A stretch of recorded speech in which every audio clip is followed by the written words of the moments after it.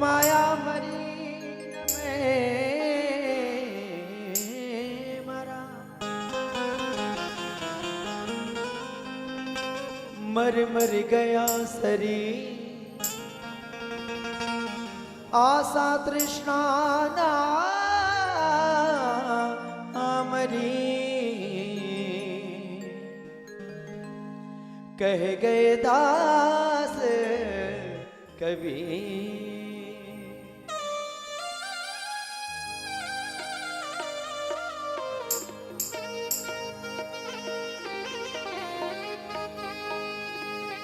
माया मरी ना मैं मरा मर मर गया शरीर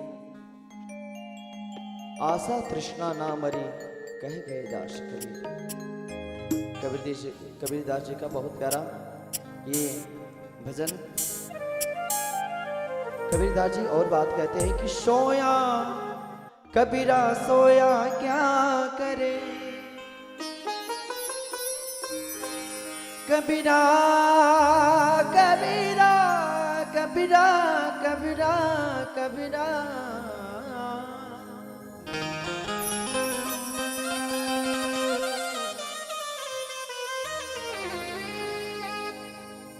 कबीरा सोया क्या करे उठ न भजे भगवान जम जब घर ले जाएगा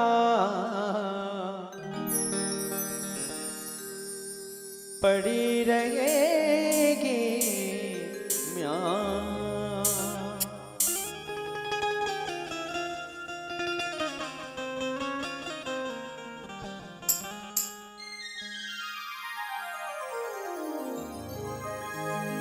तो कहना है बहुत प्यारा भाव।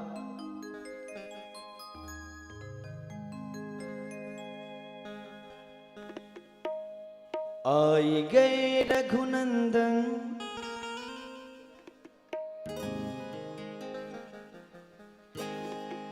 आई गए रघुनंदन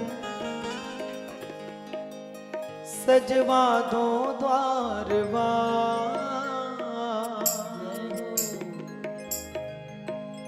स्वर्ण कलश रखवा दो बंधवा दो द्वारवा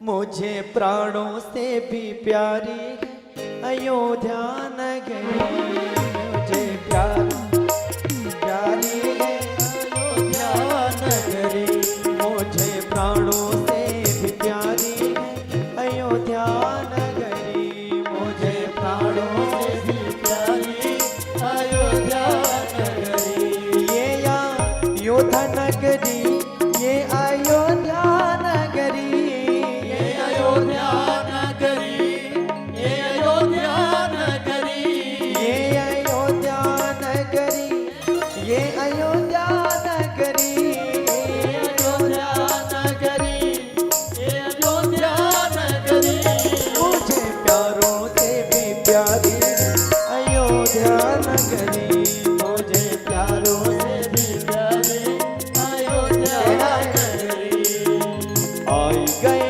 रघुनंदन सजवा दो द्वारवा आई गए रघुनंदन सजवा दो द्वारवा स्वर्ण कलश रखवा दो बंधवा दो बंधनवा स्वर्ण कलश रखवा दो बंधवा दो बंधनवा ओ स्वर्ण कलश रखवा दो बंधवा दो बंधनवा कलश रखवा दो बंधवा दो द्वारवा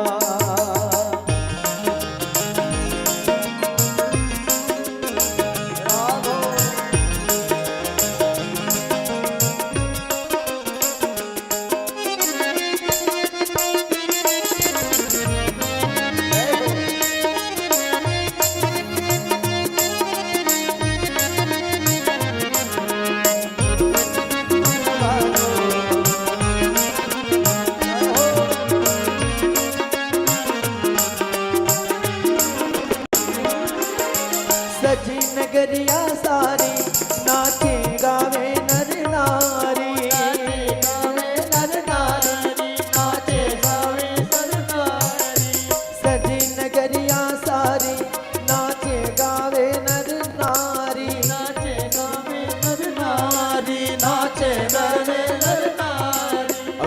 खुशियाँ रे मनाओ गाओ रे मंगल चार, खुशियाँ रे मनाओ गाओ रे मंगल चार। स्वर्ण कलश रखवा दो बंधवा दो द्वार बार, स्वर्ण कलश मंगवा दो बंधवा दो द्वार बार। मुझे प्राणों से भी प्यारी है अयोध्या नगरी, मुझे प्राणों से भी प्यारी अयोध्या नगरी, मुझे प्राणों से भी प्यारी है अयोध्या नगरी, मुझे प्राणों से भी प्यारी है अयोध्या नगरी।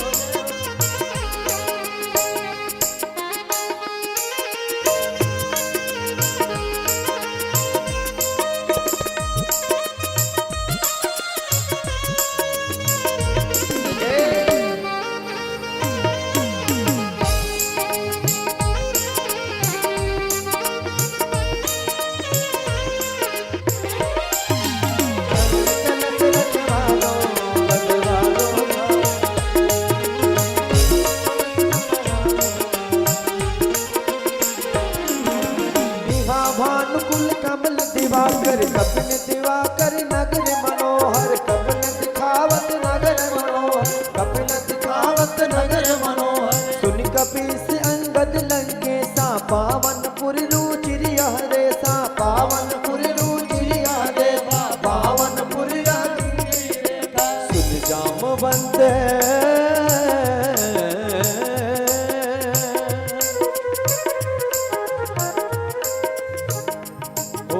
सुन जामवंत बजरंग बली, सुम जामवंत बजरंग बली। स्वर्ण कलश रखवा दो बंधवा दो द्वार बार, स्वर्ण कलश रखवा दो बंधवा दो द्वार बार। आई गए रघुनंदन सजवा दो द्वार बार, आई गए रघुनंदन सजवा दो द्वार बार। स्वर्ण कलश रखवा दो बंधवा दो द्वार बार, स्वर्ण कलश रखवा दो बंधवा दो द्वार बार, स्वर्ण कलश रखवा दो बंधवा दो, ओ स्वर्ण कलश रखवा दो बंधवा दो, हाँ स्वर्ण कलश रखवा दो बंधवा दो द्वार बार।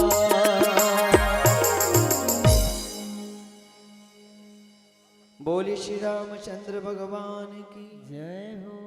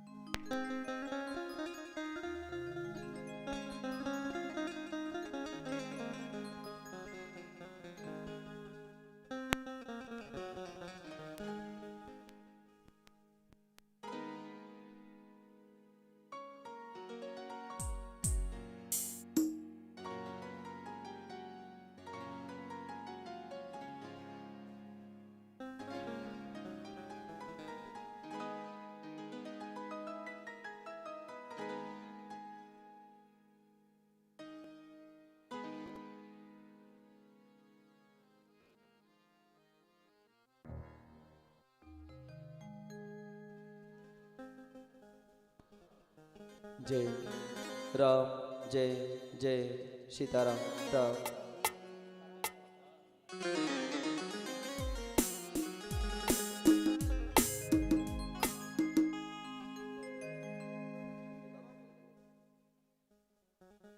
आइए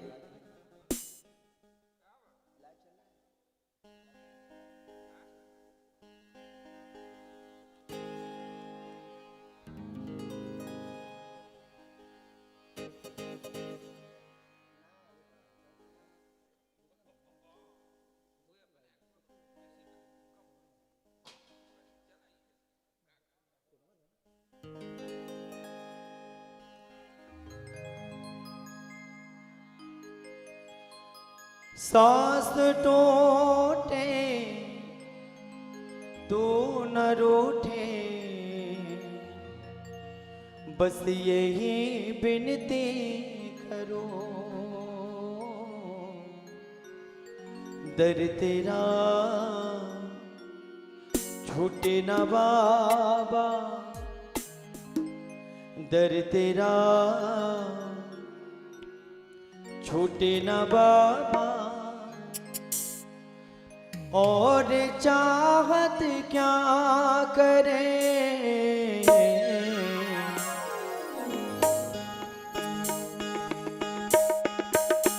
सांस टूटे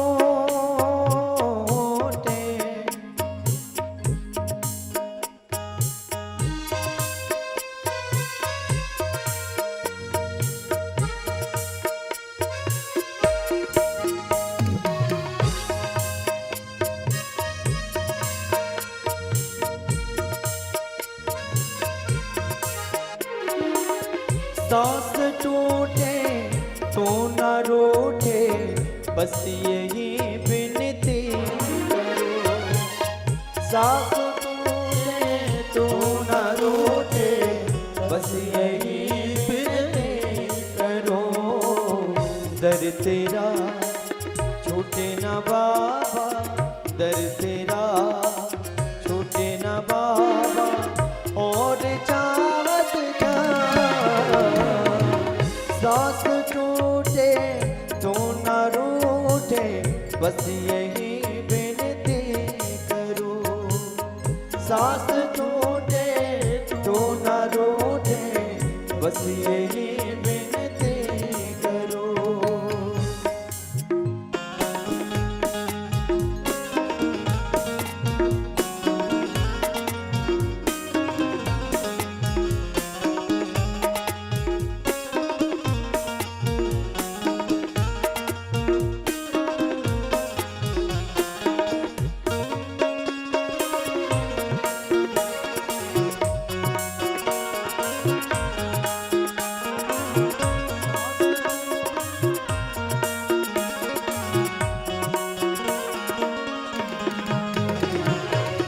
प्यार के दो बूंद मांगा, तूने सागर दे दिया।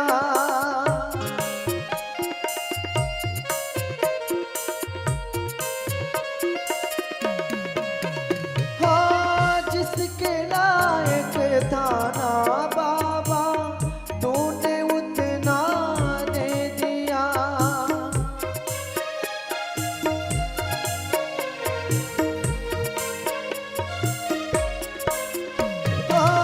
प्यार के दो बूंद मांगा, तूने सागर दे दिया। जिसके लायक था ना बाबा, इतना तूने दे दिया।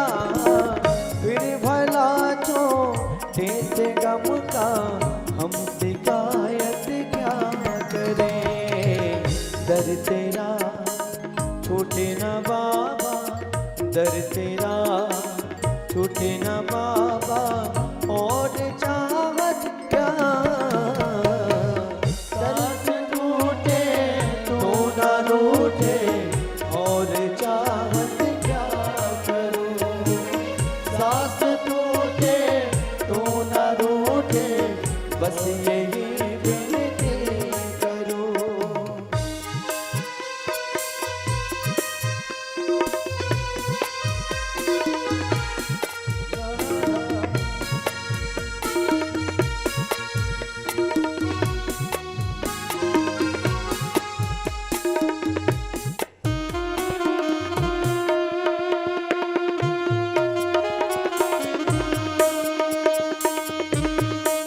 बड़े व्यास महाराज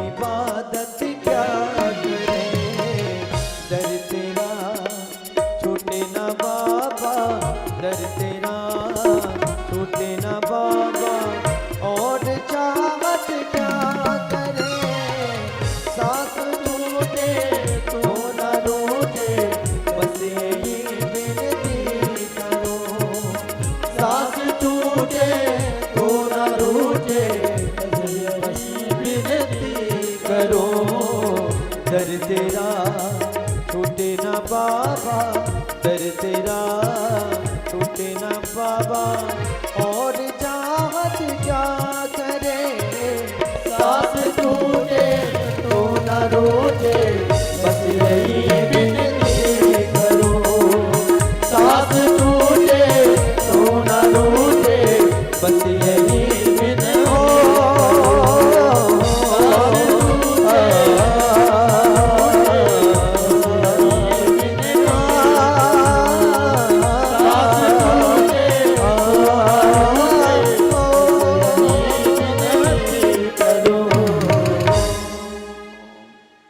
श्यावर रामचंद्र की जय ब्याजी महाराज की जय, सतगुरुदेव भगवान की जय हो। श्री राम जय राम जय जय राम, जय श्री सीताराम। हरिओम जय श्री सीताराम। बोले राघवेंद्र सरकार की जय। ध्यान दें सभी भक्तों, सभी सज्जन वृंद, कथा के रसिक माताएं बहनें, बंधु वर्ग, आज इस श्री राम कथा के इस पावन पर्व के इस षष्ठम दिवस की पूर्ण बेला में हम सभी भक्त उपस्थित हैं। भगवान की असीम कृपा से 9 दिवसीय इस श्री राम कथा के 60वें दिवस की कथा हम सभी के मध्य प्रारंभ हो रही है। पूज्य श्री महाराज श्री व्यासपीठ पे विराजमान है। तो आइए कथा के पूर्व भगवान श्री सीताराम रामलला सरकार का पूजन अर्चन वंदन कर हम सभी श्री महाराज जी के मुखारविंद से कथा मृत का रसास्वादन करें और अपने जीवन को कृतार्थ करें। सभी से निवेदन है कि समय से अपने गृह कार्यों से निवृत्त होकर के शीघ्रातिशीघ्र कथा पांडाल में पहुंच करके कथा का रसास्वादन कर अपने जीवन को कृतार्थ करें। आइए प्रेम से सभी भक्त हाथ जोड़ करके भगवान श्री रामलला सरकार का स्मरण करें। हरि ओम नीलांबुज श्यामल कोमलांगम सीता समारोह पितवामि भागम पाणौ महासायक चारुचापम नमामि रामं रघुवंशनाथम्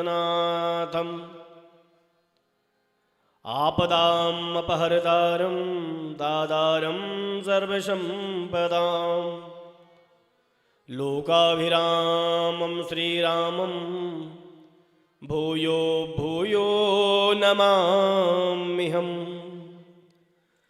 दूर्वादलं दुतितरं तरुणाब्जनेत्रं हेमाम्बरं वरविभूषणभूषिताङ्गं कन्दर्पकोटिकमनीयकिशोरमूर्तिं पूर्तिं मनोरथभुवां भज जानकीशम् अतुलितबलधामं स्वर्णशैलाभदेहं दनुजवनकृशानं ज्ञानिनामाग्रगण्यं सकलगुणनिधानं वानराणामधीशं रघुपतिप्रियभक्तं वातजातं नमामि।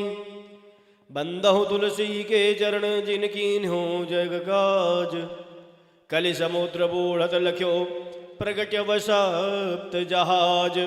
ओम पूर्वश श्री सीतारामाभ्यां नमः हनुमते नमः, श्री तुलसीदासाय नमः, व्यासाय नमः, व्यासपीठाय नमः। ध्यायोध्यानार्थे पुष्पाणि समर्पयामि।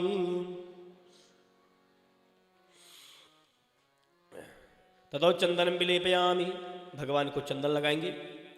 ओम मातां गंधर्वा अखनिस्त्वामिन्द्रस्त्वां बृहस्पतिः त्वामोखाधे सोमो राजा विद्वान्यक्षमादमुच्यत।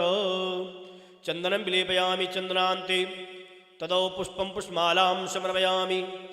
ओम ओघाधीः प्रतिमोदधवं पुष्पावतीः प्रसुब्बारीः असवा इव साजतवारीर्वीरुधाः पारिष्णावाह पुष्पं पुष्मालां समर्पयामि ततो पुष्पं पुष्मालान्ते धूपम् आग्रापयामि प्रत्यक्षदीपं सन्दर्शयामि ॐ मां ब्राह्मणस्य मुखमासीत् बाहु राजन्यः कृतः ऊरोतादस्यायित वैश्याः पदभ्यः कुशूद्रो अजायत दीपं सन्दर्शयामि तदो सार्जं चावृतसंयुक्तं मह्नायोजितं मया दीपं गृहाण देवेश त्रैलोक्यतिमिरापहं भक्त्या दीपं प्रयच्छामि देवाय परमात्मने त्राहि मां निर्याद्घोराद्दीपो ज्योतिर्नमोऽस्तु ते धूपम् अग्रावयामि प्रत्यक्षदीपं सन्दर्शयामि धूपान्ते दीपान्ते जलेन शीतलीकरणं हस्तौ प्रक्षाल्य नैवेद्यं निवेदयामि आहारभोज्यं समर्पयामि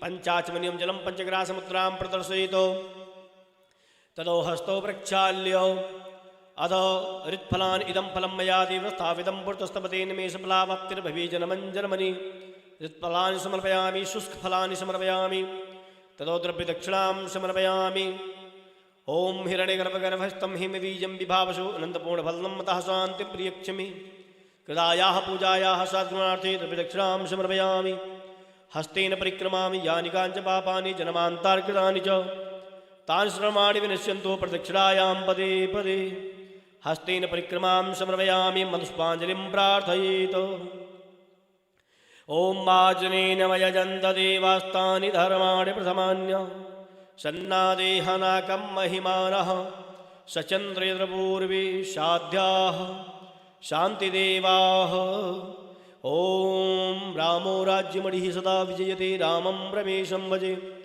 रामेणाविहता निशाचरचमो रामाय तस्मै नमः रामानास्ति परायणं परतरं रामस्य दासोऽस्म्यहं रामे चित्तलयः सदा भवतु मे भो राम मामुद्धर ॐ भूर्भुवस्सुः श्री सीतारामाभ्यां नमः हनुमते नमः श्री तुलसीदासाय नमः व्यासाय नमः व्यासपीठाय नमः प्रार्थनापूर्वक चरणकमलेषु अनन्तकोटिमधुष्पाञ्जलिं समर्पयामि नमस्करोमि प्रणमाम्यहम् बोले राघवेंद्र सरकार की जय हनुमान जी महाराज की जय श्री तुलसीदास जी महाराज की जय ततो व्यास पूजनम च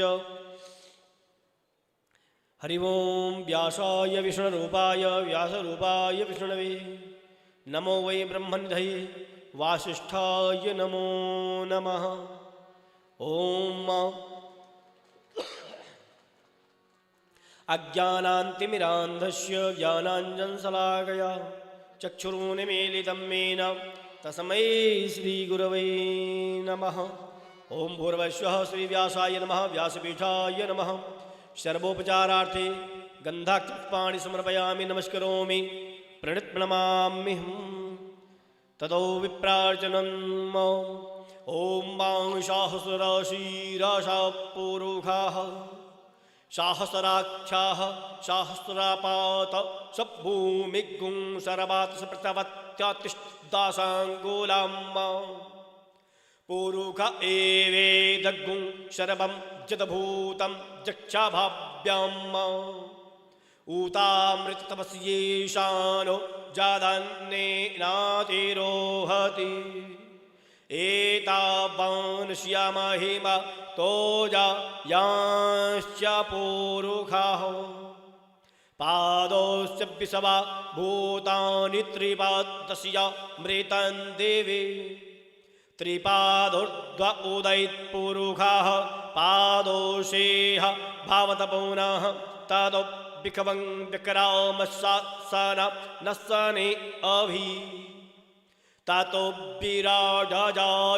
विराजो आदिपुरुषः स जातो अतियारिच्याता पहचान भूमि मधुपुरः ततो आरार्तिकं प्राज्वाल्य। आइए इसी क्रम में हम सभी भक्त प्रेम से भाव से भगवान की आरती करेंगे। जो भी भक्त यहाँ पे उपस्थित हैं व्यासपीठ के सामने आकर के सभी भक्त प्रेम से आरती करेंगे।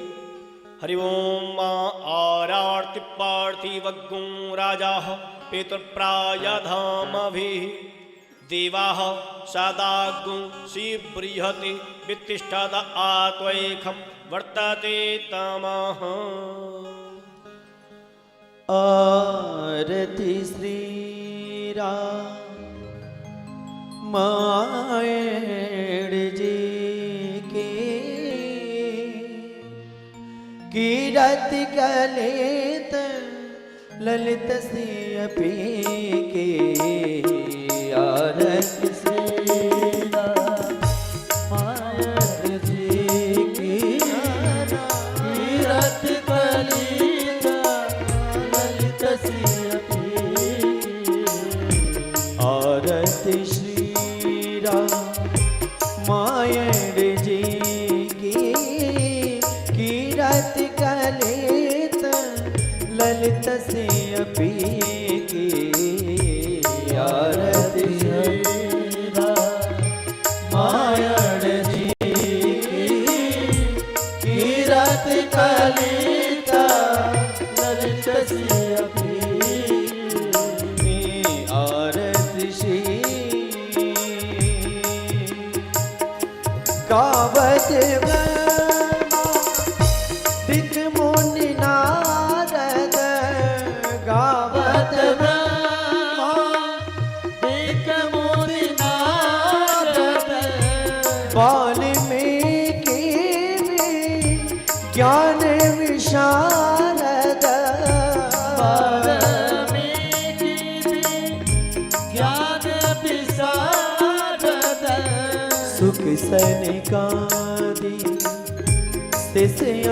शारद परनि पवन सुत कीरतनी के आरत श्रीरा मायड़ जी की कीरत कलित ललित सियपी आरत गावत वेद पुराण अष्टदश गावत वेद पुराण अष्टदश छौ शास्त्र सब ग्रंथन को रस छौ शास्त्र सब ग्रंथन को रस मुनि जन तन को सरब सारे आस समस बही की आरत श्रीरा मायड़ जी कीरत कलित ललित सियपी की आरत गावत शंभु भमाली गावत शंभु भमाली अरुभट मुनि विज्ञानी अरुभट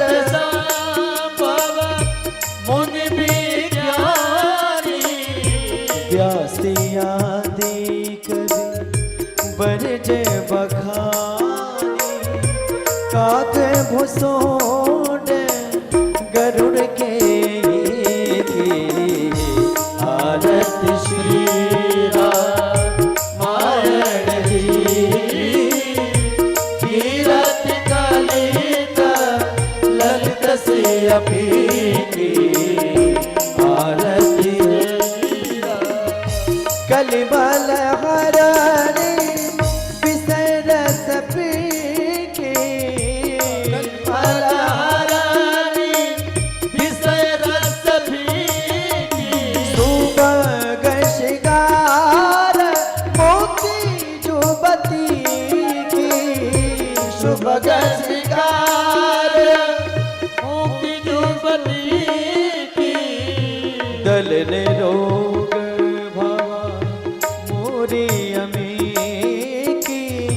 तात मात सब विद तुलसी की आरत श्रीरा मायड़ जी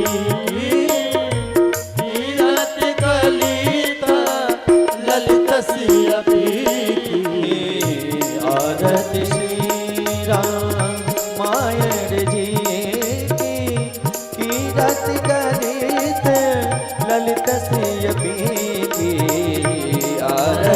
हीरा मायण जी कीरत कलिता कीरत कलिता कीरत कलिता ललित से अभी की आरत शीला मायण जी कीरत कलिता ललित से अभी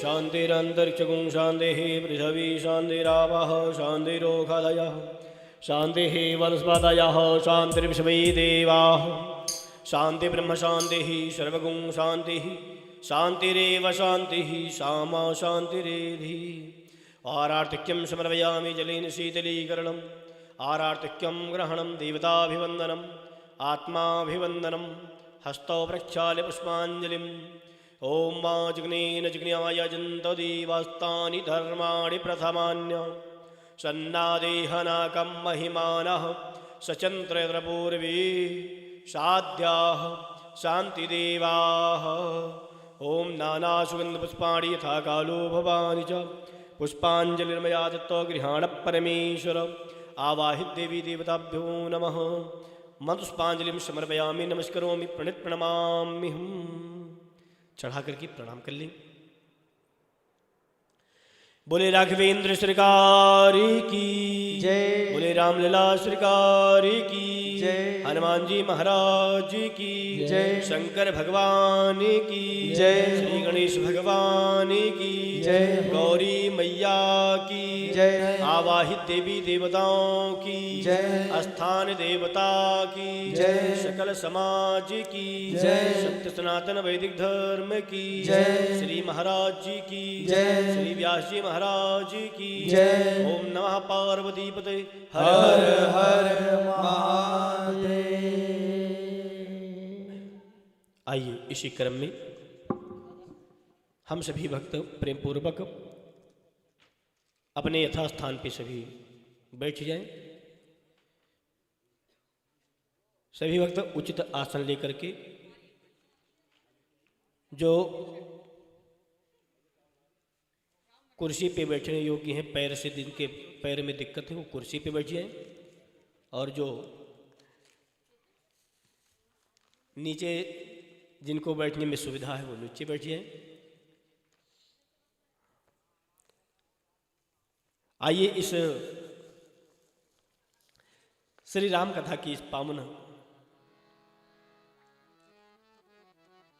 पर्व के इस उत्सव महोत्सव के दिव्य अलौकिक झांकी का दर्शन करते हुए हम सभी भक्त श्री राम जी के इस अमृतमयी कथा में गोता लगाएं, अपने जीवन को कृतार्थ करें। या हम सभी का सौभाग्य है कि भगवान के इस पावन चरण शरण में बैठ करके आज अनवरत 6 दिनों से कथा का रसपान कर रहे हैं। तो ये हमारे राघवेंद्र सरकार की कृपा है, उनकी असीम कृपा है। और आप सभी भक्तों का अथक प्रयास है। सभी के पुण्यों का यह उदय है जो मूर्तिमान हम सभी के सामने उपलब्ध है। हम सभी इसका लाभ उठा पा रहे हैं। तो आइए इस श्री राम कथा के इस पावन कलकल निनाद करती हुई अविरल धारा में अवगाहन कर, कथा श्रवण कर, चिंतन मनन कर अपने जीवन को कृतार्थ करें। कहते हैं भाग्योदयन बहुजन्म समर्जितेन सत्संगमम चलवते पुरुषो यदा वै। जब मनुष्य के जीवन के एक नहीं कई जन्मों के जब पूर्ण पुंज उदय होते हैं तब ऐसा लाभ प्राप्त होता है कि एकत्रित होकर के सत्संग संतों का संग करें, और अयोध्या से तो चल करके हमारे ठाकुर जी स्वयं आ गए हैं श्री रामलला सरकार। कहते हैं एक घड़ी आधी घड़ी आधू में पुनियाद, तुलसी संगत साधु के हर ही कोटि अपराध। एक घड़ी आधी घड़ी, एक घड़ी अर्थात 24 मिनट, अगर 24 मिनट का समय दीजिए वो भी समय ना हो तो 12 मिनट आधा घड़ी। आधियों में पुनियाद, तुलसी संगत साधु की हर ही कोटि अपराध। और वो भी समय न हो तो संतों का दर्शन कर लेने से अनंत कोटि के पाप ताप संताप नष्ट हो जाते हैं। तो आज तो हमारी यह ठाकुर दरबार आज अनवरत 6 दिनों से लगा है, हम लोग इसका रसपान कर पा रहे हैं। हम सभी का कितना बड़ा सौभाग्य है। आइए इसी सौभाग्य को हम सभी निहारते हुए ठाकुर जी के चरणों में बैठ करके पूज्य श्री अवध धाम से पधारे हुए श्री महाराज राम जी दास जी महाराज जी के मुखारविंद से श्री राम कथा की अविरल धारा श्रवण कर अवगाहन कर अपने जीवन को कृतार्थ करें। आइए बहुत समय न लेते हुए हम सभी श्री पूज्य महाराज जी से निवेदन करें कि हम सभी को श्री राम कथा श्रवण कराकर हम सभी को अनुग्रहित करें। श्री महाराज जी।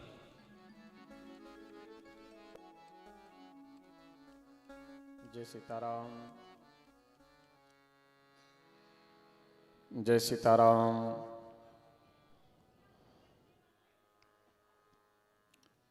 जय सीताराम, जय सीताराम,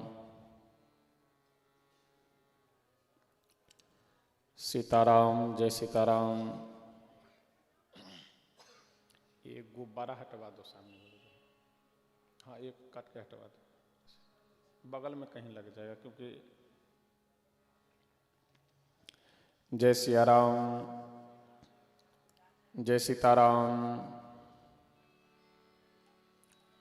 जय सीताराम, जय सीताराम। सही करो अभी जो इको वगैरह जहाँ से। जय सीताराम, सीताराम, जय सीताराम, जय सिया राम, जय सीताराम। सही करो भी और सही करो। जय सीताराम,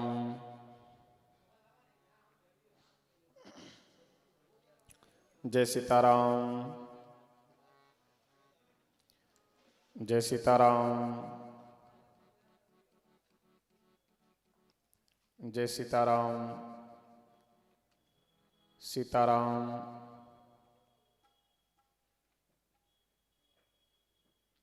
जय सीताराम, जय सीताराम। ठीक है अभी बीच में करते।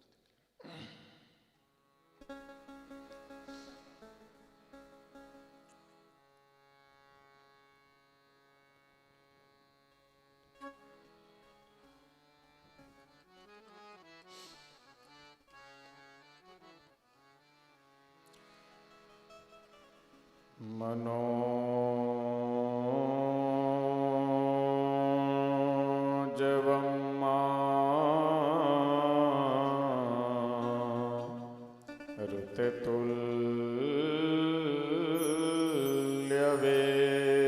ऋतुतुल्यवेगम्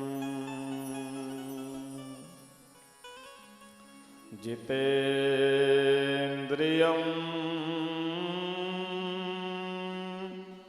बुद्धिमतां वरिष्ठं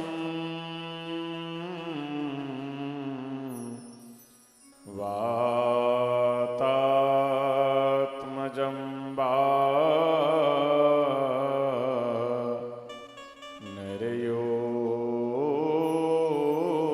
नरयोऽथ मुख्यम्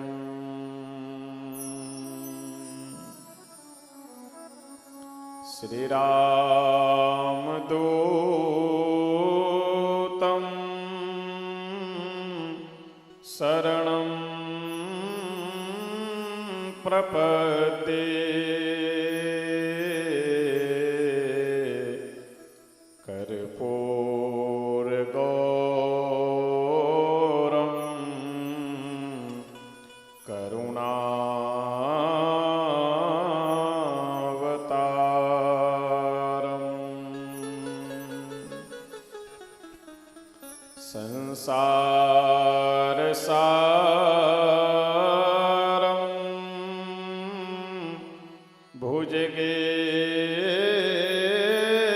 भुजगेन्द्रहारम्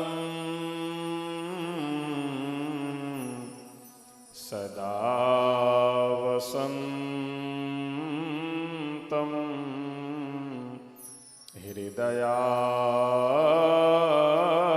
हृदयारविन्दे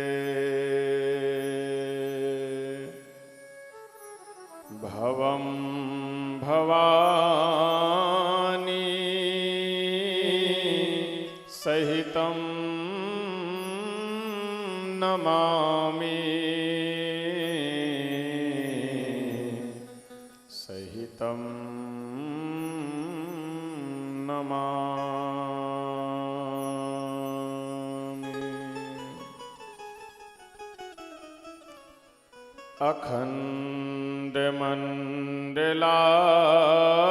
अखण्डमण्डलाकारं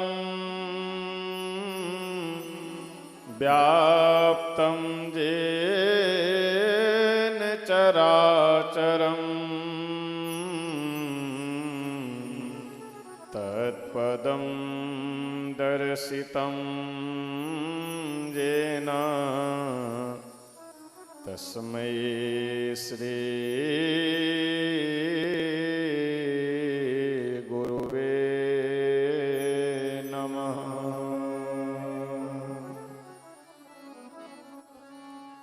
रामं रामानुजं सीता भरतं भरतानुजं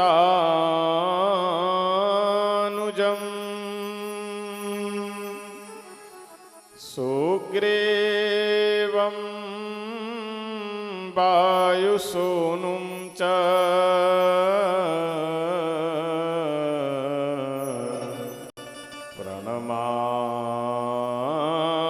प्रणमामि पुनः पुनः।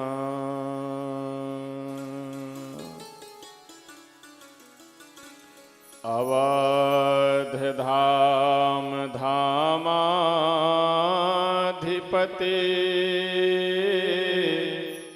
अवतारन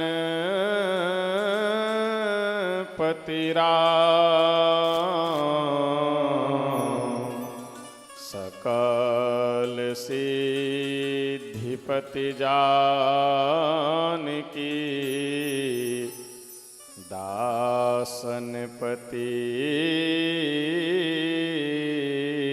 हनुमान।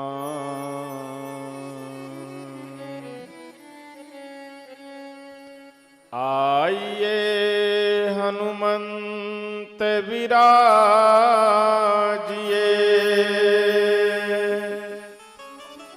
कथा करूं मति अनुसार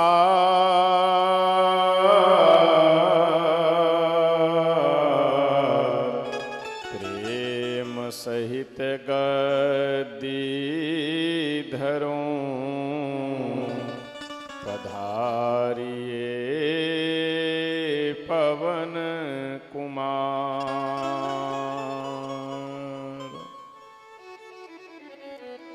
पधारिए पवन कुमार।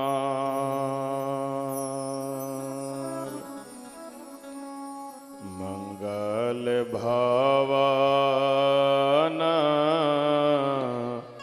अमंगल हारी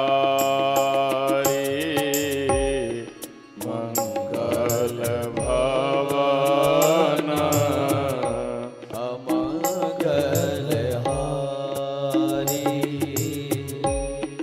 मंगल भवन अमंगल हारी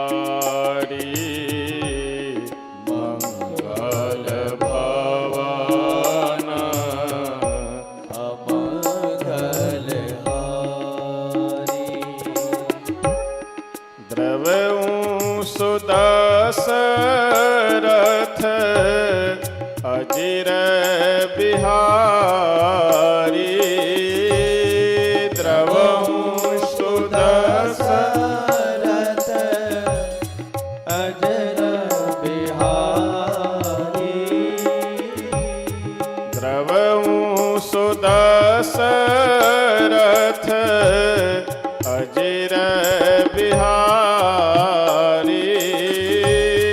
द्रवहूँ सुदशरथ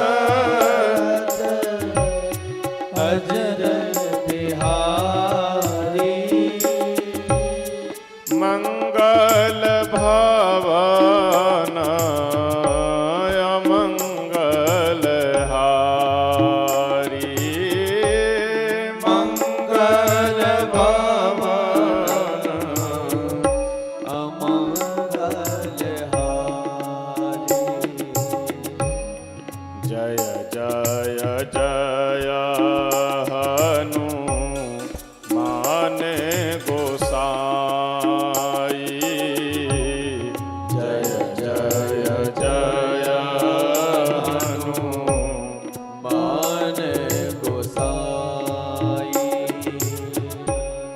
कृपा करहूँ गुरु देव के नाई कृपा करहूँ गुरु देव की नाई कृपा करहूँ गुरु देव के नाई कृपा करहूँ गुरु देव की नाई मंगल भवन अमंगल हारी मंगल भवन अमंगल हारी द्रवहूँ सुदशरथ अजर बिहारी द्रवहूँ सुदशरथ अजर बिहारी राजा राम राम राम सीता राम राम राम राजा राम राम राम सीता राम राम राम राजा राम राम राम सीता राम राम राम राजा राम राम राम सीता राम राम राम राजा राम राम राम सीता राम राम राम राजा राम राम राम सीता राम राम राम राजा राम राम राम सीता राम राम राम राजा राम राम राम सीता राम राम राम राजा राम राम राम सीता राम राम राम राजा राम राम राम सीता राम राम राम राजा राम राम राम सीता राम राम राम राजा राम राम राम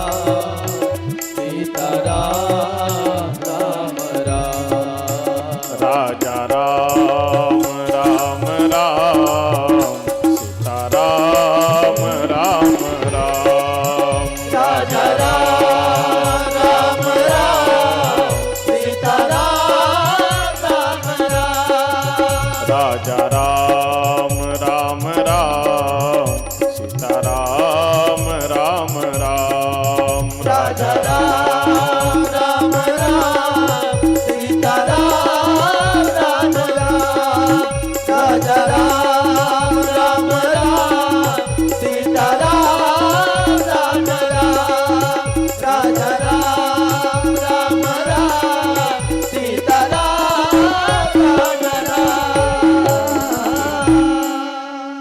श्री सीताराम भगवान की श्री अयोध्या धाम के श्री सरयू मैया के श्री वृंदावन धाम के श्री यमुना मैया के श्री सद्गुरुदेव भगवान की श्री हनुमान जी महाराज की श्री शंकर भगवान की श्री राम कथा महामहोत्सव की जय जय सीताराम।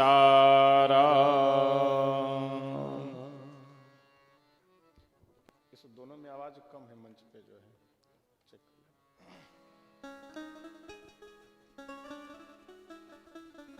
अखिल ब्रह्मांड नायक अकारण करुणा वरुणालय भक्त वांछा कल्पतरु श्री सीताराम जी भगवान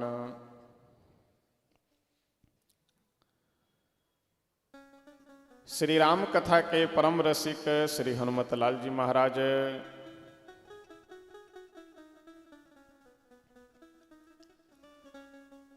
परम पूज्य श्री सतगुरुदेव भगवान जी इस श्री राम कथा के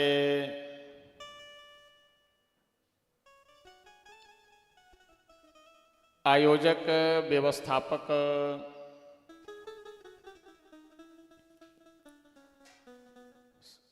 श्री मनोज गोयल जी, श्री निर्मल गोयल जी, श्री राम सेवक जी, जगदीश जी, गिल जी आदि जितने भी सदस्य इस आयोजन में सम्मिलित हैं, ऐसे सभी आयोजक मंडल के भक्तगण श्री अयोध्या धाम से चल करके साथ में पधारे हुए आचार्य जी, सभी संगीतकार बंधु, समुपस्थित आप सभी सुधी श्रोतागण, भाई बंधुओं, माताएं बहनें, हम सब परम सौभाग्यशाली हैं कि इस श्री राम कथा उत्सव के अंतर्गत आज कई दिनों से यहाँ बैठ करके प्रतिदिन श्री सीताराम भगवान की परम मंगलमयी पावनी कथा श्रवण कर रहे हैं। ये लोहे वाली सीढ़ी नहीं है, इसको रस्सी काट करके हटा दे तो ठीक रहेगा। जगह बहुत एडजस्ट कर ले रहा है ना, वो लग जाएगा, फिर इसको रस्सी से सीधे हटा देते हैं। जगह बहुत ले रहा है दोनों साइड में।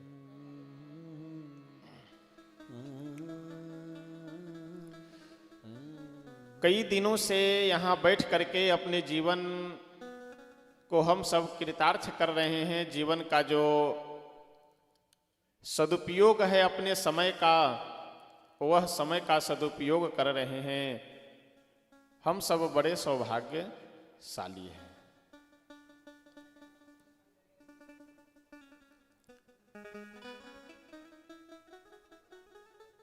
बहुत सुंदर एक श्लोक है कि भाग्योदयेन बहुजन्म समर्जितेन सत्संगमं च लभते पुरुषो यदावै अज्ञान हेतु कृत मोह मदांधकार नाशम विधाय ही तदो दयते विवेकः। भाग्योदयेन बहुजन्म समर्जितेन, बहुत जन्मों का समर्जित यानी इकट्ठा किया हुआ पुण्य जब जागृत होता है और भगवान श्री सीताराम जी की असीम अनुकंपा होती है, तब जाकर के ऐसा अवसर हम लोगों को प्राप्त होता है। हम सब भाग्यशाली इसलिए हैं, धन्य भाग इसलिए हैं कि ऐसा अवसर प्राप्त भी हुआ है और उसका लाभ भी हम सब प्राप्त कर रहे हैं। एक विशेष बात यह है कि श्रीमद् भागवत कथा तो लगभग होती रहती है। श्री राम कथा इस स्थान पे पहली बार हो रहा है। नाम अलग अलग है केवल, बाकी बात दोनों वही है। जो हमारे श्री राम जी हैं वही हमारे कन्हैया हैं, वही हमारे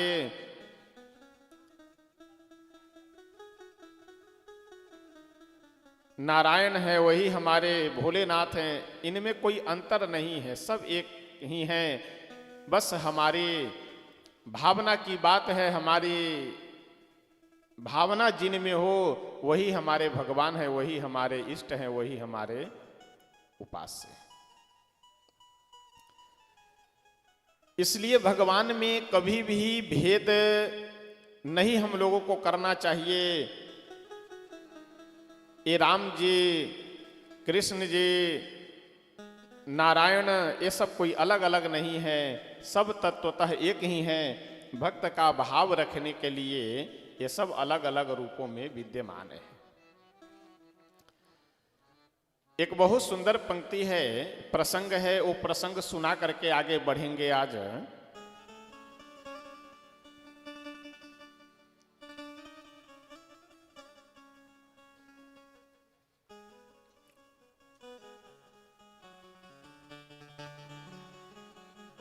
आराम से देखो। नहीं। सीताराम सीताराम, श्री सीताराम भगवान की जय।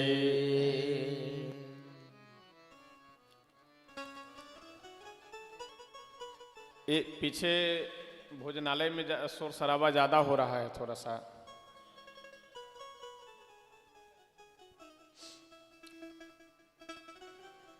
एक जगह की बात है, अब ध्यान से कथा प्रसंग में अपने मन को लगा करके रखिए, ज्यादा इधर उधर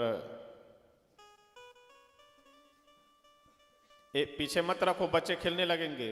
अंदर रखो, वो सब बच्चे सब फोड़ देंगे खेल करके।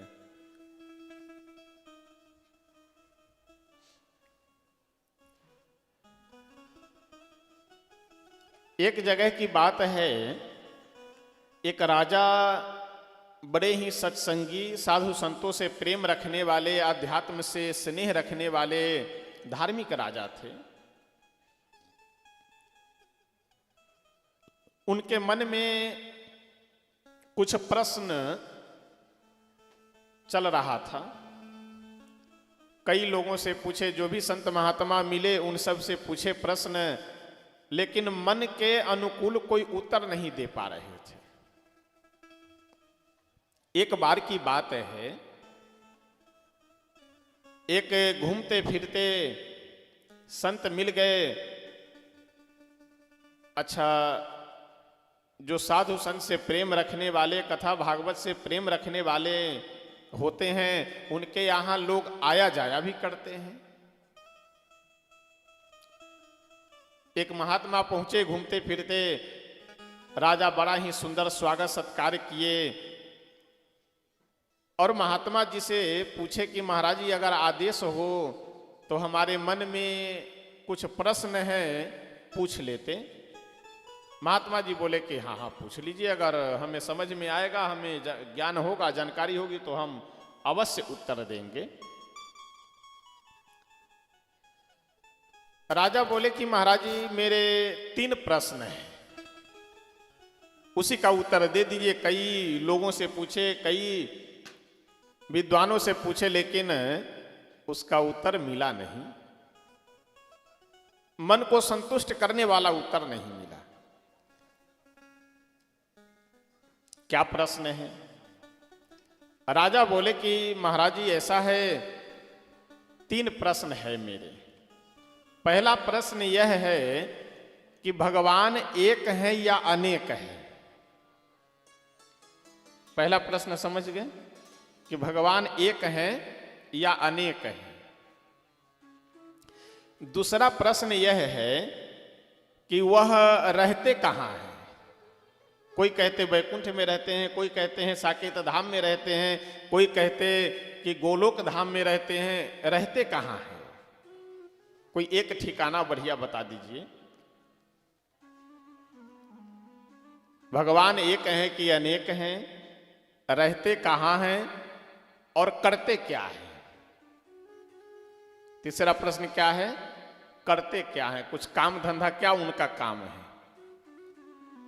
क्योंकि संसार का एक नियम है कि अधिकतर लोगों के मुख से आप यह सुनेंगे, जैसे कोई काम बिगड़ गया तो तुरंत भगवान का के ऊपर आरोप लगाते हुए, भैया मेहनत तो बहुत किए लेकिन अब भगवान की इच्छा नहीं है। अब फिर बच्चे को आप छोड़ दे रहे हैं। बच्चे को पकड़ करके रखिए, घूमने मत दीजिए।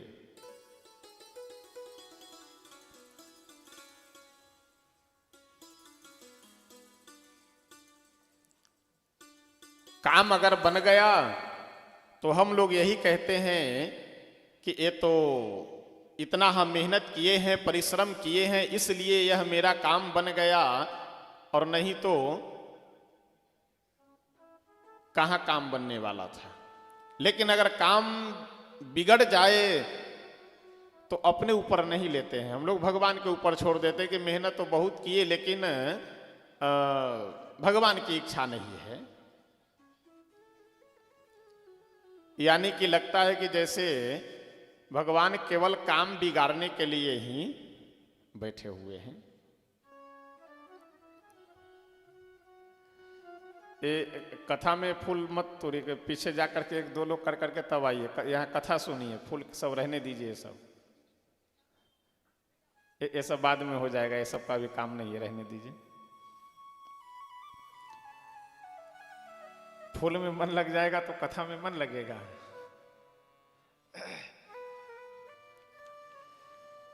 श्री सीताराम भगवान की जय।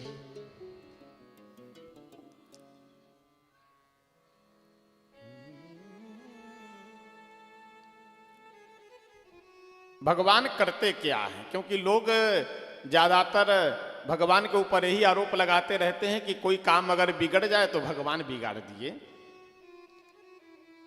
संत जी बोले कि राजा साहब, इस प्रश्न का उत्तर आप अकेले सुनना चाहते हैं या पूरे अपने समाज के साथ में? राजा बोले कि नहीं, अगर सबके साथ सामने अगर सभा में इसका उत्तर दीजिए तो लाखों लोगों को लाभ मिल जाएगा इसका। ठीक है, 1 महीने बाद आप कोई दिन निर्धारित कीजिए और निमंत्रण दे करके सब लोगों को बुलाइए। बढ़िया भव्य दिव्य सत्संग होगा उस दिन, और उसी सत्संग में हम इसका उत्तर देंगे। राजा बोले ठीक है, आप विराजिए 1 महीने, हमारे लिए तो और अच्छी बात है।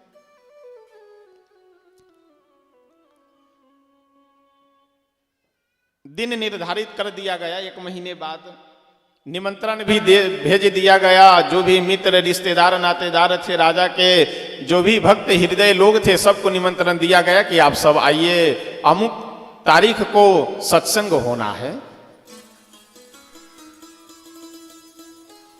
संत जी जो थे वो प्रतिदिन नगर से निकल करके बाहर जाया करते थे घूमने।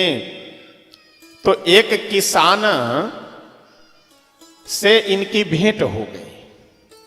एक किसान व्यक्ति से इनकी मुलाकात हुई, भेंट हुई।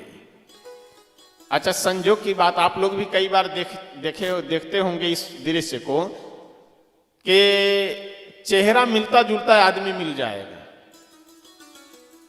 यानी एकदम टू कॉपी नहीं, लेकिन लगभग चेहरा मिलता जुलता रहता है।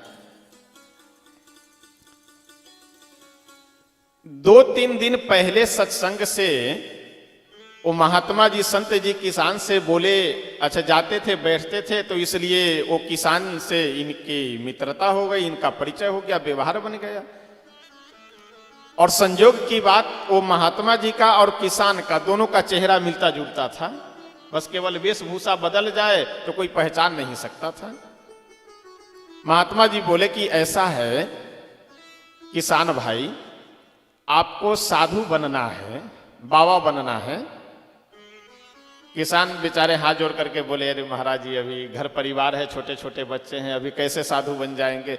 बोले घर नहीं छोड़ना है, कुछ देर के लिए बनना है।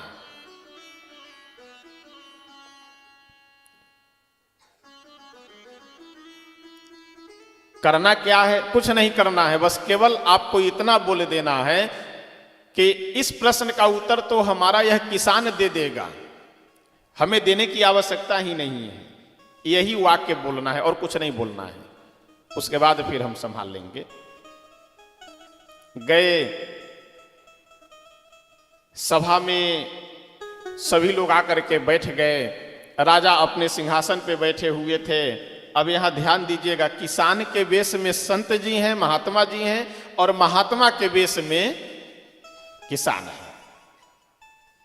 तो जो आसन लगाया गया था बैठने के लिए, उस पे संत वेशधारी किसान बैठ गए, और दर्शक दीर्घा में उस किसान के वेश में संत जी बैठ गए। राजा तो इस दृश्य को समझे नहीं। राजा बोले, क्यों महाराज जी, हम पूछे अपना प्रश्न? किसान के वेश में बैठे हुए संत जी बोले, हाँ पूछिए। वही तीनों प्रश्न हैं कि भगवान एक हैं या अनेक, रहते कहां हैं और करते क्या है। पहले से सिखलाए हुए थे महात्मा जी। वह किसान जो संत के वेश में बैठे थे, वो बोले, अरे महाराज, इस प्रश्न का उत्तर आप हमसे क्या पूछते हैं? इस प्रश्न का उत्तर तो हमारा यह किसान दे देगा। यह दृश्य भी, यह काम भी महात्मा जी क्यों किए पता है? ये अदला बदली, यानी स्वयं किसान बन गए और किसान को साधु बना दिए, ये फालतू नहीं किए। इसके पीछे भी रहस्य यह है कि राजा के भ्रम को तोड़ना चाहते हैं, दूर करना चाहते हैं कि ऐसा नहीं है कि विद्वान होने के लिए, भक्त होने के लिए बहुत सुंदर और लंबा चौड़ा आश्रम होना चाहिए, या कोई संत हो जाए, या कोई बहुत बड़े मठाधीश हो जाए ना।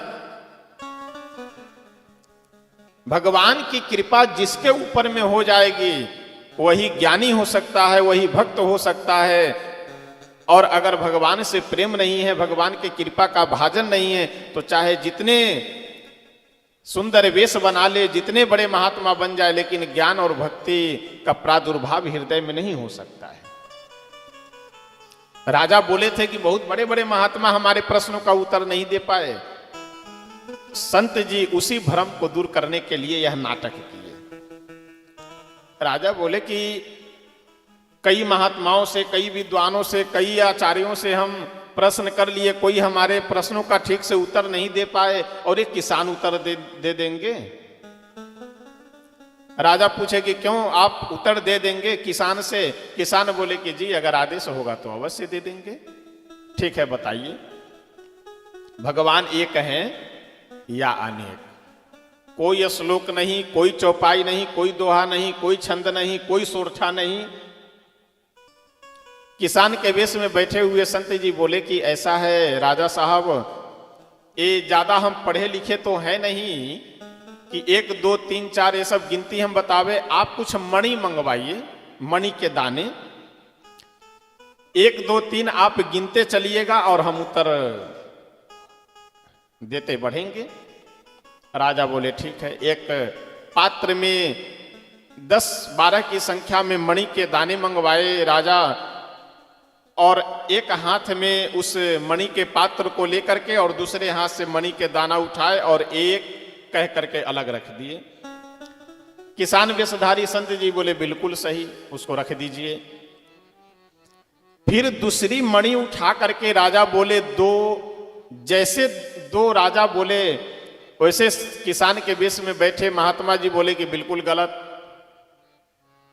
राजा बोले कि कैसे गलत है? संत जी बोले कि आपके हाथ में मणि 1 है या 2? राजा बोले कि नहीं, मणि तो 1 ही है। तो फिर जब मणि 1 है तो 2 क्यों बोल रहे हैं? 1 बोलिए। ठीक है, उसे रखिए, दूसरी मणि लीजिए। फिर तीसरी मणि उठा करके राजा बोले 3, महात्मा जी बोले फिर आप गलत बोल रहे हैं। जब मणि आपके हाथ में एक ही है तो आप ये 2, 3, 4 क्यों बोल रहे हैं? एक एक बोलिए केवल।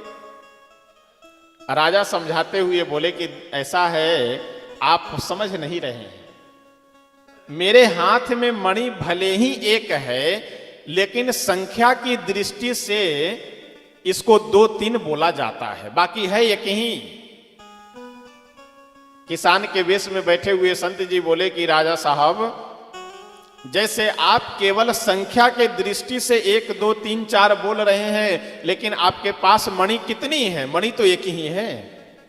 अब चाहे 80, 90, 100, 100, 200 जितनी भी संख्या आप बोलिए, लेकिन हाथ में तो मणि एक ही है। उसी प्रकार से भगवान हमारे देखने में लगते हैं कि कई हैं, ये राम जी हैं, कृष्ण जी हैं, दुर्गा जी हैं, सीता जी हैं, राधा जी, ये सब अलग अलग देखने में लग रहे हैं। केवल संख्या की दृष्टि से सब अलग अलग हैं, केवल भक्तों के भाव के कारण सब अलग अलग हैं, लेकिन वास्तव में है सब एक ही। राजा बड़े प्रसन्न के, वाह, न कोई श्लोक, न कोई मंत्र, न कोई चौपाई छंद आदि, सहज सरल शब्दों में बढ़िया समझाए। अच्छा ठीक है, दूसरे प्रश्न का उत्तर बताइए। दूसरा प्रश्न क्या था कि वो रहते कहां हैं?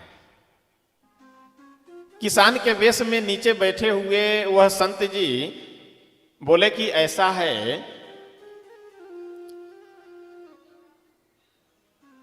आप कुछ खिलाए पिलाए नहीं हमको और सीधे पूछना आरंभ कर दिए।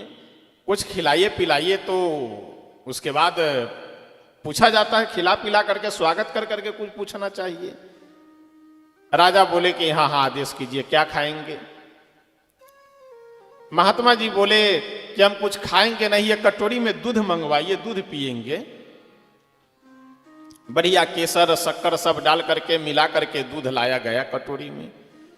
बाएं हाथ में कटोरी लिए और दाहिने हाथ की अंगुली दूध में घुमाना आरंभ कर दिए महात्मा जी। कुछ देर तक जब अंगुली घुमाते रह गए दूध में, राजा बोले कि हम कुछ समझ नहीं पा रहे हैं, इस दूध में आप अंगुली क्यों घुमा रहे हैं बार बार? चीनी शक्कर आदि सब मिला करके लाया गया है दूध को। संत जी बोले कि हम दूध में शक्कर नहीं मिला रहे हैं, चीनी नहीं मिला रहे हैं, क्या कर रहे हैं? दूध में कुछ खोज रहे हैं। राजा हंसे और बोले कि महाराज अभी कमाल के काम करते हैं, दूध में क्या खोज रहे हैं? कटोरी भर दूध में क्या मिल जाएगा? महात्मा जी बोले कि नहीं नहीं राजा साहब, लोग कहते हैं कि दूध में घी पाया जाता है, यानी घी दूध से ही निकालते हैं, तो हम उसी घी को खोज रहे हैं इस दूध में। राजा हंसते हुए बोले कि आप भी मूर्खों जैसा काम कर रहे हैं। केवल अंगुली हिलाने से, खोजने से थोड़ी दूध में घी आपको मिल पाएगा। घी खोजने के लिए पहले दूध को गर्म कर करके इसमें दही का जामन दे करके दही बनाना होगा, जमाना होगा। दही जमाने के बाद उसे मथ करके मक्खन निकालेंगे और उस मक्खन को जब अग्नि पे गर्म करेंगे तब जाकर के घी आपको मिलेगा। महात्मा जी बोले कि राजा साहब, यही बात हम आपको समझाना चाह रहे हैं। आप जो पूछ रहे थे कि भगवान रहते कहाँ हैं, वैकुंठ में रहते हैं कि गोलोक धाम में रहते हैं कि साकेत धाम में रहते हैं कि क्षीर सागर में रहते, भगवान सब जगह है। सिया राम मैं सब जग जानी, करऊं प्रणाम जोरी जुग पानी, ईसावास्य मिदम सर्वम यत किंच जगत्याम जगत। इस संसार में जितने भी वस्तु मात्र है, वह चाहे सजीव हो निर्जीव हो, सब जगह भगवान है। तो फिर दिखते क्यों नहीं है, दिखाई क्यों नहीं देते हैं? तो जैसे दूध में घी नहीं दिखाई देता है, उसी प्रकार से इस संसार में भी भगवान नहीं दिखाई देते हैं। जैसे प्रयत्न करने के बाद दूध से घी बाहर निकलता है, उसी प्रकार से भक्ति करने के बाद, उपासना करने के बाद इस संसार से भी भगवान बाहर निकल करके दर्शन देते हैं। अच्छा ठीक, तीसरे प्रश्न का भी उत्तर बता दीजिए। तीसरा प्रश्न क्या था कि वो करते क्या है। किसान के वेश में बैठे हुए संत जी बोले कि राजा साहब एक बात बतावें। राजा बोले हाँ आदेश कीजिए। महात्मा जी बोले कि उत्तर देने वाला श्रेष्ठ होता है अथवा पूछने वाला श्रेष्ठ होता है। राजा बोले कि नहीं, उत्तर देने वाले, समाधान करने वाले शंका का वो श्रेष्ठ होते हैं, वो तो गुरु तुल्य होते हैं। तो संत जी बोले कि हम आपके प्रश्नों का उत्तर दे रहे हैं, आपकी शंका का समाधान कर रहे हैं, तो हम हुए गुरु और आप हुए शिष्य। तो शिष्य ऊपर रहता है कि गुरु ऊपर रहते हैं? हम नीचे बैठे हैं और आप सिंहासन पे बैठे हुए हैं। राजा साहब धार्मिक व्यक्ति, आध्यात्मिक विचारधारा के, बोले ओहो कोई बात नहीं, समझ गए, समझ, आइए आइए आप विराजिए। बुला करके उन्हें अपने सिंहासन पे बिठाए और स्वयं जा करके श्रोताओं के साथ में नीचे बैठ गए। जैसे राज सिंहासन पे बैठे, संत जी बोले कि राजा साहब भगवान का बस यही काम है। अभी कुछ देर पहले आप राजा थे, हम प्रजा थे, सामान्य नागरिक थे, और अब आप सामान्य नागरिक हो गए और हम सिंहासन पे बैठ करके राजा हो गए। भगवान का यही काम है, जिसका जैसा कर्म उसके अनुसार उसे फल देना। अपने तरफ से कुछ इंटरफेयर नहीं करते हैं, अपने तरफ से कुछ मिलावट नहीं करते हैं भगवान। आप जैसा करेंगे वैसा भरेंगे, सीधी सी बात है। इसलिए तुलसी बाबा भी कहते हैं कि कोउ न काहू सुख दुख कर दाता, निज कृत कर्म भोग सब भराता। इस संसार में कोई किसी को सुख दुख नहीं देता है, ये सब हमारे कर्मों का फल है। जिस दिन कर्म पूरा हो जाएगा उस दिन अपने आप न कोई झाड़, न कोई फूंक, न कोई दवा, न कुछ नहीं, अपने आप सब सही हो जाएगा। लेकिन इसका मतलब यह नहीं है कि अगर हम दुखी हों तो उपाय न करें। उपाय करना चाहिए, उपाय करना भी तो कर्म है। प्रयास करना चाहिए, कर्म करना चाहिए। बिना कर्म किए हुए फल की अगर आप आशा कर रहे हैं तो आपसे बड़ा नासमझ इस संसार में कोई नहीं है। बिना किए हुए कुछ आपको मिल नहीं सकता है। अब आइए कथा प्रसंग में प्रवेश करते हैं, जहां पे कल कथा को विराम किए हुए थे। कहां पे? जनकपुर का जो परिक्षेत्र है, जनकपुर धाम की जो सीमा है, यानी बॉर्डर, बॉर्डर के अंदर जैसे जनकपुर धाम में प्रवेश किए भगवान, समझ गए कि अब जनकपुर की सीमा, जनकपुर नगर में हम लोग प्रवेश कर रहे हैं, जनकपुर राज्य में हम लोग प्रवेश कर रहे हैं। जनकपुर वासी जो स्त्री पुरुष हैं, मनुष्य हैं, उनके गुणों की चर्चा करते हुए तुलसी बाबा बहुत सुंदर कहते हैं। पुर नर नारी सुभग सूचि संता, पुर नर नारी सुभग सूचि संता, पुर नर नारी सुभग सूचि संता, पुर नर नारी सुभग सूचि संता, धर्मशील ज्ञानी गुणवंता, धर्मशील ज्ञानी गुणवंता, पुर नर नारी सुभग सूचि संता, पुर नर नारी सुभग सूचि संता। जनकपुर वासी जितने भी स्त्री पुरुष हैं वे सब क्या हैं? सुभग हैं। भीषण जी, आवाज थोड़ी अभी सही करो, इधर से नहीं आवाज मिल रही है कहीं से भी। एक बार मंच पे आकर के देख लिया करो। जनकपुर वासी जितने भी नर नारी हैं वे सब क्या है? सुभग है। सुभग का अर्थ होता है चरित्रवान। कैसे हैं सब? चरित्रवान है, आचरण से भी और व्यवहार से भी।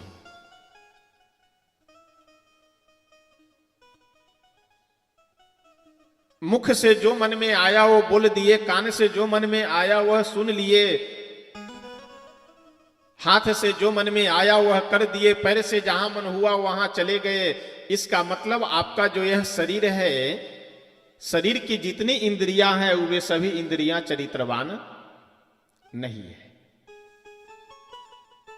देखिए, विचार कर करके अगर देखिए तो इस शरीर में अगर हमसे आपसे कोई पूछे कि बुद्धि कहां है, तो कहां पे है बुद्धि? ब्रेन सबसे ऊपर। आंख कहां है? बुद्धि से नीचे। कान जिसे हम लोग सुनते हैं वो कान कहां है? बुद्धि से नीचे। मुख यानी जिससे खाते हैं और बोलते हैं ये कहां है? बुद्धि से नीचे।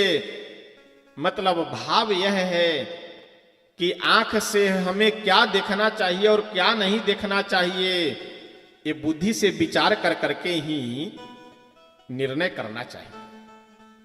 कान से हम क्या सुने और क्या न सुने, ये बुद्धि से विचार कर करके ही निर्णय करना चाहिए।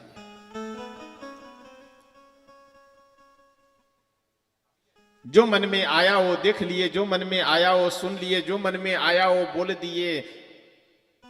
इसका मतलब अपनी इंद्रियों पे बुद्धि का कंट्रोल नहीं है। कोई आवश्यक नहीं है कि जो हमें अच्छा लग रहा है वो हमारे लिए अच्छा हो। जो हमें अच्छा लग रहा हो वो हमारे लिए अच्छा हो, ये कोई आवश्यक नहीं है।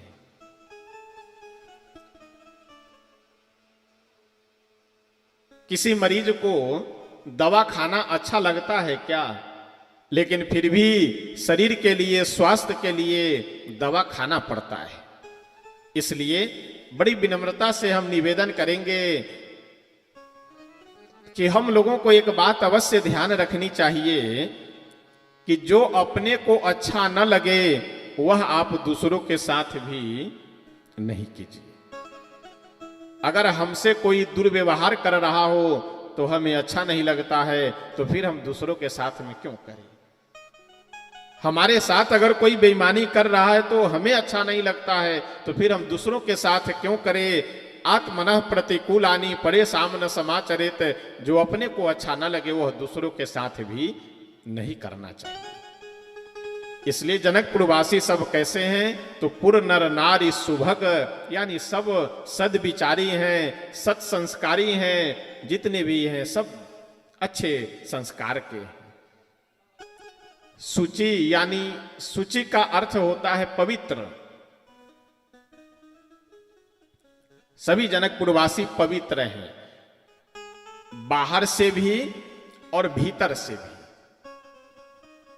बाहर से पवित्रता का मतलब यह है कि समय से स्नान करना, ये शरीर की पवित्रता है, शरीर की शुद्धता है। बिस्तर पे बैठ करके भोजन न करना, कुर्सी टेबल लगा करके कीजिए अथवा नीचे बैठ करके कीजिए। जहां पे भोजन कीजिए वहां नीचे सफाई अवश्य हो जाना चाहिए, पोछा अवश्य लग जाना चाहिए। लेकिन यहाँ दिल्ली में तो महाराज बड़ी विचित्र है, विडंबना है। देहात क्षेत्रों में भी है लेकिन यहाँ और ज्यादा है। यहाँ तो दोनों हाथों से लोग खाते रहते हैं। दाहिने से खा रहे, बाएं से उठा के पापड़ ले। अरे दाहिना हाथ जब लगाई ही है तो दाहिना कम है क्या कि बाएं से चटनी भी लेकर के खाने लगते हैं। तो जब दाहिना हाथ 5-5 अंगुली है, बढ़िया हाथ है, बायां हाथ लगाने की क्या आवश्यकता है? और यहाँ तो समस्या यह है कि अगर लोग साथ में बैठ करके खा रहे होते हैं, हम अपनी बात बतावे, उसी हाथ से खा रहे हैं रोटी दाल चावल सब्जी, उसी हाथ से रोटी उठा करके हमारी भी थाली में, गुरु जी लीजिए, अपना भी नरक में जाएंगे और गुरु जी को भी नरक में भेजेंगे। जिस हाथ से खा रहे हैं उसी हाथ से, क्योंकि यहाँ का तो नियम है सब उठा करके बीच में रख लिए ज्यादातर, और वहीं से सब उठा करके खा रहे हैं और सबको उठा करके दे रहे हैं।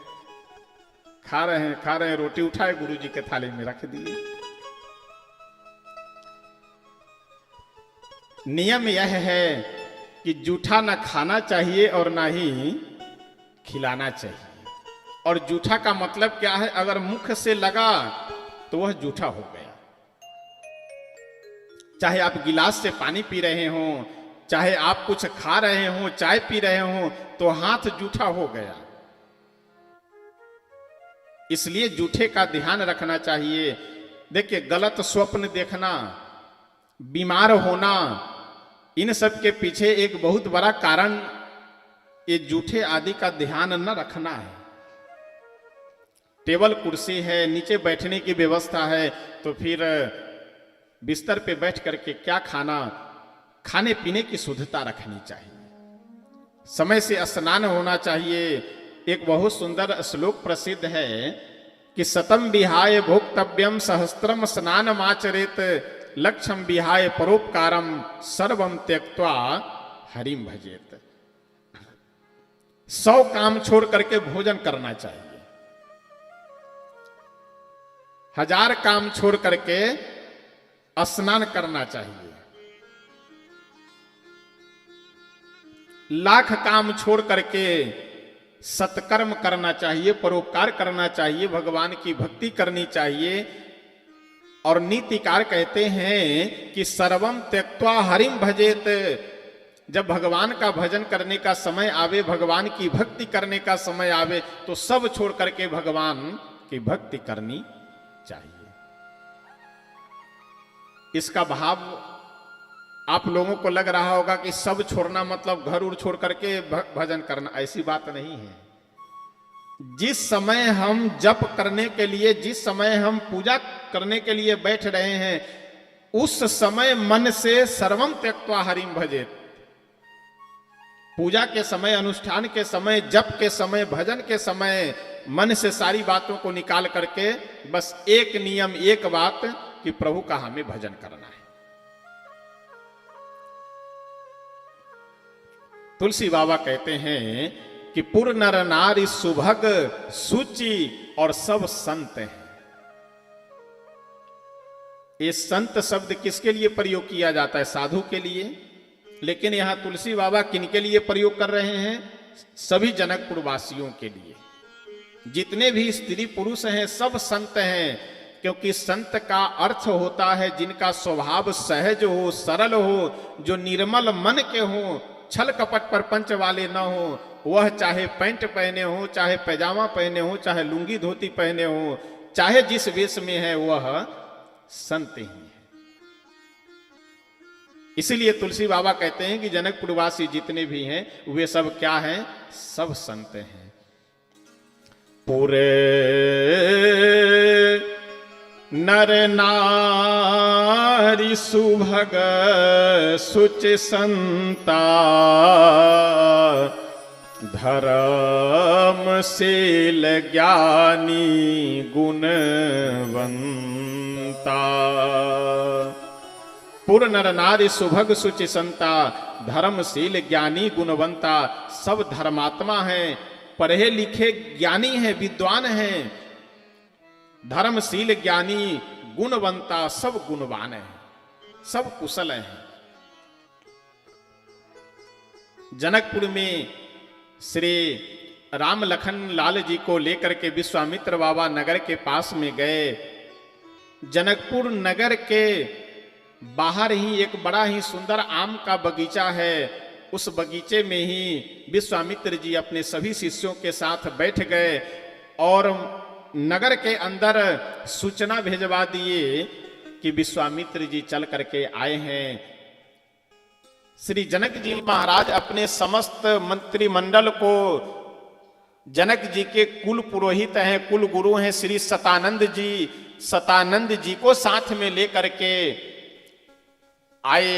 विश्वामित्र बाबा के चरणों में लेट करके साष्टांग प्रणाम किए और बोले कि गुरुदेव, आपके आने से हमारा यह नगर और हमारा पूरा परिवार और हमारे राज्य के सब नगर निवासी धन्य हो गए। आप चलिए मेरे नगर में। बड़ा ही भव्य दिव्य स्वागत सत्कार कर करके श्री विश्वामित्र जी को लेकर के गए महल में अपने। और एक सुंदर सदन नामक महल था। क्या नाम है? सुंदर सदन। सुंदर सदन इसका इसलिए नाम है कि 12 महीने उस महल में, चाहे बरसात हो, चाहे ठंडी हो, चाहे गर्मी हो, हर मौसम में उसमें सुख मिलता है, आनंद मिलता है। इसलिए उसका नाम ही है सुंदर सदन।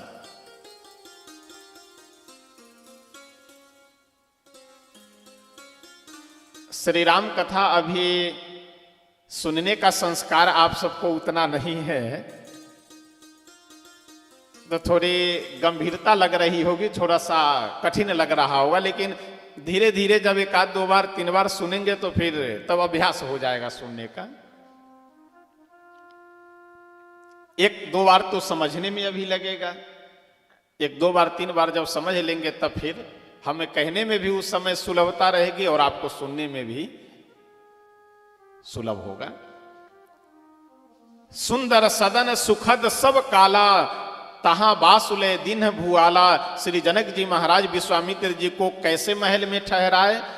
जिस महल में हम हमेशा, हर समय, हर एक काल में आनंद मिलता हो, सुख मिलता हो, ऐसे महल में श्री जनक जी महाराज विश्वामित्र जी को निवास दिए। उस दिन भगवान विश्राम करते हैं और यह बात पूरे जनकपुर में फैल गई कि अयोध्या धाम से 2 राजकुमार आए हैं, एक श्याम सुंदर हैं और एक गौर वर्ण के हैं। यानी दोनों सुंदर सुकुमार, एक श्याम वर्ण के और दूसरे गौर वर्ण के, बड़े अद्भुत अलौकिक सौंदर्य और छटा से संपन्न हैं। चल करके दर्शन करना चाहिए, देखना चाहिए। अब जो जनकपुर वासी बाहर निकलने लायक थे वो सब तो निकल करके आए, दर्शन कर लिए, लेकिन जो जनकपुर की स्त्रियां, महिलाएं घर से बाहर नहीं निकल सकती है, जो बुजुर्ग बाहर निकलने में असमर्थ हैं, वे सब मन ही मन प्रभु से प्रार्थना करने लगे कि हे प्रभु, हम आपके पास नहीं आ सकते हैं, लेकिन आप तो हमारे पास आ सकते हैं, इसलिए कोई बहाना बना करके आप ही आ जाइए हम लोगों को दर्शन देने के लिए। प्रातः काल की वेला में नित्य नैमित्तिक कर्म आदि से निवृत्त होकर के जैसे श्री विश्वामित्र बाबा बैठे, श्री राघवेंद्र सरकार गुरुदेव विश्वामित्र जी से बोले कि हे गुरुदेव, अगर आज्ञा हो तो एक बात निवेदन करें। विश्वामित्र जी मुस्कुराते हुए बोले, हाँ हाँ राघव, बोलो, क्या इच्छा है, क्या चाह रहे हो? तो श्री राघवेंद्र सरकार बहुत सुंदर कहते हैं,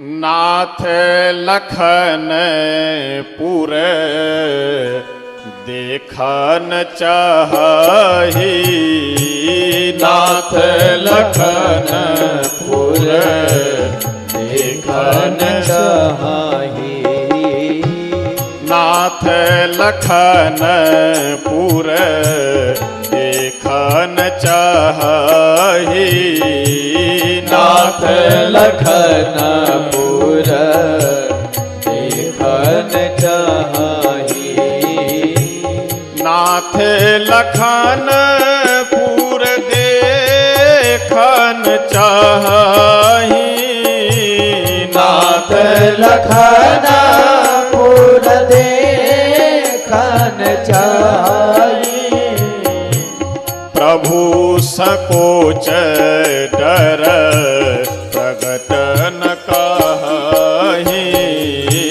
प्रभु सकोच डर प्रगट न काहि,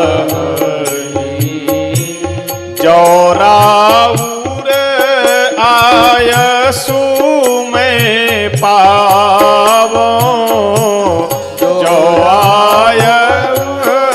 आयसु में पाओ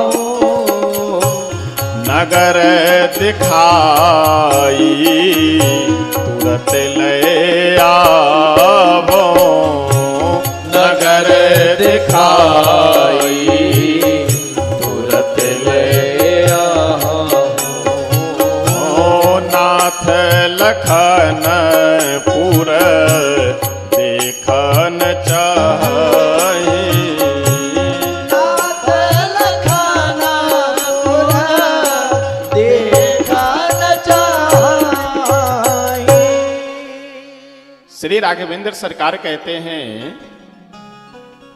नाथ लखनपुर देखन चाही। एक बात यहां हम निवेदन करना चाहेंगे, भगवान अगर चाहते तो बिना पूछे भी चले जाते, घूम फिर करके आते, जैसे आजकल अब बच्चे बिना पूछे चले जाते हैं। कहां गए थे, कहीं तो उत्तर यही मिलता है कि कहीं भी गए थे, आपसे कोई मतलब। माँ बाप को ये सुनना पड़ता है, कहीं भी गए थे आपसे क्या मतलब है, आप अपना काम कीजिए। अरे माँ बाप का जो काम है वही काम तो कर रहे हैं, बस तुम्हारा जो काम है वो तुम नहीं कर रहे हो, इतनी सी बात है। बड़े छोटे का संस्कार क्या होना चाहिए, मर्यादा क्या होनी चाहिए। ज्येष्ठ और श्रेष्ठ ये दो बहुत सुंदर शब्द हैं, ज्येष्ठ और श्रेष्ठ। ज्येष्ठ किसे कहेंगे और श्रेष्ठ किसे कहेंगे? जो उम्र में बड़े हैं वह है ज्येष्ठ। जैसे मान लीजिए कोई मजदूरी करने वाला, कोई कृषि काम करने वाला, कोई साधारण नौकरी करने वाला कोई व्यक्ति है और उनका बेटा अगर पढ़ लिख करके डॉक्टर बन जाए, अधिकारी बन जाए, तो अपने पिता से श्रेष्ठ तो वो हो गया, पढ़ाई के कारण, शिक्षा के कारण श्रेष्ठ पद पे, बड़े पद पे चला गया, लेकिन ज्येष्ठ वह नहीं हो सकता है। ज्येष्ठ तो पिता ही रहेंगे। और अनुभव सदैव ज्येष्ठ के पास में होता है, श्रेष्ठ के पास अनुभव नहीं होता है। यही कारण है कि 4 वर्ष मेडिकल की तैयारी करने के बाद भी 2 वर्ष ट्रेनिंग करना पड़ता है। पढ़ाई पूरी हो गई उसके बाद डायरेक्ट ज्वाइनिंग नहीं होता है, 2 वर्ष 3 वर्ष ट्रेनिंग करना पड़ता है। ट्रेनिंग का मतलब क्या है? अनुभव लेना। अपने से सीनियर, अपने से जो बड़े हैं उनके पास रह करके जो आप पढ़े हैं उसको प्रैक्टिकल में सीखना, अनुभव करना, समझना। इसलिए अनुभव सदैव ज्येष्ठ के पास होता है। आजकल के बच्चों को माता पिता का अनुशासन, गुरुजनों का अनुशासन, बड़े का लिहाज करना, ये सब बोझ लगने लगा है। लेकिन यह अनुशासन बोझ नहीं होना चाहिए। यह अनुशासन तो अपने जीवन को आगे बढ़ाने का साधन है, यह विचार मन में रहना चाहिए। आप अपने से बड़ों के अनुशासन में जितना रहेंगे आपका जीवन उतना ही सुखमय और आनंदमय व्यतीत होगा। इसलिए अपने से बड़ों का सम्मान करना चाहिए। आशीर्वाद भी मिलेगा और रास्ता भी मिलेगा, मार्ग भी मिलेगा। अपने से अगर बड़ों के सानिध्य में रहेंगे तब। श्री तुलसी बाबा कहते हैं कि राघवेंद्र सरकार पूछ रहे हैं गुरु जी से, आज्ञा ले रहे हैं कि हे गुरुदेव, अगर आपकी आज्ञा हो तो जो राउर आयसु में पावो, नगर दिखाई तुरंत ले आवो। अगर आपकी आज्ञा होगी तो हम जाएंगे और जनकपुर घुमा करके, नगर दिखला करके लेकर के फिर चले आएंगे। जो राउर जायसु मैं पावो नगर दिखाई तुरत ले आवो। विश्वामित्र बाबा मुस्कुराते हुए बोले कि रघुनंदन, हे राघव, हम आपके मन के भाव को जान रहे हैं। ना आपको नगर देखना है, ना ही लखनलाल जी को नगर देखना है। वो तो आप नगर के, जनकपुर के जितने भी स्त्री पुरुष हैं उनको आप दर्शन देना चाह रहे हैं, आप अपने आप को दिखाना चाह रहे हैं, इसलिए जाने की इच्छा है। बाकी नगर घूमने के लिए आप थोड़ी जा रहे हैं, ये तो हमें पता है, इसलिए कोई बात नहीं, जाइए। क्या कहते हैं? जाई देखी आवहू नगर सुख निधान दो भाई करहूं सुफल सबके नयना सुंदर बदन दिखाई। हे रघुनंदन, जाइए और जाकर के जनकपुरवासी जितने भी हैं, करहूं सुफल सबके नयना, उन सब के नेत्रों को सुफल कर दीजिए। कैसे? सुंदर बदन दिखाई। भाव तो होना चाहिए प्रभु के प्रति, हमारे आपके मन में समर्पण तो होना चाहिए, क्यों नहीं आएंगे? जनकपुरवासी भक्ति से भरे हुए हृदय वाले हैं। जहां पे साक्षात भक्ति स्वरूपा जगत जननी मां जगदम्बा अवतरित हुई हो, वहां पे लोगों के मन में भक्ति न हो, ऐसा कैसे संभव हो सकता है? सभी जनकपुरवासियों की यह उत्कट, बहुत ही अपार हृदय में यह भाव गंभीरता से बात बैठी हुई है कि प्रभु आकर के हमें दर्शन दे दे। प्रभु जा रहे हैं दर्शन देने। कौन कहता है घनश्याम आते नहीं, सच्चे मन से उन्हें तुम बुलाते नहीं। कौन कहता है कुछ भोग खाते नहीं, भीलनी भाव से तुम खिलाते नहीं। कौन कहता है कि भगवान नहीं आते हैं, कौन कहता है कि भगवान नहीं खाते हैं, कौन कहता है कि भगवान नहीं सुनते हैं। सुनाने का भाव भी तो हमारा होना चाहिए, खिलाने का भाव भी तो हमारा होना चाहिए, बुलाने का भाव भी तो हमारा होना चाहिए। रीझते राम सनेहनि सोते, को जगमंद मलिन मति मोते। हम लोगों से भगवान क्यों नहीं रिझते हैं? क्योंकि हम लोग भगवान को रिझाते ही नहीं हैं। भगवान को रिझा करके झिटने के चक्कर में रहते हैं। एक लोटा जल चढ़ाए तुरंत कुछ मांग लिए, दो धूप बत्ती अगरबत्ती दिखलाए कुछ मांग लिए, जा करके प्रार्थना की, स्तुति किए, कुछ मांग लिए। तो हम लोग तो केवल सांसारिक वस्तु मांगने के चक्कर में भगवान को मांगते ही नहीं है, तो भगवान आएंगे कैसे फिर? जिस दिन भगवान को मांगना प्रारंभ कर देंगे उसी दिन आ जाएंगे। भाव में वह दम होना चाहिए, हमारे समर्पण में वह दिव्यता भव्यता होनी चाहिए। भगवान आखिर क्यों नहीं आएंगे? अवश्य आएंगे। देखिए, मिलावट कहीं पर भी हो तो वह अच्छा नहीं होता है। मिलावट कहीं पर भी हो अच्छा नहीं है। अगरबत्ती हम लोग दो जगहों पे जलाते हैं, मुख्य रूप से दो जगहों पे। एक तो भगवान के मंदिर में पूजा करते समय,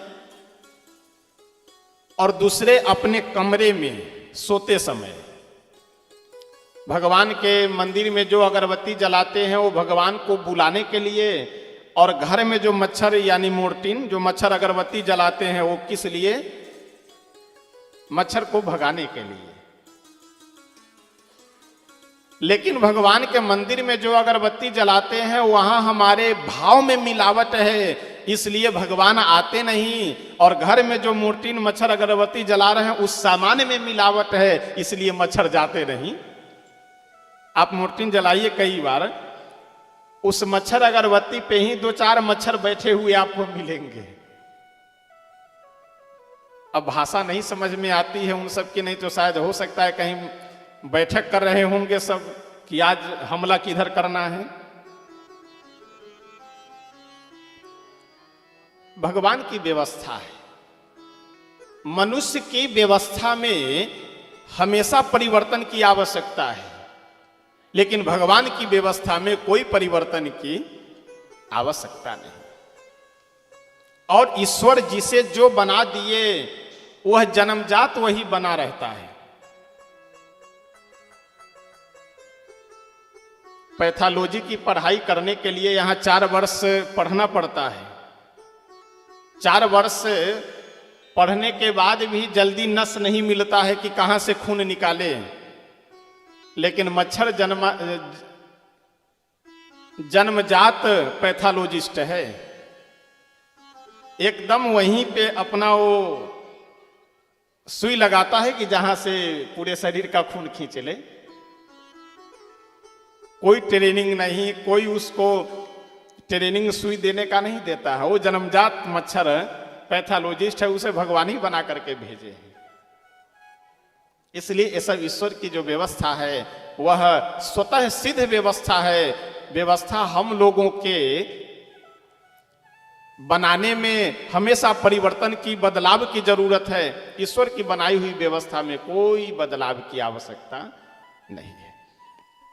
श्री तुलसी बाबा कहते हैं कि जनकपुर वासी भगवान को बुला रहे हैं और जनकपुर वासियों के भाव के कारण, उनकी भक्ति के कारण भगवान जा रहे हैं। द्रौपदी जी का प्रसंग आप सब जानते हैं। हवन कुंड से जन्म ली हुई द्रौपदी दिव्य जन्मा, यानी कोई साधारण मनुष्य के तरह से उनका जन्म नहीं हुआ है। दिव्य जन्मा द्रौपदी, 5 पति।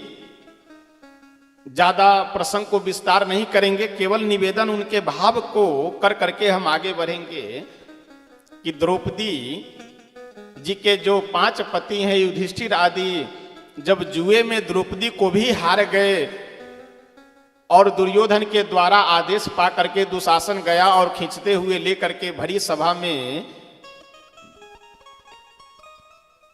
ला करके खड़ी कर दिया। द्रौपदी जी को पहले मन में विश्वास था, किस बात का? कि उस सभा में भीष्म पितामह बैठे हैं, द्रोणाचार्य जी बैठे हैं, कृपाचार्य जी बैठे हुए हैं। जब इतने बड़े बड़े धर्मात्मा बैठे हैं, विदुर जी जैसे धर्मात्मा पुरुष हैं, तो मेरा कोई कुछ बिगाड़ नहीं करेगा। लेकिन द्रौपदी जी सभा में खड़ी है, जितने भी धर्मात्मा हैं वे सभी लोग अपने अपने सिंहासन पे मस्तक झुकाए बैठे हुए हैं। दुर्योधन ठठाके लगा करके हंसते हुए दुशासन को बोला कि मैं इसे जुए में जीत चुका हूं, इसलिए यह मेरी दासी के समान है, इसे निर्वस्त्र कर दो सभा में। द्रौपदी जी तो पहले अपने सामर्थ्य का प्रयोग की, अपने शक्ति का प्रयोग की, लेकिन दुशासन के बल के सामने द्रौपदी जी का बल कहां चलना है। क्रोध में भर करके, आवेश में थोड़े भर करके भीष्म पितामह को आवाज लगाई, द्रोणाचार्य को आवाज लगाई कि क्या यह जो कार्य हो रहा है यह सही कार्य हो रहा है? क्या युधिष्ठिर जी जो मेरे पति हैं वह मुझे हारे हैं, तो क्या सही में धर्म के अनुसार, नियम के अनुसार जुआ हुआ है? कोई कुछ नहीं बोल रहे हैं, ना कोई दुशासन को रोकने के लिए तैयार हैं। एक बार विदुर जी उठ करके खड़े भी हुए, लेकिन उनकी फिर सुनता कौन है? श्री द्वारिकाधीश भगवान द्रौपदी जी के इस स्थिति को देख करके कभी महल के अंदर जा रहे हैं, कभी बाहर जा रहे हैं, कभी अंदर जा रहे हैं, कभी बाहर जा रहे हैं। रुक्मिणी आदि जो पटरानियां हैं वो पूछ रही है कि प्रभु आज आपका मन बड़ा विचलित लग रहा है, घबराया हुआ सा लग रहा है, बड़े आप अस्थिर स्थिति में आप दिख रहे हैं, कारण क्या है? द्वारिकाधीश भगवान बोले कि क्या बतावे, द्रौपदी के वस्त्रों को पकड़ करके दुशासन खड़ा है और मैं चाह रहा हूं कि रक्षा करने के लिए जाऊं। रुक्मिणी आदि पटरानियां बोली तो प्रभु इसमें भी सोचने की बात है, जब आपके भक्त की लाज जा रही है तो जाइए जा करके उनकी रक्षा कीजिए। भगवान बोले कि इसीलिए तो रोना है, वो बुला ही नहीं रही है हमें। एक बार अगर वह बोल दे कि हे द्वारिकावासी, हे मेरे कृष्ण हमारी रक्षा करो, फिर उसके बाद में संसार की कोई ताकत उसके वस्त्र को हाथ नहीं लगा सकती है, कोई भी शक्ति। लेकिन समस्या तो यही है कि वो बुला ही नहीं रही और बिना बुलाए हम जाए कैसे? जिन लोगों को बुला रही है वो मदद करने लायक नहीं है, वो कर नहीं सकते हैं। उधर द्वारिकाधीश भगवान बड़े अस्थिर में पड़े हुए हैं, असमंजस में पड़े हुए हैं, धर्म संकट में कि क्या करे, जाए कि ना जाए। इधर दुशासन द्रौपदी जी को निर्वस्त्र करने पे तुला हुआ है। द्रौपदी जी बहुत सुंदर है। एक प्रसंग आता है कि जब राजसूय यज्ञ हो रहा था, युधिष्ठिर जी जब राजसूय यज्ञ कर रहे थे तो उस समय शिशुपाल अनर्गल अपशब्द बोलना प्रारंभ कर दिया था।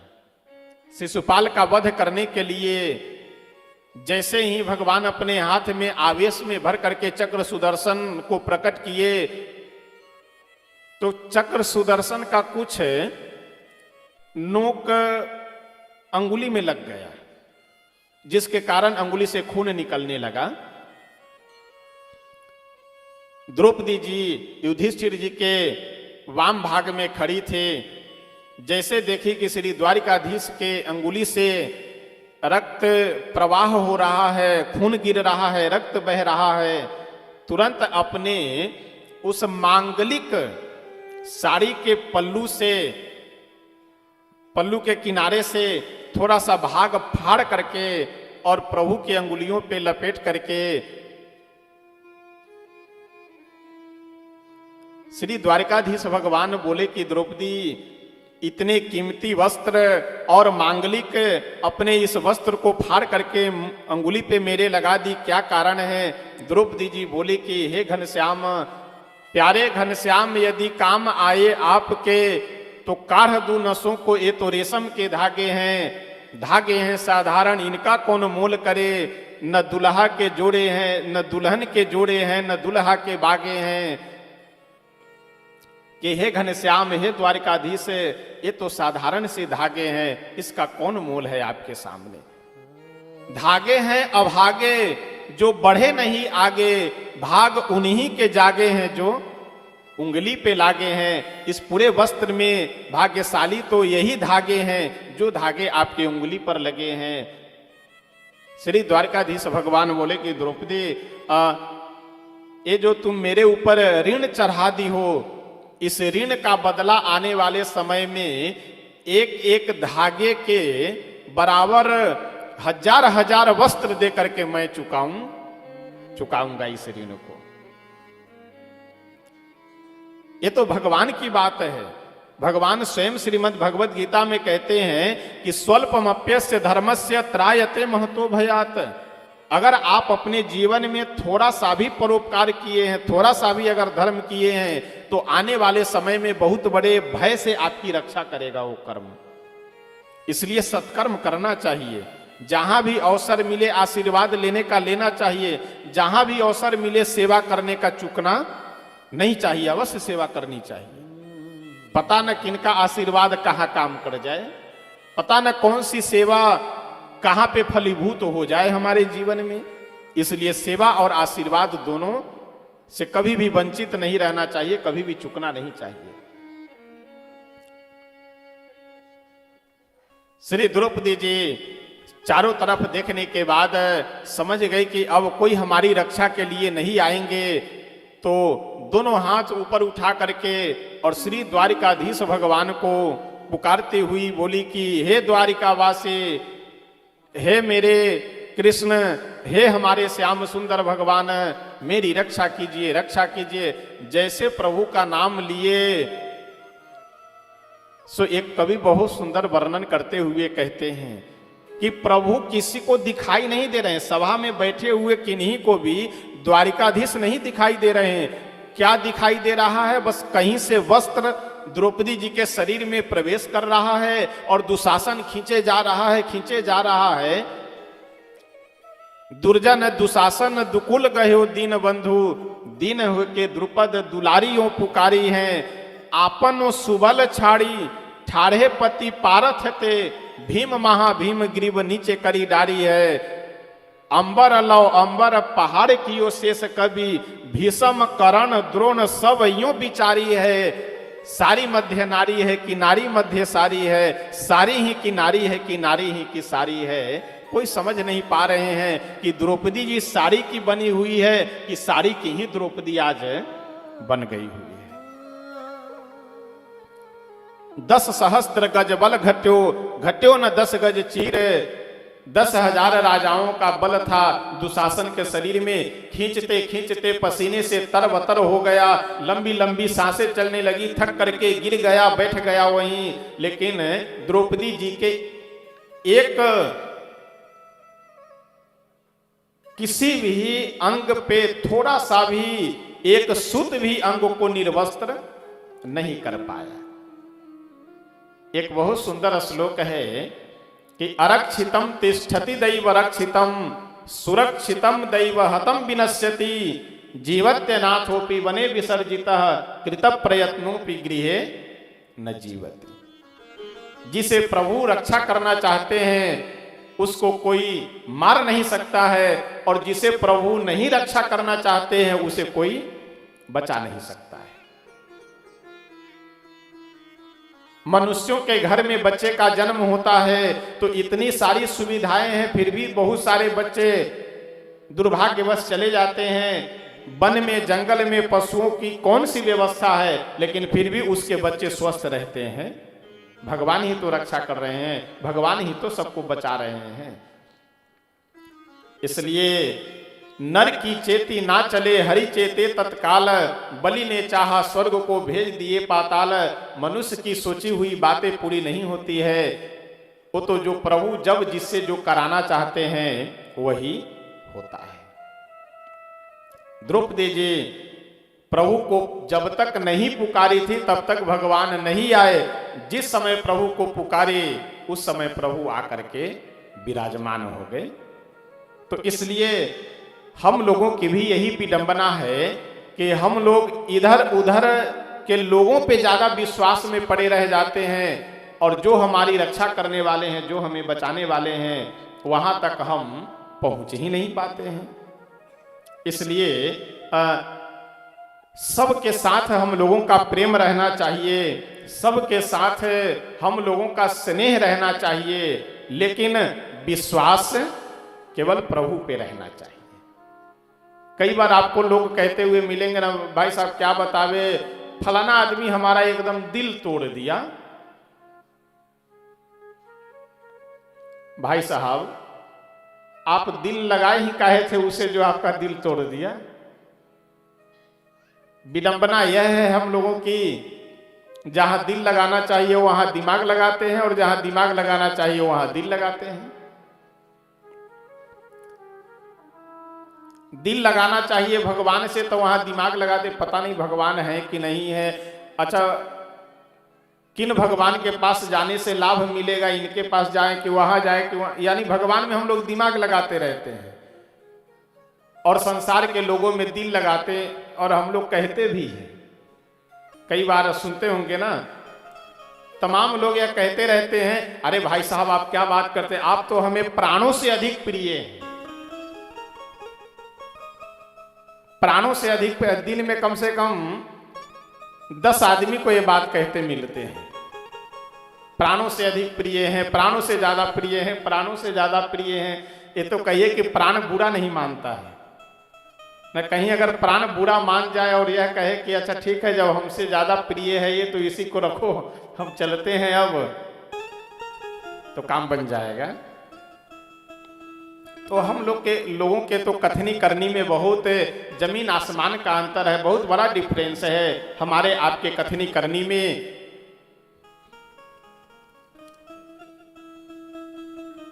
आइए एक भजन, एक दो पंक्ति बोल करके तब हम सब आगे बढ़ेंगे।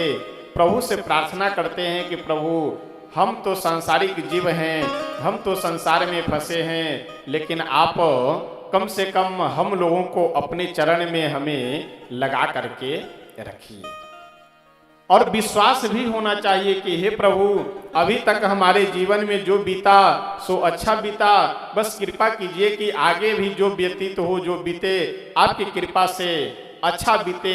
मेरे मन में यह भाव बना हुआ रहना चाहिए। भगवान मेरी नैया, भगवान मेरी नैया, उस पार लगा देना। भगवान मेरी नैया, उस पार लगा देना। भगवान मेरी नैया, उस पार लगा देना। भगवान मेरी नैया, उस पार लगा देना। भगवान मेरी नैया, उस पार लगा देना। भगवान मेरी नैया, उस पार लगा देना। भगवान मेरी नैया, उस पार लगा देना।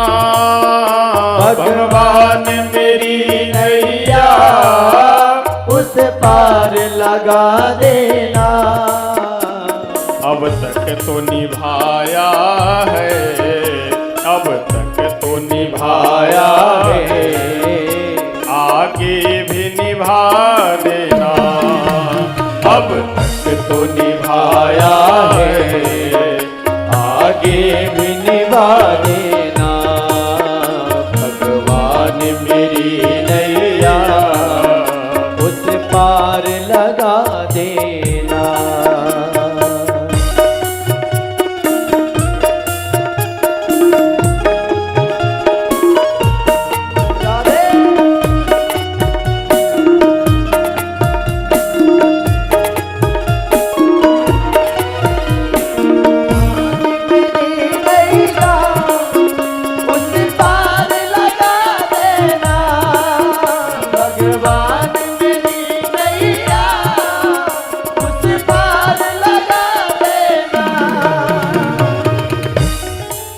प्रभु से हम लोगों को यह प्रार्थना करनी चाहिए कि हे प्रभु अगर हम आपको पकड़ेंगे तो हो सकता है कभी आपको छोड़ दे, तो इसलिए हम नहीं आपको पकड़ेंगे, आप हमें पकड़ लीजिए। क्यों? क्योंकि अगर आप हमें पकड़ लेंगे तो मुझे पूर्ण विश्वास है कि आप कभी हमें नहीं छोड़ेंगे। संभव है झंझट में मैं तुमको भूल जाऊं, संभव है झंझट में मैं तुमको भूल जाऊं। संभव है झंझट में मैं तुमको भूल जाऊं। संभव है झंझट में मैं तुमको भूल न जाऊं। पर नाथ कहीं तुम तो, पर नाथ कहीं तुम तो मुझको न भुला देना। पर नाथ कहीं तुम तो मुझको न भुला देना। भगवान मेरी नैया,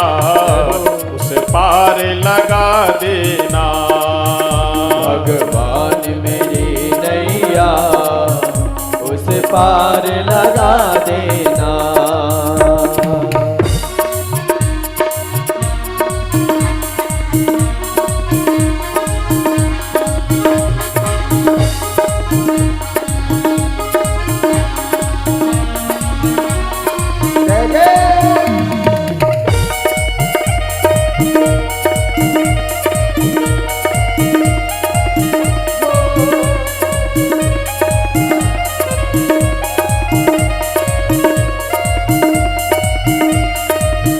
भगवान मेरी नैया उस पार लगा देना।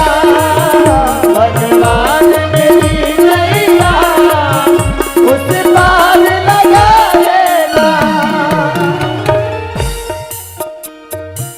जैसे हम सब मंदिर में जा करके प्रभु का दर्शन करते हैं, वैसे अगर भगवान की कृपा से हमारा आपका मन ही मंदिर हो जाए तो मंदिर के साथ साथ हृदय में भी प्रभु का दर्शन हुआ करेगा।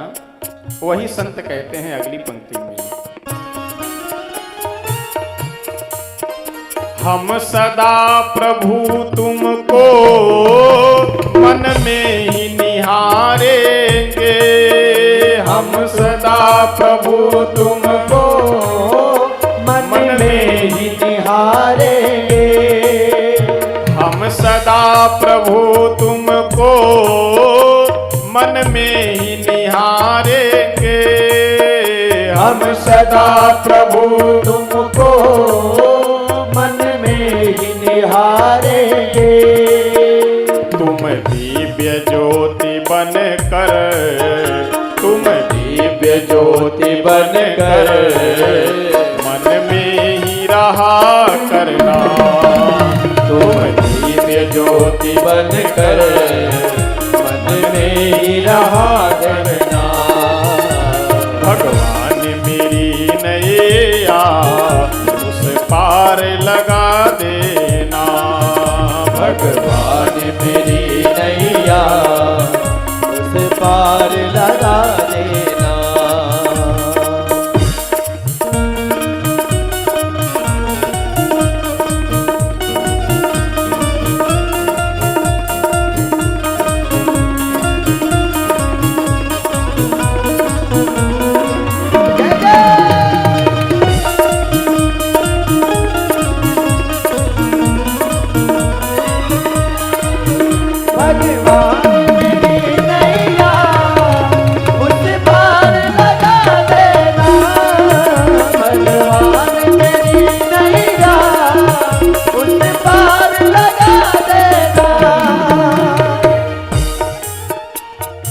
भगवान से हम लोगों को कोई ना कोई संबंध जोड़ना चाहिए, और कोई संबंध ना समझ में आवे तो कम से कम सेवक स्वामी का संबंध अवश्य होना चाहिए कि हे प्रभु आप हमारे स्वामी हैं और हम आपके सेवक हैं। यह भाव कम से कम हमारे हृदय में अवश्य रहना चाहिए। मेरे देव प्रभु तुम हो, मैं तेरा पुजारी हूँ। मेरे देव प्रभु तुम हो, मैं तेरा पुजारी हूँ। मेरे देव प्रभु तुम हो, मैं तेरा पुजारी हूँ। मेरे देव प्रभु तुम हो, तेरा पुजारी हूँ। यह बात अगर सच है, यह बात अगर सच है, सच करके दिखा देना। यह बात अगर सच है, करके दिखा देना। भगवान मेरी नैया उस पार लगा देना। भगवान मेरी नैया उस पार लगा देना।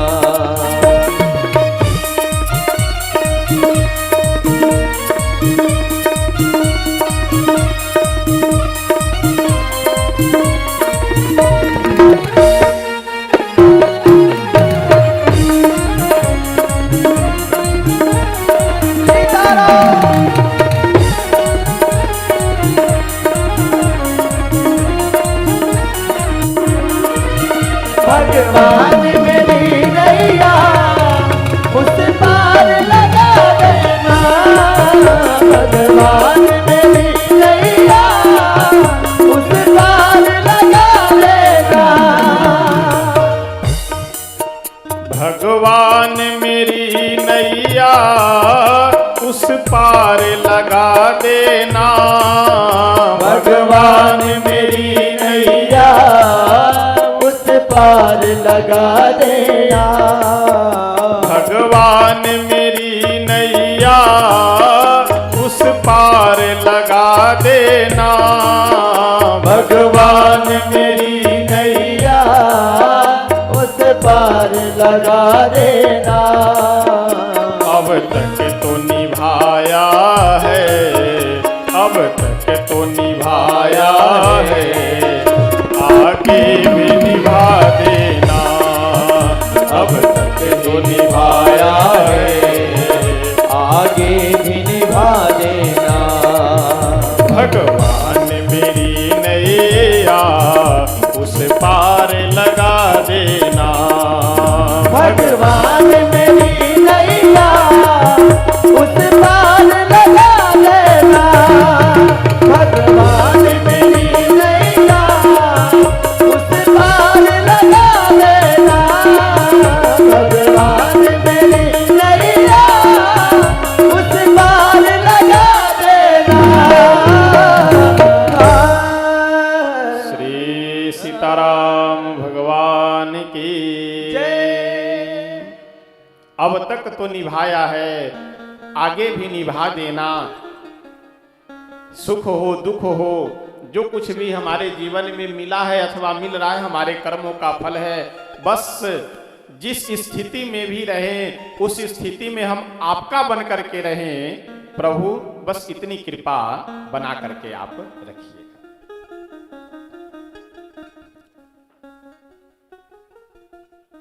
श्री रामचरितमानस श्री राम कथा हमारे आपके व्यवहारिक पक्ष को भी सही करने के लिए आवश्यक है और आध्यात्मिक पक्ष को भी सही करने के लिए आवश्यक है। श्री राम कथा से हमारा कर्तव्य क्या है, हमारा व्यवहार कैसा होना चाहिए, यह भी सीखने समझने को मिलेगा और भक्ति पूजा पाठ अनुष्ठान आदि हम कैसे क्या करें यह भी आपको सीखने समझने को मिलेगा। इसलिए कथा पढ़नी भी चाहिए और सुननी भी चाहिए। श्री तुलसी बाबा वर्णन करते हुए बहुत सुंदर कहते हैं कि श्री राघवेंद्र सरकार आदेश मांग करके जनकपुर घूमने जाना चाह रहे हैं। गुरुदेव विश्वामित्र जी भी बोले कि राघव कोई बात नहीं, जनकपुरवासी भक्त और आप भगवान, भक्त भगवान को देखना चाहें और भगवान भक्त को दिखाना चाहें तो हम बीच में काहे के लिए बाधक बनने जाएं। जाई देखी आवहु नगर, जाइए नगर के जितने भी आपके भक्त हैं जनकपुरवासी सबको अपना दर्शन दिखला आइए।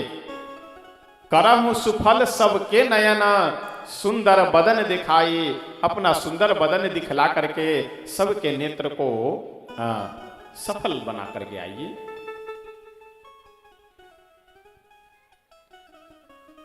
श्री राघवेंद्र सरकार गुरुदेव को प्रणाम कर करके जैसे ही वहां से आगे बढ़े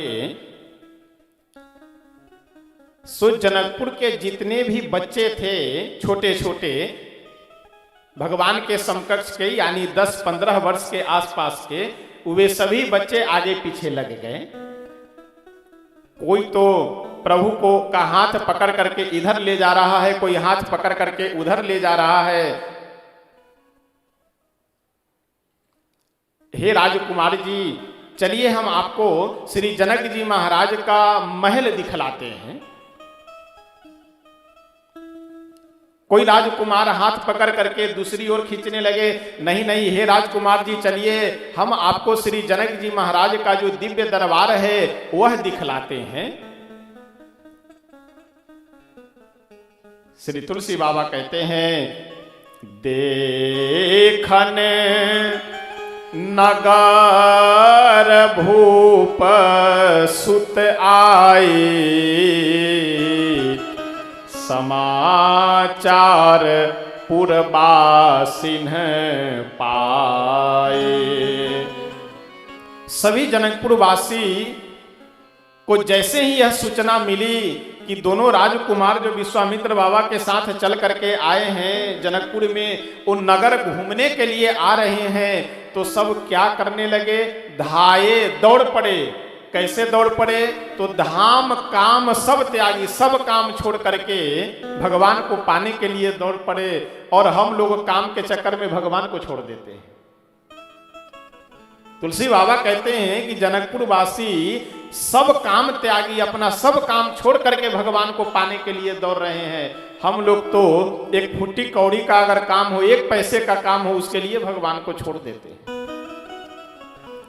प्रसंग चल रहा है तो हम निवेदन करें कि सनातन धर्मावलंबियों को हिंदुओं का कोई नियम ही नहीं है। कम से कम हफ्ते में एक दिन ऐसा समय निकालना चाहिए, रखना चाहिए कि उस समय अवश्य पूजा पाठ, नियम, जप तप होना चाहिए। यहां तो हम लोगों की विडंबना यह है कि अगर कोई काम आ जाए तो पूजा पाठ को हम लोग आगे पीछे कर देते हैं। ये बच्चे सब थोड़ा ज्यादा इधर उधर कर रहे हैं, इनको बैठा करके रखिए सब। ये पुस्तक लेकर के भी वो कई लोग इधर उधर, थोड़ा उन लोग को रोक करके रखिए, सब आराम से आवे जाए कहीं भी।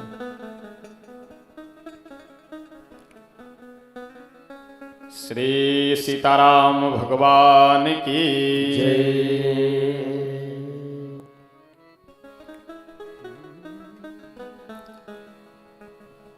छोटे छोटे कामों के लिए हम लोग अपने पूजा पाठ छोड़ देते हैं।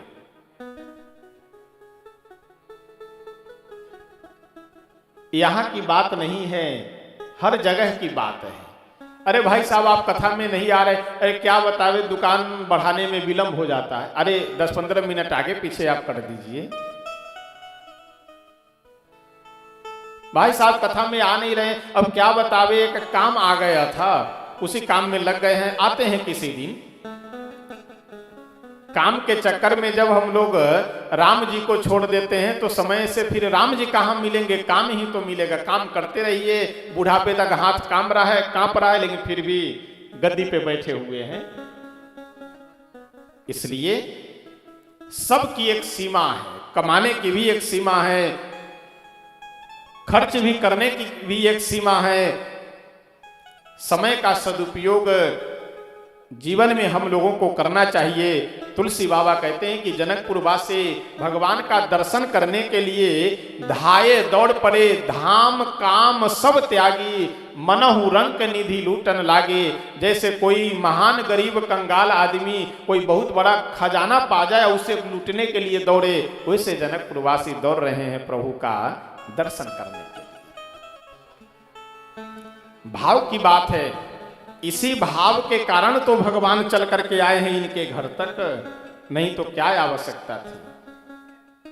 सभी जनकपुर वासी आपस में विचार कर रहे हैं, जितने स्त्री पुरुष हैं सब सोच रहे हैं कि बताओ कितने सुंदर हैं, कितने सुकुमार हैं, यानी अपलक नेत्रों से दर्शन कर रहे हैं।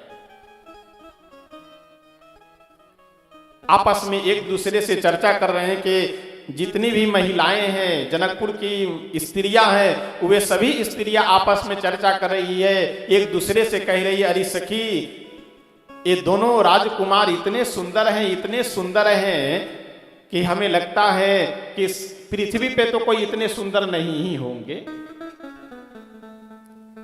अगर इनका विवाह हमारी श्री जानकी जी से हो जाए, श्री सीता जी से हो जाए, तो हमारे ये संबंधी हो जाएंगे, रिश्तेदार हो जाएंगे। और जब रिश्तेदार हो जाएंगे तो हमेशा ये आया जाया करेंगे अपने यहां।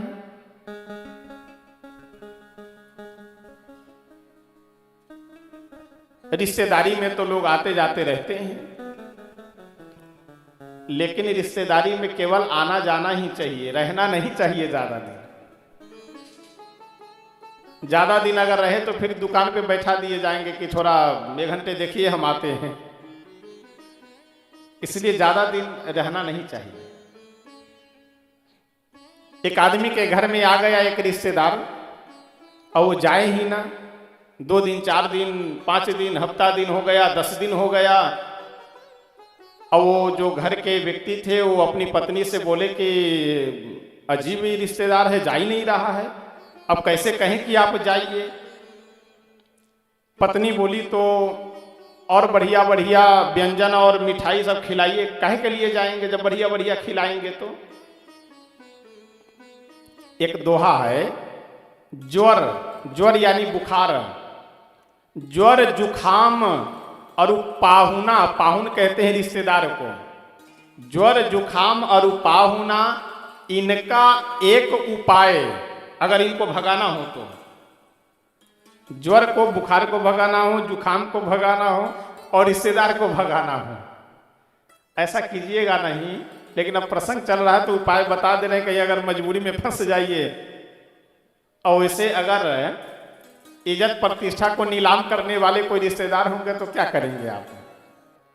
ज्वर जुखाम और पाहुना, इनका एक उपाय, लंघन दे दो तान के, लंघन मतलब उपवास, भोजन मत न बनाइए न खाइए न खिलाइए, लंघन दे दो तान के, फिर नहीं वापस आए। और उनकी पत्नी बोली कि बढ़िया बढ़िया खिलाओगे तो कैसे काहे के लिए जाएंगे, और बढ़िया खिलाओ, ले आओ और रसमलाई ले आओ और गुलाब जामुन लाओ और ये लाओ वो लाओ, खिलाओ उनको। वो सज्जन बोले तो ऐसा है, तुम ही बताओ, घर में अगर भोजन बनेगा तो भोजन पूछेंगे नहीं, अपना बनाने के लिए तो कम से खाने के लिए तो बनाना पड़ेगा, और अपना खाने के लिए अगर हम लोग बनाएंगे तो उनको नहीं खिलाएंगे। एक काम करते हैं, भोजन बनाओ ही मत। पत्नी बोली कैसे नहीं बनाएंगे, बिना कोई, या तो व्रत त्योहार होना चाहिए, कोई बहाना तो होना चाहिए। वो पतिदेव जी बोले कि ऐसा है, लड़ाई कर लेते हैं हम दोनों लोग। ये हुआ कि लड़ाई तो हम लोगों में होती ही नहीं है, तो फिर लड़ेंगे कैसे, झगड़ा कैसे करेंगे। बोले होती नहीं है, झूठ मूठ का झगड़ा कर लेंगे, तुम बर्तन पटकना और हम ये बोलेंगे, डांटेंगे तुम्हें, जोर से बोलेंगे, तुम बर्तन पटकना, और बाद में ये कहना कि हमेशा डांटते रहते हो, मैं भोजन नहीं बनाऊंगी, तो हम यही बोल देंगे कि अच्छा रहने दो, भोजन नहीं बनाओगी, एक दिन नहीं खाएंगे तो मर थोड़ी जाएंगे। झूठ मूठ का झगड़ा कर लेंगे, भोजन नहीं बनेगा। रिश्तेदार जी बाहर बैठे हुए थे घर के आंगन में बढ़िया सोफे पे, उनकी पत्नी एक जोर से एक बर्तन उठाई, पटकी और बोली कि बिना मतलब के हमें डांटते रहते हो, और रोती हुई आवाज में बोली कि आज के बाद आज तो मैं भोजन बनाऊंगी, कुछ नहीं बनाऊंगी। पतिदेव जी बोले कि मत बनाओ भोजन, एक दिन भोजन नहीं करेंगे तो क्या मर जाएंगे, नहीं भोजन करेंगे, मत बनाओ। एक दिन नहीं, 2 दिन नहीं, तुम 1 हफ्ता भोजन मत बनाओ, 1 हफ्ते नहीं भोजन करेंगे। और रिश्तेदार तो परेशान नहीं, यहाँ तो अब 1 हफ्ते की बात चल रही है, 1-2 घंटे का मैटर हो तो चलिए उसको सॉल्व कर लिया जाए, यहाँ तो 1-1 हफ्ते की बात चल रही है। दरवाजे पे अपना बैग लेकर के बोले, अच्छा भाई साहब हम चलते हैं, फिर दर्शन करेंगे, फिर कभी आएंगे। अंदर से ही डांटते हुए बोले कि देखो तुम्हारे कारण रिश्तेदार जा रहे हैं, झूठ मूठ के विवाद करती है, भोजन बनाने से मना कर रही है। अच्छा कोई बात नहीं भाई साहब, फिर दर्शन दीजिएगा। वो तो चाह ही रहे थे कि जाओ। जैसे वो गेट के बाहर निकले, अब भाई साहब अपनी पत्नी को समझाते हुए बोले कि अब क्यों रो रही हो, अब चुप हो जाओ, चले गए हो। पत्नी बोली कि पतिदेव बोले कि अब चुप हो जाओ, वो चले गए, हम तो झूठ मूठ के डांट रहे थे, सही में थोड़ी डांट रहे थे। पत्नी भी अपनी आंसू पोंछती हुई बोली कि हम भी कोई सही में थोड़े रो रहे थे, हम तो झूठ मूठ के ही रो रहे थे।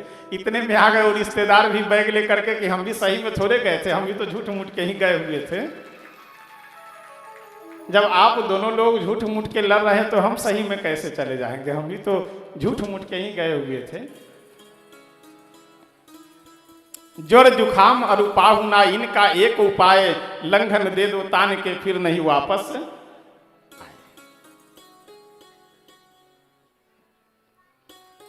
रिश्तेदार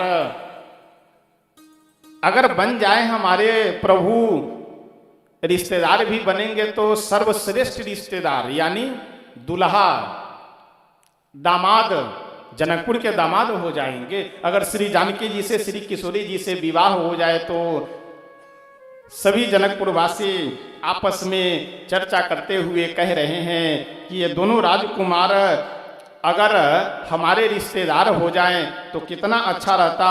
श्री जनक जी महाराज अगर अपनी प्रतिज्ञा छोड़ करके अपनी बेटी श्री किशोरी जी का, जानकी जी का अगर इनके साथ विवाह कर देते तो जनक जी का भी जीवन धन्य हो जाता और हम सब जनकपुर वासियों का भी जीवन धन्य हो जाता। जो जानकी मिली बरु एहू, यदि जानकी जी को जो जानकी मिली ही बर एहू, अगर यह जानकी जी को वर मिल जाए, दुल्हा के रूप में मिल जाए तो जनकपुर का तो भाग्य उदय हो जाएगा, भाग्य खुल जाएगा। इसलिए हारू विधि बेगी जनक जड़ ताई, मति हमार अस देहु सुहाई। सभी जनकपुर वासी कह रहे हैं कि हे ब्रह्मा जी, जनक जी की जो बुद्धि में यह बात बैठी हुई है कि जो धनुष को तोड़ेगा उसके साथ हम अपनी बेटी का विवाह करेंगे, जनक जी यह बात को छोड़ करके अपनी बेटी श्री जानकी जी का विवाह श्री रघुनंदन के साथ करेंगे। जिधर जा रहे हैं उधर मानो आनंद की वर्षा हो रही हो। अद्भुत सौंदर्य, अद्भुत स्वरूप, अद्भुत छटा से संपन्न हमारे श्री राघवेंद्र सरकार, जो एक बार देख ले निहाल हो जाता है। मस्तक नीचे झुका करके प्रभु आगे बढ़ रहे हैं। जितने भी जनकपुर वासी स्त्री पुरुष हैं वे सभी अपने छत पे, अच्छा जो नीचे महिलाएं खड़ी थी वो सब तो सीधे सामने से दर्शन कर ली। ध्यान दीजिएगा, जो दरवाजे के पास, जंगले के पास खड़ी थी नीचे, वो तो भगवान को सीधे देख ली, लेकिन जो स्त्रियां, जो महिलाएं छत पे थी वह सब कैसे दर्शन करें? तो मन में एक विचार आया। विचार यह आया कि ऐसा है, कुछ उपाय करो, भगवान के ऊपर कुछ फेंको तभी तो हमारी ओर देखेंगे। अगर भगवान को कुछ देना हो तो अपना सुंदर मन देना चाहिए। और हम लोग भगवान को क्या देते हैं? घूस देते हैं। अच्छा, लोग इतना बढ़िया बढ़िया संकल्प भी करते हैं कि पूछिए मत। महाराज जी, हनुमान जी से हम एक मनौती मांग करके आए हैं, एक मन्नत मांग करके आए हैं। मन्नत मतलब संकल्प कर करके आए हैं कि हमारे बगल वाला फ्लैट 50 लाख का अगर हमारा हो जाए तो हनुमान जी महाराज को 5 किलो लड्डू चढ़ाएंगे। मूर्ख आदमी, 50 लाख का फ्लैट हनुमान जी आपको दे तो आप 5 किलो लड्डू खिलाएंगे हनुमान जी को, तो 50 लाख का लड्डू हनुमान जी खुद नहीं खरीद करके खा लें।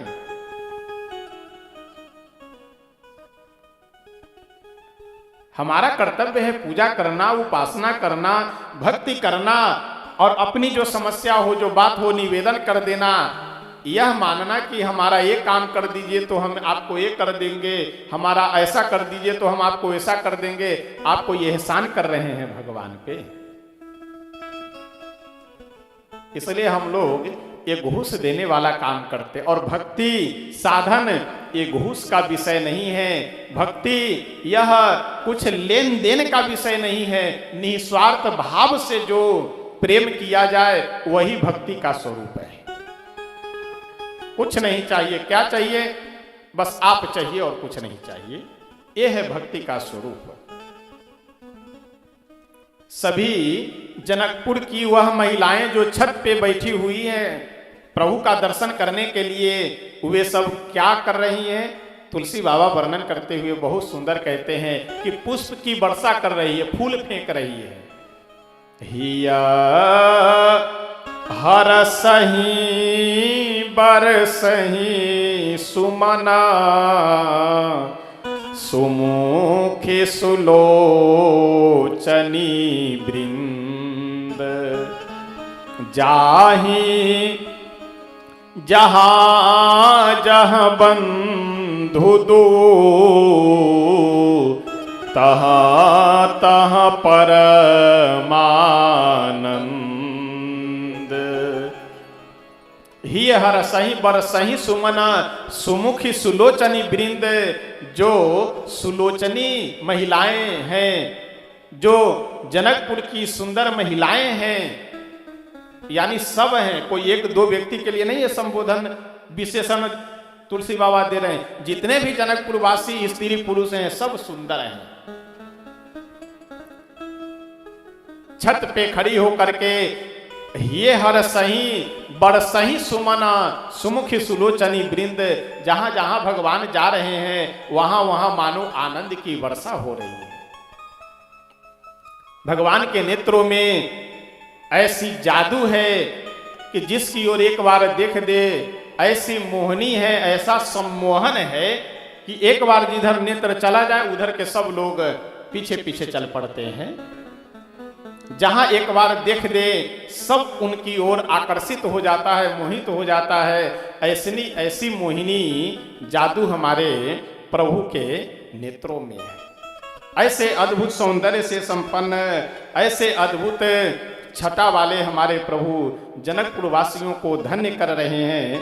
आइए एक भजन के माध्यम से हम सब दर्शन करते हैं कि आखिर जनकपुर वासी किस प्रकार से आनंद ले रहे हैं और किस प्रकार से श्री राघवेंद्र सरकार अपने दृष्टि रूपी जादू डाल करके सभी जनकपुर वासियों को अपने वश में कर दिए।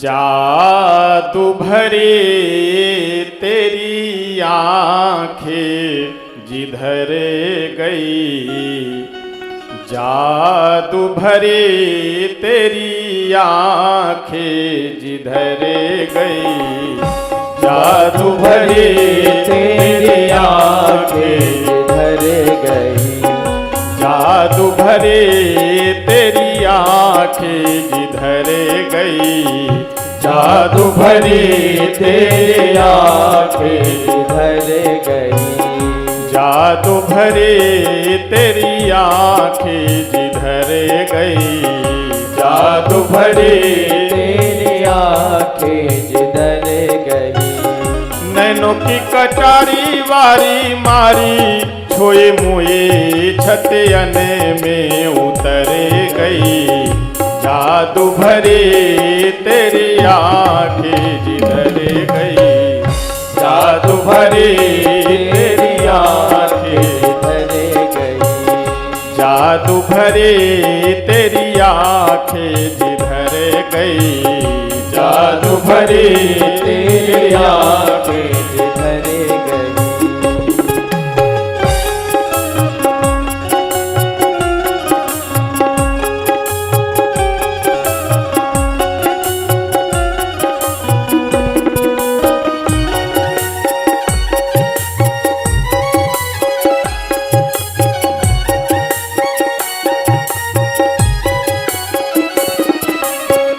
जादू भरी तेरी आंखें जिधर गई, जादू भरी तेरी आंखें जिधर गई, प्रेम की लड़ी अरी दृग दोनों, प्रेम की लड़ी हरी दंग दोनों, प्रेम की लड़ी अरी दृग दोनों, प्रेम की लड़ी हरी दृग दोनों,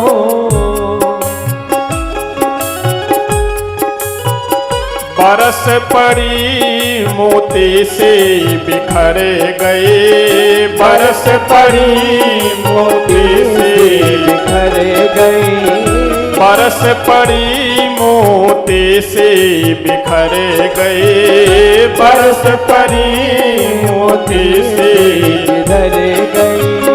जादू भरे तेरी आँखें जिधर गई, जादू भरी तेरी आँखें जिधर गई, जादू भरे तेरी आँखें जिधर गई, जादू भरी तेरी आँखें जिधर गई।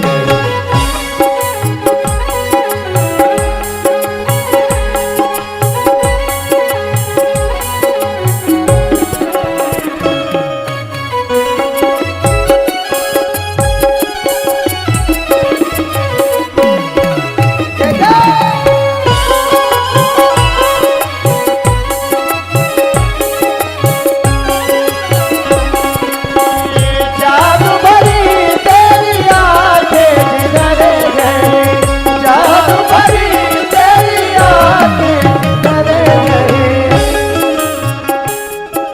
जो जनकपुरवासी एक बार अगर प्रभु को देखा, वो बिना पलक गिराए अपलक नेत्रों से, जब तक नजर से नेत्रों से ओझल नहीं हो जा रहे हैं तब तक वह देख रहा है अपलक नेत्रों से। बीच में अगर पलक गिर जाए तो बहुत ही कष्ट होता है, दुख होता है कि इस पलक की जरूरत क्या थे, जो हमारे प्रभु को देखने में आज बाधा बन रहा है यह पलक। अब पल पलक टरत नहीं तारे, अब पल पलक नहीं तारे, अब पल पलक टरत नहीं तारे, अब पल पलक टरत नहीं तारे। छिन छोरत जनु जान निकल गए, छिन छोरत जनो जान निकल गई, छिन छोरत जनु जान निकल गए, छिन छोरत जनो जान निकल गई। जादू भरी तेरी आँखें जिधर गई, जादू भरी तेरी आँखें जिधर गई, जादू भरी तेरी आँखें जिधर गई।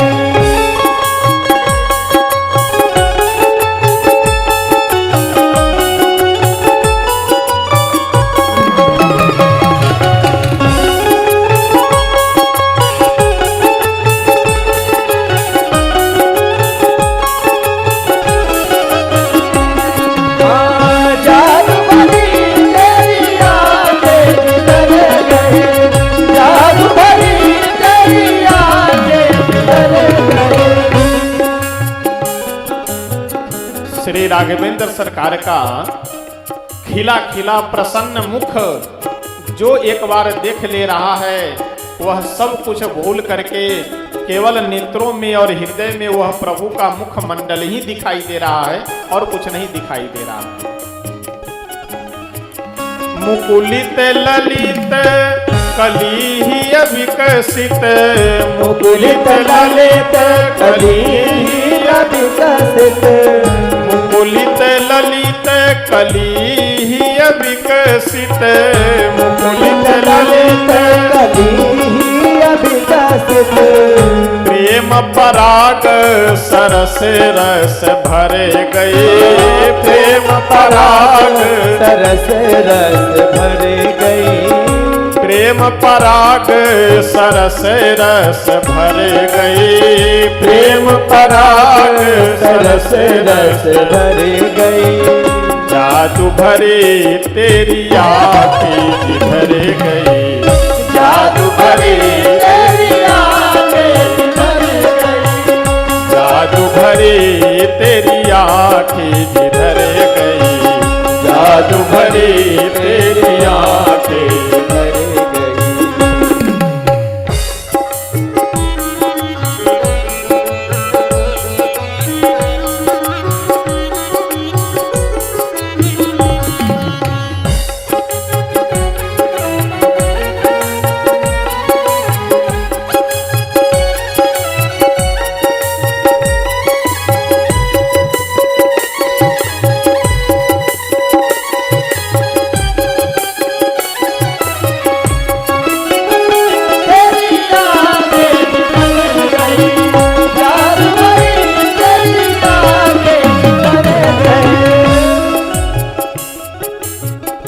नैनो की कटारी वारी वारी पलकन मारी, नैनो की कटारी वारी वारी पलटन मारी, नैनो की कटारी वारी वारी पलकन मारी, नैनो की कटारी वारी वारी पलटन मारी।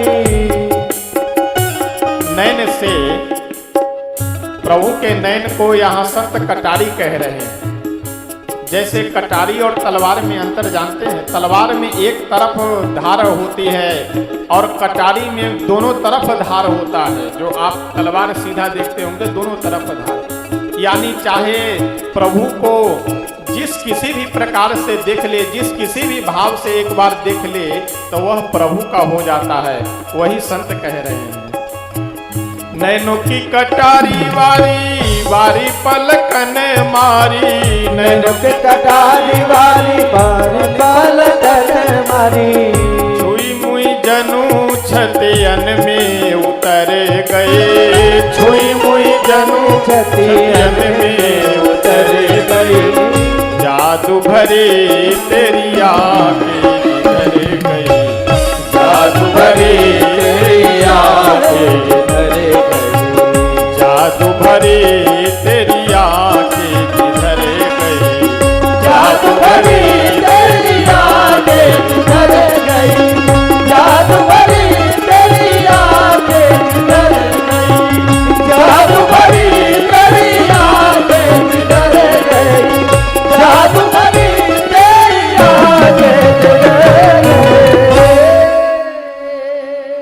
जादू से भरा हुआ नेत्र जिधर भी एक बार अगर चला जाए, उधर के जितने भी लोग हैं, जितने भी मनुष्य नर नारी स्त्री पुरुष हैं, सब प्रभु के वशीभूत हो जाते हैं।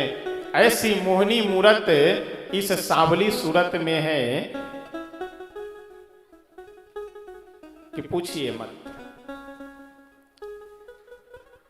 सभी जनकपुर वासी अपने अपने काम धंधे को छोड़ करके प्रभु के दर्शन करने के लिए, इसलिए तुलसी बाबा कहते हैं कि हिये हर सही बर सही सुमना सुमुखी सुलोचनी वृंद, जाहि जहां जहां बंधु दो तह तह परमानंद।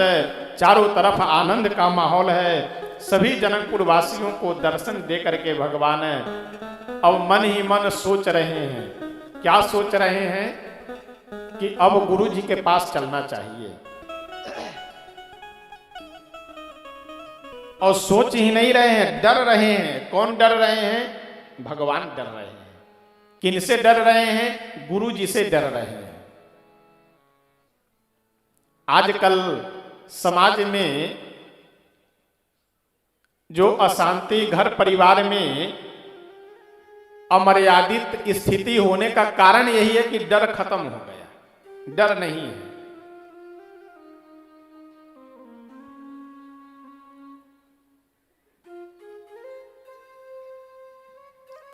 भय बिनु हो ही न प्रीत, ये मानस की पंक्ति है। यानी बिना डर के प्रेम भी संभव नहीं है। आजकल माता पिता का एक प्रचलन बन गया है ज्यादातर लोगों का, बच्चों को डांटो नहीं, बोलो नहीं, गिरने मत दो, कहीं बाहर नंगे पांव घूमने मत दो। अब सब लोगों का अपना अलग अलग विचार है इस पे, लेकिन हम तो पुरानी भी स्थिति देखकर, सुनकर, पढ़कर और कई चिकित्सक विभाग से भी जुड़े हुए डॉक्टर हों अथवा वैद्य लोग हों, उनसे भी पूछ करके हम आपसे बता रहे हैं कि बच्चों को मिट्टी में खेलने देना चाहिए। बच्चों को जमीन पे थोड़ा गिरने पड़ने देना चाहिए, तभी तो शरीर मजबूत होगा। थोड़ा चोट लग जाए, थोड़ा गिर जाए, अब गिरता है बच्चा और रोने लगते हैं उसके मम्मी पापा, गिर गया, गिर गया। इसलिए बच्चों को सर्वगुण संपन्न बनाना चाहिए छोटे से, बच्चे से। अच्छा, एक बात ध्यान आ गया तो अब निवेदन कर दे, नहीं तो फिर बाद में पता ना ध्यान आवे या ना आवे।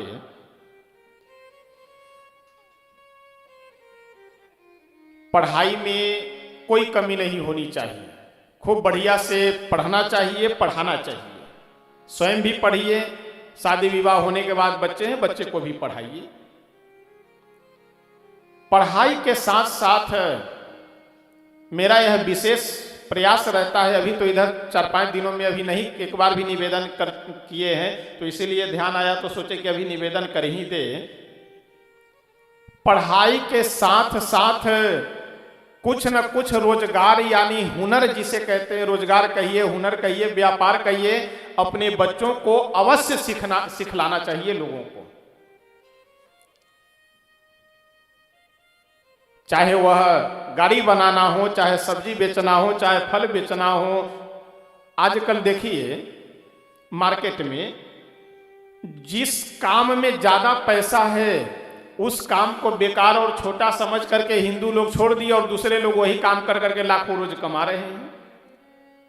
यहाँ टाई बेल्ट लगा करके 15,000 पे चपरासी का काम कर रहे हैं लोग दूसरे के यहाँ जा करके, और दूसरे लोग 2-3 घंटे 4 घंटे काम करते हैं और 10-20 हजार लेकर के डेली आते हैं पैकेट में।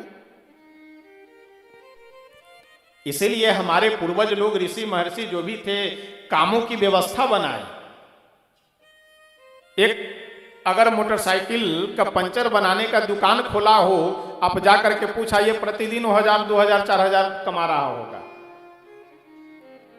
यहाँ क्रीच मार करके पैंट शर्ट पहने हुए आदमी के पॉकेट में अगर हाथ लगाइए तो मुश्किल से 500 रुपया निकले। 10,000, 12,000 में नौकरी कर रहे हैं क्रीच मार करके। काहे कि हम बहुत स्टैंडर्ड आदमी है, बनो स्टैंडर्ड, भूखे मरो। इसलिए स्वयं भी और अपने बच्चों को भी खूब पढ़ाइए, नौकरी लग जाए, भगवान की कृपा, भगवान करे सब सुखी संपन्न रहे, आगे बढ़े। लेकिन अगर नौकरी नहीं हुआ तो उसके साथ साथ डिप्रेशन का शिकार न हो करके व्यवसाय में लग जाए, रोजगार में लग जाए, पैसा कमाए। यह अपने बच्चों को अवश्य सिखलाइए। कई लोग सोचते होंगे कि महाराज जी कथा सुनाते सुनाते क्या सुनाने लगते हैं। भाई कथा के साथ साथ जरूरी है, यही तो हमारे गुरुजन और हमारे समकक्ष के लोग जो केवल कथा में ही लोगों को बांध दिए, इसलिए हमारा समाज बिगड़ गया। कथा भी सुनानी है, नाचना भी है, गाना भी है, आनंद मंगल भी सब करना है। लेकिन अगर कोई आ जाए तो डंडा लेकर के भी खड़े हो जाए, डंडा भी चलाने हमको आना चाहिए। सब चीज गुरु का ही तो काम है, सब सिखलाना, सब ज्ञान देना। तो इसलिए हम लोग नहीं बोलेंगे तो कौन बोलेगा भाई। इसलिए केवल नाचने गाने वाला नहीं बनना है। आवश्यकता अगर पड़ जाए जो है तो सिंह भी बनना है, शेर भी बनना है,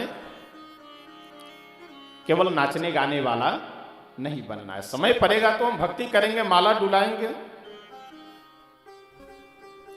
अब हम कोई पार्टी का प्रचार नहीं कर रहे हैं, लेकिन जो अच्छी बात है वो बोलना चाहिए। महाराज जी अपने उत्तर प्रदेश के मुख्यमंत्री जी विधानसभा में खड़े होकर के बोले हुए थे कि हम साधु हैं, अगर हमको माला जपना होगा तो हम जाकर के मंदिर में माला जपेंगे। लेकिन यहाँ विधानसभा में आए हैं, सरकार में आए हैं, सरकार चलाने के लिए। इसलिए पूरे प्रदेश के जितने अधिकारी हैं या तो अपने से काम करो, नहीं तो फिर हम काम करना सिखलाएंगे। इसलिए जब आवश्यकता होगी माला जपने की तो माला जपेंगे, जरूरत होगी भाला के तो फिर पीछे थोड़ी भागेंगे। भाला के कारण पीछे भागने का कारण ही तो ये है कि सिमटते सिमटते आ गए भारतवर्ष में, और स्थिति यह है कि 15-20 वर्ष में यहां से भी साफ हो जाएंगे अगर यही स्थिति रही तो इसलिए पीछे नहीं दबना है, भक्ति कीजिए। लेकिन भक्ति के साथ साथ शक्ति भी आवश्यक। अरे हमारे भगवान किए हैं भाई, कृष्ण भगवान श्रीमद् भागवत कथा सुनते हैं, महाभारत नहीं लड़े कि जरासंध से नहीं लड़े, किससे नहीं लड़े, जीवन भर तो लड़ते बीत गया। धर्म की रक्षा बिना लड़े, बिना आप शक्ति के स्थापना नहीं कर सकते हैं। शक्ति की तो आपको उपासना करनी पड़ेगी, उसे समझना पड़ेगा, और इसे समझने का हम आप सबका कर्तव्य है कि इसे समझे, एकजुट होकर के रहिए,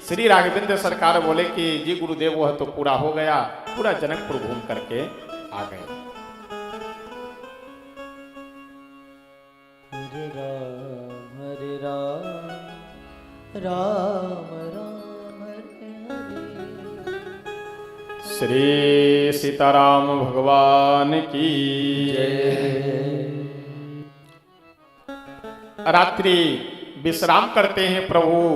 प्रातः काल की वेला में जब जगे तो आज कुछ नया प्रसंग तुलसी बाबा वर्णन करने जा रहे हैं। प्रातः काल की वेला में श्री राघवेंद्र सरकार से विश्वामित्र जी बोले कि हे राघव, जाइए और जा करके मेरी पूजा के लिए कुछ तुलसी पुष्प आदि उतार करके ले आइए बगीचा से। श्री राघवेंद्र सरकार हाथ जोड़ करके प्रणाम किए और अपने हाथ में पुष्प डलिया यानी फूल रखने के लिए जो पात्र होता है, उस पुष्प के दोने को रखने के लिए जो डलिया होती है, जो पात्र होता है, उस पात्र को हाथ में ले करके भगवान चल पड़े जनकपुर में श्री जनक जी महाराज के पुष्प वाटिका में तुलसी और पुष्प लाने के लिए। उसी दिन, उसी समय और उसी पुष्प वाटिका में श्री जनक किशोरी जानकी जी, श्री सीता जी भी अपनी सभी सखियों के साथ में श्री गिरिजा मैया की, गौरी जी की पूजा करने के लिए पहुंची। इधर से श्री राघवेंद्र सरकार पहुंच रहे हैं, उधर से श्री किशोरी जी गिरिजा जी की पूजन करने के लिए मनोवांछित वर पाने की इच्छा से श्री पार्वती मैया की पूजा करने आ रही है। बढ़िया अपनी सखियों के साथ में बगीचे में प्रवेश किए, सरोवर में स्नान की और स्नान कर करके मंदिर में जा करके पूजा की और निज अनुरूप सुभग वर मांगा। अपने मन के अनुरूप सुंदर वर मांगती है, यानी दुल्हा मांगती है। देखिए मानस के अनुसार और गुरुजनों का ऐसा निर्देश है कि जिनके विवाह में अगर किसी कन्या के विवाह में विलंब हो रहा हो तो अगर पार्वती मैया की श्रद्धा भाव से पूजा करे तो विवाह की जो बाधाएं होती है वह दूर हो जाती है। उधर श्री जानकी जी पार्वती मैया की पूजा कर रही है। उन्हीं के साथ में आई हुई एक सखी जो बगीचा घूमने के लिए गई हुई थी, वह सखी आकर के दोनों राजकुमार श्री राम जी और लखनलाल जी को देख ली और जैसे देखी अपनी सुध बुध भूल गई, अवाक रह गई, क्या बोले कहां जाए न जाए, एकदम स्तब्ध स्थिति में होकर के फिर कुछ देर बाद अपने आप को संभाली और सोची कि जब इतना सुंदर अवसर है तो चल करके अपनी श्री जानकी जी को दर्शन करा दें। दौड़ी भागी पहुंची श्री किशोरी जी के पास, श्री जानकी जी के पास, और तुलसी बाबा वर्णन करते हुए बहुत सुंदर कहते हैं, देखन बाग कुंवर दुइयाए, देखन बाग कुंवर दुइयाए, देखन बाग कुंवर दुइयाए, देखन बाग कुंवर दुइयाए, बयके सोर सब भांति सुहाई, बयके सोर सब भांति सुहाई, श्याम गौर किमी कहूं बखानी, श्याम गौर किमी कहूं बखानी, गिरा अनयन नयन बीनु बानी,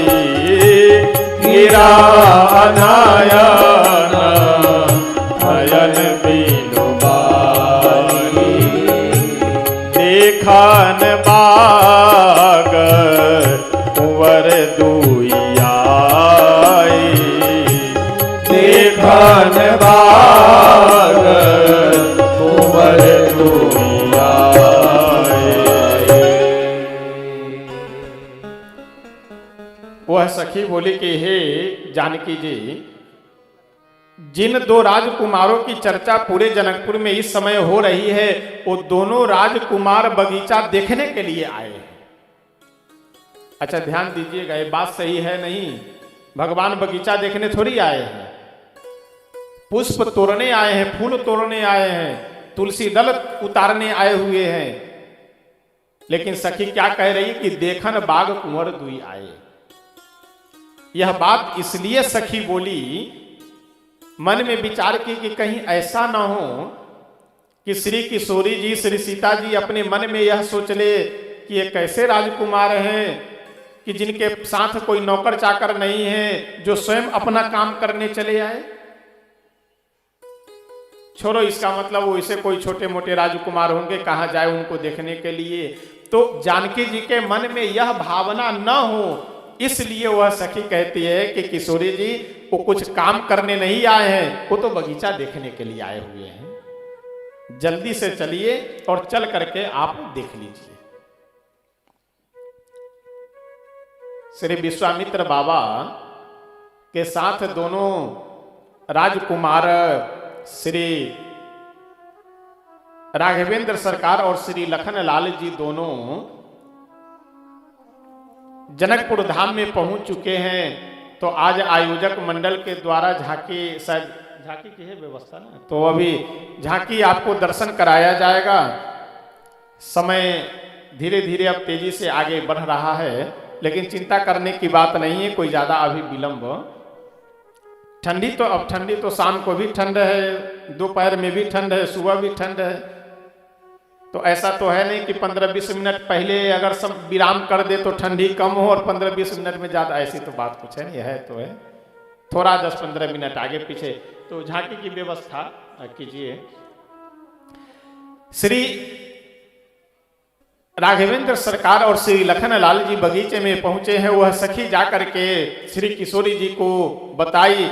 जैसे श्री जानकी जी सुनी, तुरंत गिरिजा मैया को प्रणाम की और प्रणाम कर करके बोली कि माता जी बस पहले आपको तो कहीं जाना नहीं है, आप तो यहीं रहेंगे, लेकिन वो दोनों राजकुमार चले गए तो हमें दर्शन नहीं होगा, इसलिए दर्शन कर करके आ रहे हैं, तब फिर हम आपकी पूजा करेंगे, आपकी श्रद्धा भाव से भक्ति करेंगे, आपकी आराधना करेंगे।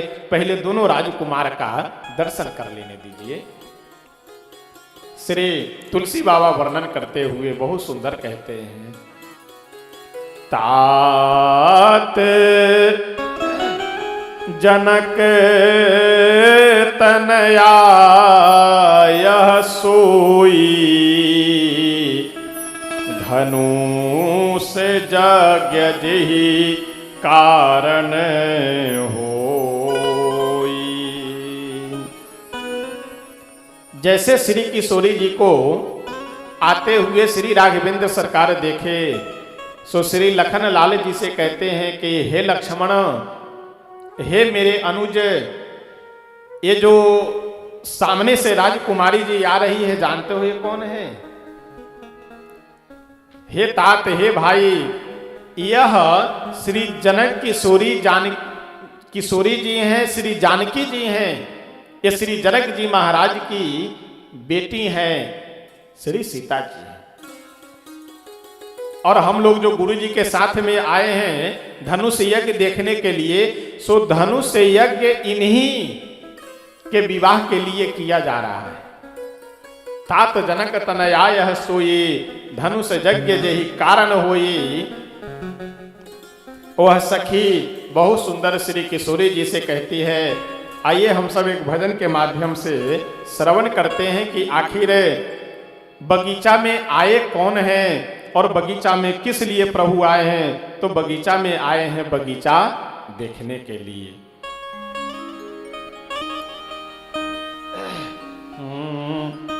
सखी जो श्री किशोरी जी के साथ को छोड़ करके जो प्रभु का दर्शन करने गई थी और कर करके आई, वह श्री किशोरी जी से बहुत सुंदर निवेदन करती है।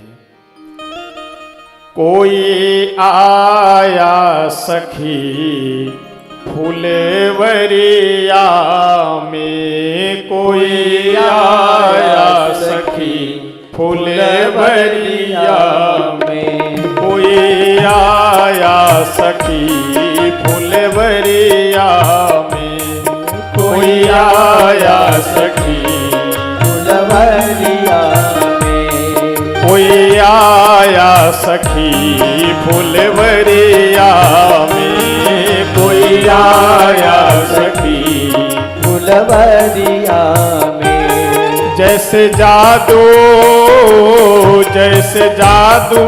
है इनके नजरिया में, जैसे जादू है इनके नजरिया में, जैसे जादू है इनके नजरिया में, जैसे जादू है इनके नजरिया में।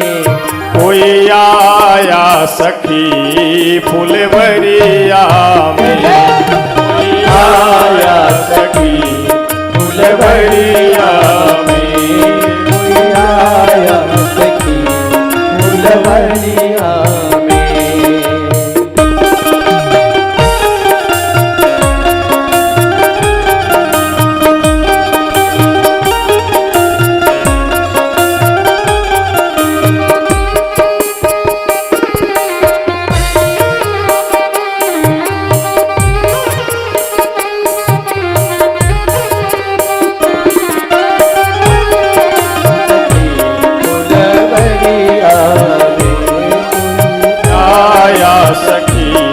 फुलवरिया में, कोई आया सखी फुलवरिया में, कोई आया सखी फुलवरिया में। और दोनों जो राजकुमार हैं वो कैसे हैं, तो दोनों राजकुमार का वर्णन करते हुए संत अगली पंक्ति में कहते हैं, सावला एक है एक गोरा बदन, सावला एक है एक गोरा बदन, सावला एक है एक गोरा बदन, सावला एक है एक गोरा बदन। देख कर भी न अब तक भरा मेरा मन, देख कर भी अब तक भरा मेरा मन, देख कर भी न अब तक भरा मेरा मन, देख कर भी न अब तक भरा मेरा मन। ऐसा रूप नहीं देखा उमरिया में, ऐसा रूप नहीं देखा उमरिया में। कोई आया सखी फुलवरिया में, कोई आया सखी फुलवरिया में।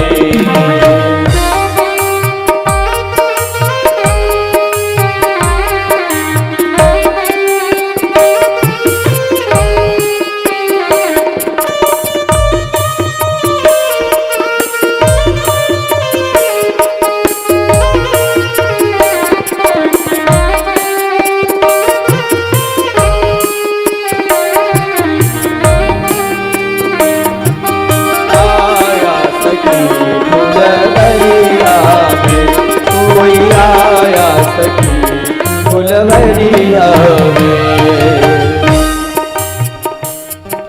भजन तो समझ में आ रहा होगा आप सबको, जो पूर्वांचल वाले होंगे उनको तो कोई दिक्कत ही नहीं है, लेकिन जो प्रॉपर दिल्ली और आसपास के हरियाणा आदि से हैं उनको भी ये समझ में आ रहा होगा भजन। अगली पंक्ति में संत कहते हैं बहुत सुंदर कि अद्भुत राजकुमार, अद्भुत सौंदर्य और सुंदरता से संपन्न दोनों राजकुमार हैं, जो एक बार देखता है वह इन्हीं का हो जाता है। कौन कहता है दशरथ दुलारे हैं, कौन कहता है दशरथ दुलारे हैं, कौन कहता है दशरथ दुलारे हैं, ओ कौन कहता है दशरथ दुलारे हैं वो। यज्ञ रक्षा में असुरों को मारे हैं ओ, यज्ञ रक्षा में असुरों को मारे हैं यज्ञ रक्षा में असुरों को मारे हैं वो, यज्ञ रक्षा में असुरों को मारे हैं वो। तीर बांधे हैं कस के कमरिया में, तीर बांधे हैं कस के कमरिया में, तीर बांधे हैं कस के कमरिया में, तीर बांधे हैं कस के कमरिया में। कोई आया सखी फुलवरिया में, कोई आया सखी फुलवरिया में।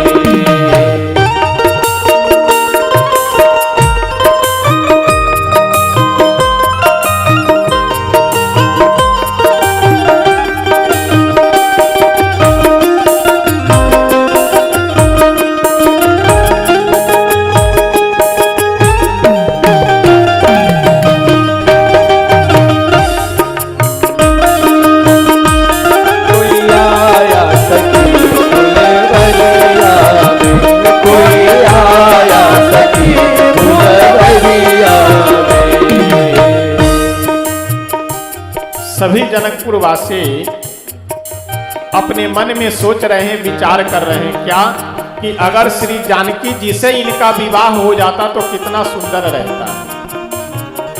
शादी उनसे ही होते जो हर हाल में, शादी उनसे ही होते जो हर हाल में, शादी उनसे ही होते जो हर हाल में, शादी उनसे ही होते जो हर हाल में।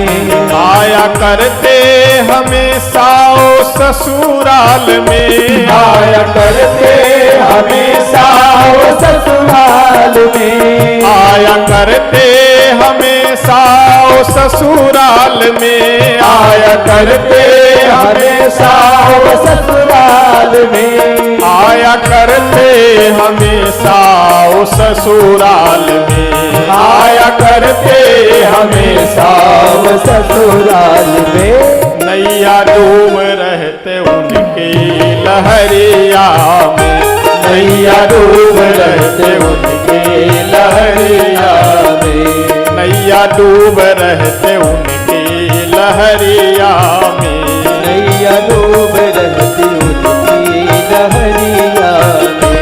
कोई आया सखी फुलवरिया में, कोई आया सखी फुलवरिया में।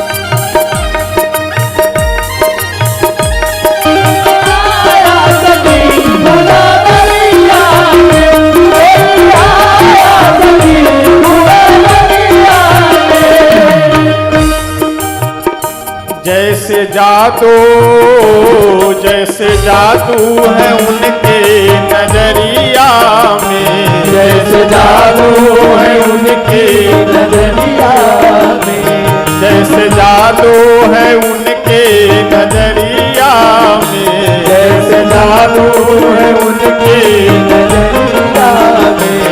कोई आया सखी फुलवरिया में, कोई आया सखी फुलवरिया में, कोई आया सखी फुलवरिया में, कोई आया सखी फुलवरिया में, कोई आया सखी फुलवरिया में,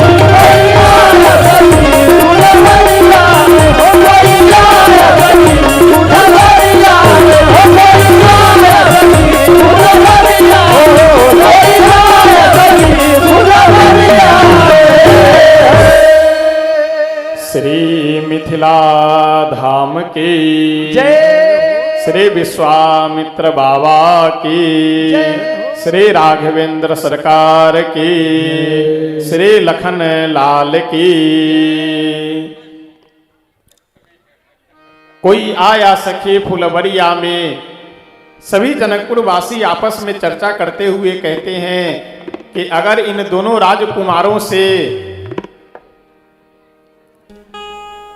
हम लोगों का मिलना और इन दोनों राजकुमारों का दर्शन हम लोगों को तभी संभव है कि जब इनसे संबंध हो जाता, यानी ये जो श्याम सुंदर भगवान हैं, इनसे अगर श्री किशोरी जी का, जानकी जी का विवाह हो जाता तो कितना आनंद हम सब के लिए रहता। हम सब बड़े सौभाग्यशाली हैं कि झांकी का भी दर्शन लाभ प्राप्त कर रहे हैं। और देखिए, एक विशेष बात निवेदन करें आप सबसे। झांकी तो कई जगहों पे निकलती रहती है, लेकिन यहाँ की झांकी में कुछ विशेषता है। विशेषता ये है कि यहाँ के दोनों राजकुमार लग रहे हैं कि यहाँ खाए पिए हैं मोटे तगड़े, यानी राजकुमार जैसे लगने चाहिए, शरीर भी तो होना चाहिए। श्री सीताराम भगवान की जय। आइए हमारे व्यास जी आप सबको एक दो भजन श्रवण कराएंगे। आनंद उत्सव के साथ आप सब झांकी का आनंद लीजिए, दर्शन लाभ प्राप्त कीजिए और भजन का आनंद लीजिए। जिन्हें नृत्य करना होगा आप खड़े हो जाएंगे, और नहीं तो बैठ करके बढ़िया ताली बजाइए और झूम करके आनंद लीजिए। फिर अभी कुछ देर में अपनी वाणी को विराम करेंगे, तब तक आप सब आनंद लीजिए। बोले श्री रामचंद्र भगवान की जय हो। ऐसे नहीं, और जोर से हाथ उठाइए। सभी लोग पीछे वाले बहुत कंजूसाई कर रहे हैं, आप लोग हाथ उठाइए। बोले श्री रामचंद्र भगवान की जय हो। ओ राम रसीले खजरारे मोटे मोटे तेरे ने नजर ना लग जाए, नजर ना लग जाए, नजर ना लग जाए। राम रसीले खजरारे मोटे मोटे तेरे ने नजर ना लग जाए, नजर ना लग जाए, नजर ना लग जाए। ताली के साथ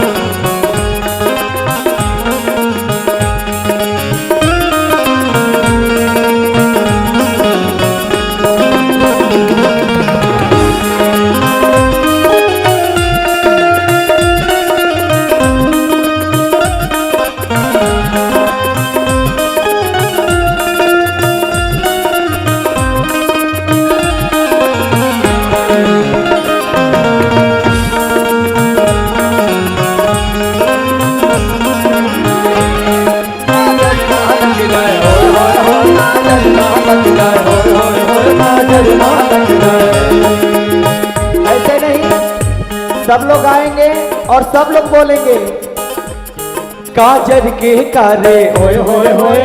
ऐसे नहीं, थोड़ा आवाज कम भैया, इंस्ट्रूमेंट आप कम करिए और आप लोग बोलिए, क्योंकि प्रभु हमारे सामने विराजमान है। तो आप लोग बोलिए और दर्शन करिए और बोलिए हेलो हेलो काजर के कोरे। ऐसा नहीं, और जोर से बोले कि यहाँ तक सुनाई दे, महाराज जी के पास, मेरे बाइक पे सुनाई दे, ऐसा बोलिए आप लोग। काजर के कोरे मेरे जिगर मड़ोरे, रंग रस से भोरे, रंग रस से भोरे। मैं तो हारी रे कजरा रे मोटे मोटे तेरे रे। ऐसे नहीं, और हाथ उठा के ताली बजा के मैं तो हारी रे कजरा रे मोटे मोटे तेरे ने नजर ना लग जाए, ओए ओए ओए, नजर ना लग जाए, ओए ओए ओए, नजर ना लग जाए।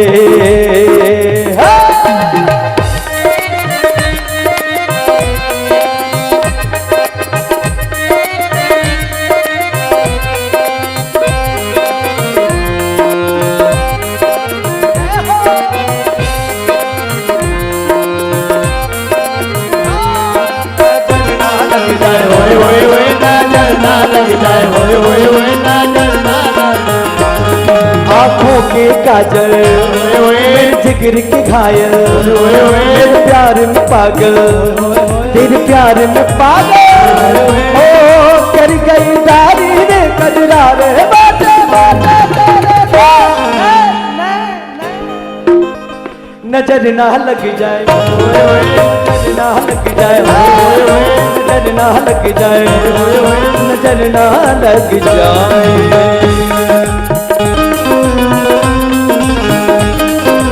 तालियों के साथ सेवा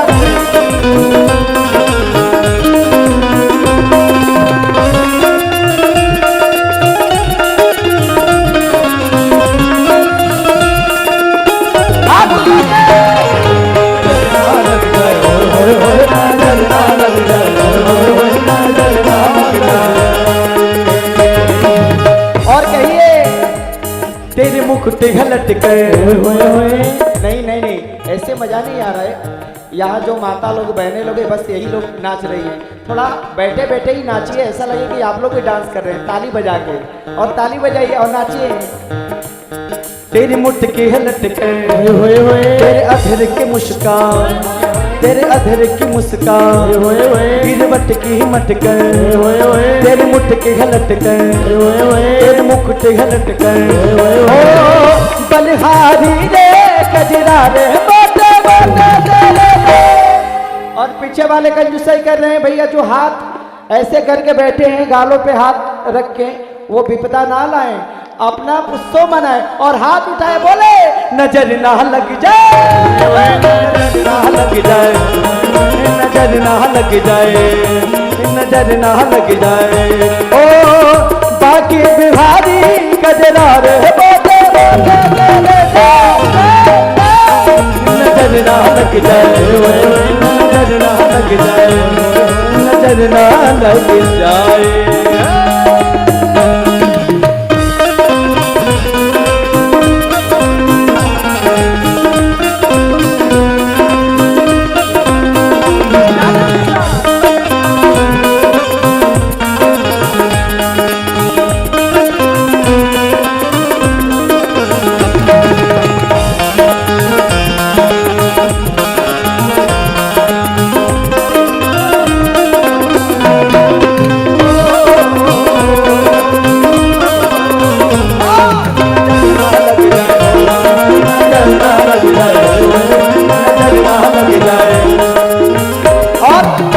भजन का आखिरी लाइन है और सब लोग बोलेंगे जो अभी तक नहीं बोले हैं, सब लोग एक बार तो प्रभु को निहारो, निहारो और प्रेम करो प्रभु से।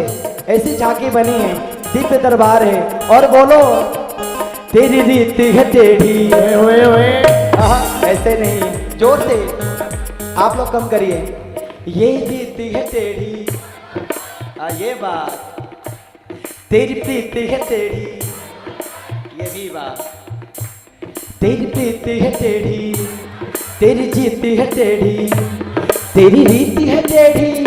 हाँ मैं तो हारी रे कजरा रे मोटे मोटे तेरे दे, नजर ना लग जाए, नजर ना लग जाए, नजर ना लग जाए। ओ छैल बिहारी कजरा रे मोटे मोटे तेरे दे, और हाथ उठाइए सभी लोग जोर से, नजर ना लग जाए, नजर ना लग जाए, नजर ना लग जाए। और गाइए मुकुट सिर मोर का मेरे चित चोरना, मुकुट सिर मोर का मुकुट सिर मोर का मेरे चित चोरना, मुकुट सिर मोर का दोने ना ने ना ने दोने ना ने ना ने दोने न सरकार कपिल कटार न सरकार कपिल कटार तालियों के साथ सेवा करें।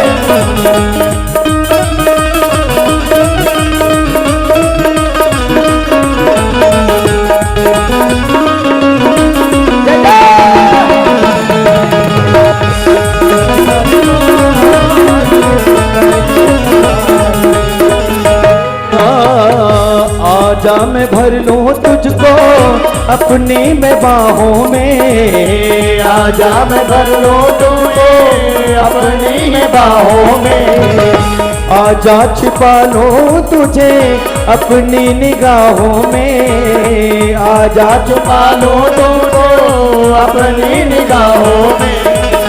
दीवानों ने विचार के कहा ये पुकार के, विचार के कहा ये पुकार के।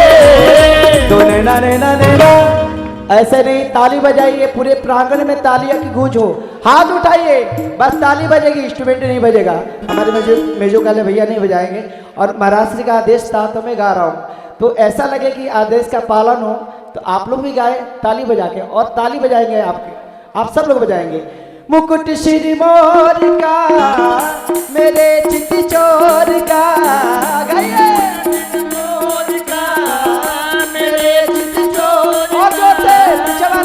पीछे वाले नहीं बजा रहे आप लोग, बीच वाले भी हाथ उठाइए और ऊपर।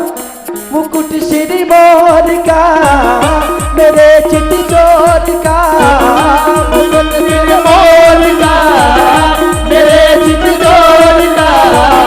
तो नैना नैना नैना बोले श्री रामचंद्र भगवान की। तूने न सरकार के कतलिए कटार से, सरकार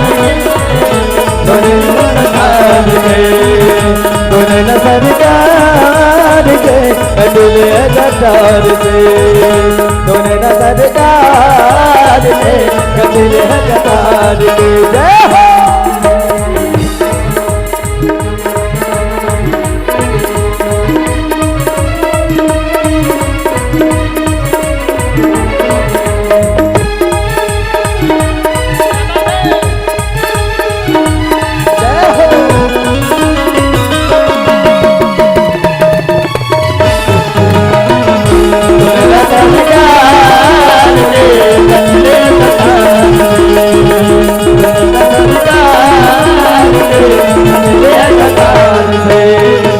प्रेम ल जाए तेरी बाकी अदाओं पर, प्रेम ल जाए तेरी बाकी अदाओं पे।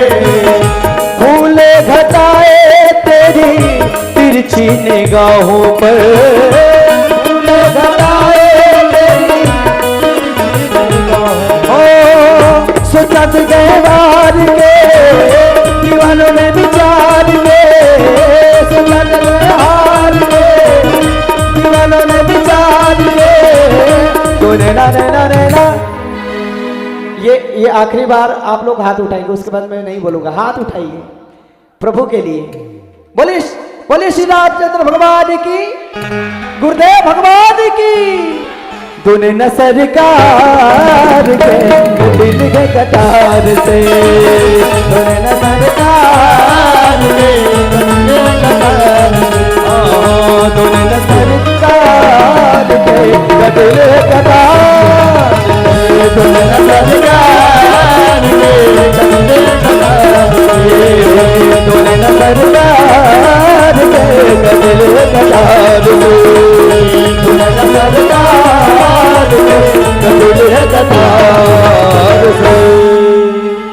बोले श्री रामचंद्र भगवान की। बड़े ही आनंद और उमंग के साथ, उत्साह के साथ हम सब आज के इस झांकी का दर्शन लाभ भी प्राप्त किए और गीतों के माध्यम से आनंद भी प्राप्त किए। लास्ट में जो दो भजन हुआ है यही तो दिल्ली वालों को चाहिए। कथा अगर सुनाइए तो कथा में तो 80% लोग बैठे रहते कि महाराज जी बोल क्या रहे हैं, कि जबरदस्ती लग रहा हो कि जैसे बैठाए गए हो। और जहां भजन प्रारंभ हुआ वैसे वो अंदर का पूरा वो भक्त जागृत होता है। अपनी वाणी को वहीं श्री हनुमान जी महाराज के चरणों में विराम करते हैं। आगे की कथा हम सब पुनः कल श्रवण करेंगे और कल इससे भी कई गुना उत्साह उमंग के साथ भगवान श्री सीताराम जी का विवाह महोत्सव की कथा भी श्रवण करेंगे और झांकी का भी दर्शन लाभ प्राप्त करेंगे और गीतों के माध्यम से आनंद उत्सव भी मनाएंगे। आइए अब थोड़ा बैठ करके बैठे बैठे अभी पहले अपने मन वाणी को पवित्र करने के लिए स्तुति और संकीर्तन कर लेते हैं, उसके बाद फिर आगे आप सबको निवेदन किया जाएगा।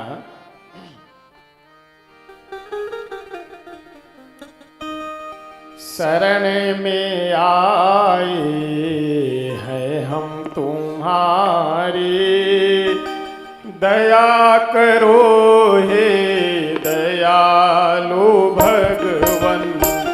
शरण में आए हैं हम तुम्हारी, दया करो हे दयालु भगवन। शरण में आए हैं हम तुम्हारी, दया करो हे दयालु भगवन। शरण में आए हैं हम तुम्हारी, दया करो हे दयालु भगवन। सुधारो बिगड़ी दशा हमारी, दया करो हे दयालु भगवन। सुधारो बिगड़ी दशा हमारी, दया करो हे दयालु भगवन। शरण में आए हैं हम तुम्हारी, दया करो हे दयालु भगवन। शरण में आए हैं हम तुम्हारी, दया करो हे दयालु भगवन। भले जो हैं हम तो हैं तुम्हारे, बुरे जो हैं हम तो हैं तुम्हारी। भले जो है हम तो है तुम्हारे, बुरे जो है हम तो है तुम्हारे। तुम्हारे होकर हो हम दुखारी, दया करो हे दयालु भगवन। तुम्हारे होकर हम दुखारी, दया करो हे दयालु भगवन। शरण में आए हैं हम तुम्हारी, दया करो हे दयालु भगवन। शरण में आए हैं हम तुम्हारी, दया करो हे दयालु भगवन। न हम में बल है न हम में शक्ति, भरो हमारे में ज्ञान भक्ति। ना हम में बल है ना हम में शक्ति, ना हो हमारी ज्ञान भक्ति। तभी कहाओ ये तापहारी, दया करो हे दयालु भगवन। तभी कहाओ हे तापहारी, दया करो हे दयालु भगवन। शरण में आए हैं हम तुम्हारी, दया करो हे दयालु भगवन। शरण में आए हैं हम तुम्हारी, दया करो हे दयालु भगवन। हरे राम राम राम सीता राम राम राम। हरे राम राम राम सीता राम राम राम। हरे राम राम राम सीता राम राम राम। हरे राम राम राम सीता राम राम राम। हरे राम राम राम सीता राम राम राम। हरे राम राम राम सीता राम राम राम। हरे राम राम राम सीता राम राम राम। हरे राम राम राम सीता राम राम राम। हरे राम राम राम सीता राम राम राम। हरे राम राम राम सीता राम राम राम। हरे राम राम राम सीता राम राम राम। हरे राम राम राम सीता राम राम राम। हरे राम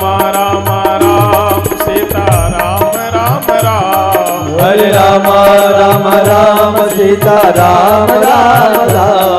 हरे राम राम राम सीता राम राम राम। हरे राम राम राम सीता राम राम राम। हरे राम राम राम हरे राम राम राम सीता राम राम राम। हरे राम राम राम सीता राम राम राम। हरे राम राम राम सीता राम राम राम। हरे राम राम राम सीता राम राम राम। हरे राम राम राम सीता राम राम राम। श्री सीताराम भगवान की जय श्री अयोध्या धाम की जय। आगे की कथा हम सब कल सायंकाल की वेला में पुनः यहाँ उपस्थित होकर के श्रवण करेंगे। आप सब अधिक से अधिक उत्साह और उमंग में भर करके फिर कल शाम को यहाँ पे आप सब सायंकाल पहुँचिए और आगे की कथा हम सब कल श्रवण करेंगे। तब तक आप सबको जय सीताराम।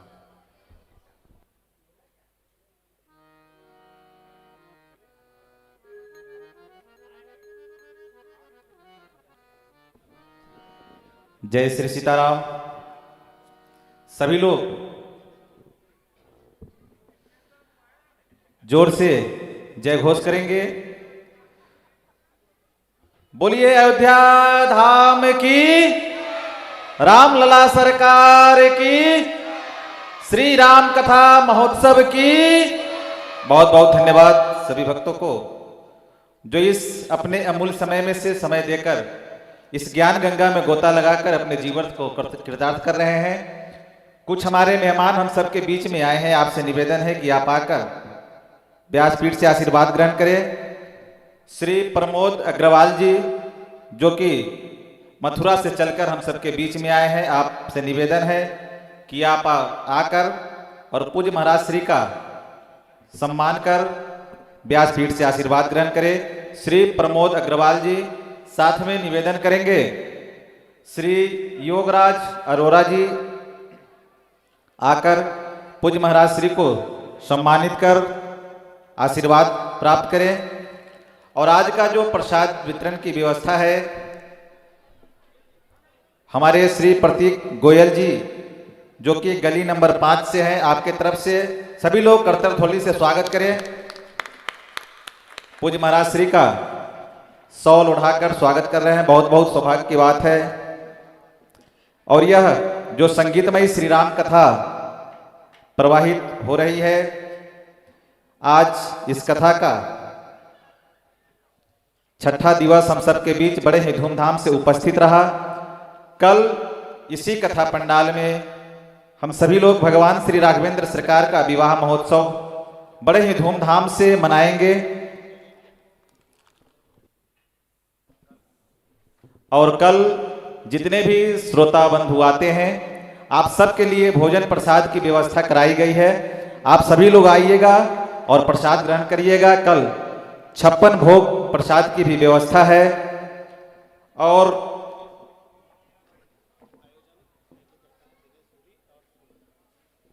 कल जो 56 भोग और भोजन प्रसाद की व्यवस्था, भंडारे की व्यवस्था है, दिनेश सूरी जी के तरफ से 56 भोग और प्रसाद की व्यवस्था है। आज का जो प्रसाद है वह श्री प्रतीक गोयल जी के तरफ से जो गली नंबर 5 से है। कल सभी लोग भगवान श्री राघवेंद्र सरकार के विवाह महोत्सव में सम्मिलित होने के लिए बस शेष 3 दिन और बचा हुआ है कथा। बस एक दूसरे को थोड़ा और प्रेरित करिए कि इसका लाभ और लोग ले सके। बहुत कम संख्या है, लेकिन आप सब लोग प्रयास करिए कल अधिक से अधिक संख्या में आने के लिए। एक निवेदन करेंगे कि सभी लोग ससमय आया करिए। कहा गया है व्यास विष्णु का स्वरूप होता है। जब व्यास गद्दी पर महाराज श्री मंचासीन हो तो आप लोग सन्मुख हो। यह दुख के साथ कहना पड़ रहा है कि आप सभी लोग बड़ा विलंब आते हैं। हमको लगता है कुछ लोग तो प्रसाद लेने का समय आते हैं, तो ऐसा ना करें। आप सभी लोग ससमय आइए और कल सभी लोग बढ़िया बराती में सम्मिलित होने के लिए सज धज के तैयार होकर के आएंगे। ठंडी के महीना है। जय श्री सीताराम। पूज्य आचार्य श्री से निवेदन करेंगे आगे का मार्ग प्रशस्त करें। आचार्य श्री। जय श्री राम। सीताराम सीताराम। बहुत सुंदर, बहुत बहुत धन्यवाद।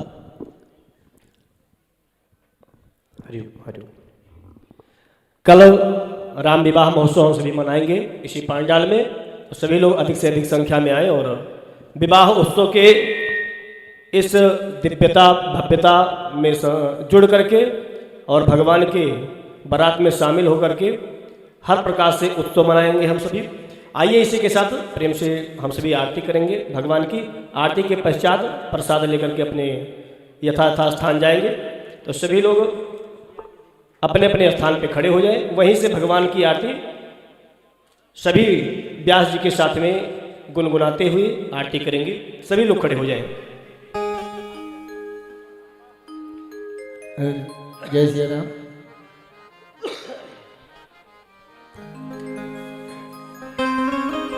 आरार्तिक्यं प्राज्वाल ज्वाला मालिन्ये नमः। जले ज्वाला थले ज्वाला ज्वाला पर्वतमस्तके त्रैलोक्य व्यापिनी ज्वाला ज्वाला देवी नमोस्तुते। ओम ज्वाला मालिन्ये नमः। हरिः ओम इदगुं हविः प्रजननाम्ये स्तोदाशवीरगुं सर्वगणगुं स्वस्थाये आत्मसानि प्रजासानि पशुसानि लोकसन्न्यभयसानि अग्नेः प्रजां बाहुलां मे करोत्वन्नं पयोरेतो अस्मासु दत्त। हे राजा राम तेरी आरती गाओ, आरती गाऊं प्यारे आपको रिझाओ। हे राजा राम तेरी आरती गाऊं, आरती गाऊं प्रभु आपको रिझाओ। प्यारी सीताराम तेरी आरती गाऊं, आरती गाऊं प्यारे आपको रिझाओ। हे राजा राम तेरी आरती गाऊं, आरती गाऊं प्रभु आपको रिझाओ। कन के सिंहासन राजत जोरी, दशरथ नंदन जनक किशोरी। कनक सिंहासन राज की जोरी, नंदन जनक किशोरी। कनक सिंहासन राजत जोरी, दशरथ नंदन जनक किशोरी। कनक सिंहासन राजत जोरी, नंदन जनक किशोरी। युगल छवि को सदा निहारो, युगल छवि को सदा निहारो। हे राजा राम तेरी आरती गाओ, आरती गाओ प्यारे आपको रिझाओ। हे राजा राम तेरी आरती गाओ, आरती गाओ प्रभु आपको रिझाओ। अवध बिहारी तेरी आरती गाओ, आरती गाओ प्यारे आपको रिझाओ। राजा राम तेरी आरती गाऊं, आरती गाऊं प्रभु आपको रिझाओ। बाम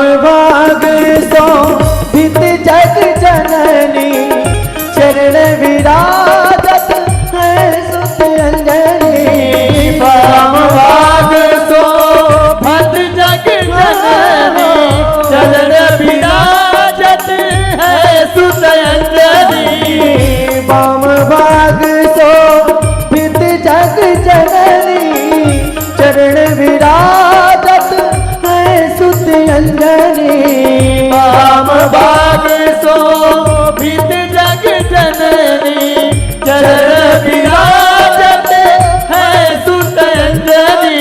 उन चरणों को सदा पखारो, उन चरणों को ला ला ला ला सदा पखारो। हे राजा राम तेरी आरती गाऊं, आरती गाऊं प्यारे आपको रिझाऊं। हे राजा राम तेरी आरती गाऊं, आरती गाऊं प्रभु आपको रिझाऊं।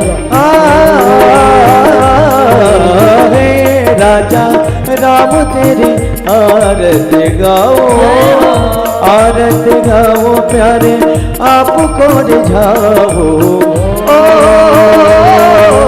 हे राजा राम तेरी आरती गाऊं, आरती गाऊं प्रभु आपको रिझाऊं। आरती हनुमत के मन भावे, राम कथा नित शिव जी गावे। आरती हनुमत के मन भावे, राम कथा नित शिव जी गावे। आरती हनुमत के मन भावे, राम कथा नित शिव जी गावे। आरती हनुमत के मन भावे, राम कथा नित शिव जी गावे। राम कथा हृदय में उतारो, राम कथा हृदय में उतारो। हे राजा राम तेरी आरती गाओ, आरती गाओ प्यारे आपको रिझाओ। हे राजा राम तेरी आरती गाऊं, आरती गाऊं प्रभु आपको रिझाऊं। अवध बिहारी तेरी आरती गाओ, आरती गाओ प्यारे आपको रिझाओ। हे राजा राम तेरी आरती गाऊं, आरती गाऊं प्रभु आपको रिझाऊं। चरणों से निकल गए गंगा प्यारी, जिसने सारी दुनिया तारी। चरणों से निकली है गंगा प्यारी, जिसने सारी दुनिया तारी। चरणों से निकली है गंगा प्यारी, जिसने सारी दुनिया तारी। चरणों से निकली है गंगा प्यारी, जिसने सारी दुनिया तारी। उन चरणों में शीश नवाओ, उन चरणों में ला ला ला ला हे राजा राम तेरी आरती गाओ, आरती गाओ प्यारे आपको रिझाओ। ओ ओ ओ ओ हे राजा राम तेरी आरती गाऊं, आरती गाऊं प्रभु आपको रिझाऊं। अवध बिहारी तेरी आरती गाओ, आरती गाओ प्यारे आपको रिझाओ। हे राजा राम तेरी आरती गाऊं, आरती गाऊं प्रभु आपको रिझाऊं। कर्पूर गौरम गरुडावतारम, संसार सारम भुजगेन्द्रहारम, सदा वसंतम हृदयारविन्दे भवं भवानी सहितं नमामि त्वमेव माता च पिता त्वमेव, त्वमेव बन्धो शशिका त्वमेव, त्वमेव विद्या द्रविडं त्वमेव, त्वमेव सर्वं मम देव देव, त्वमेव सर्वं मम देव देव, त्वमेव सर्वं मम देव देव। हरे राम राम राम हरे हरे, हरे कृष्ण कृष्ण कृष्ण हरे हरे, हरे राम राम राम हरे हरे, हरे कृष्ण कृष्ण हरे हरे, हरे राम राम हरे हरे, हरे कृष्ण कृष्ण हरे हरे, हरे राम राम हरे हरे, हरे कृष्ण कृष्ण हरे हरे, हरे राम राम हरे हरे, हरे कृष्ण कृष्ण हरे हरे, हरे राम राम हरे हरे, हरे कृष्ण कृष्ण हरे हरे। श्री कृष्ण गोविंद हरे मुरारे, राधे नारायण वासुदेव, कृष्ण गोविंद हरे मुरारे, राधे नारायण वासुदेव, श्री कृष्ण गोविंद हरे मुरारे, राधे नारायण वासुदेव, कृष्ण गोविंद हरे मुरारे, राधे नारायण वासुदेव, हे राधे नारायण वासुदेव, हे राधे नारायण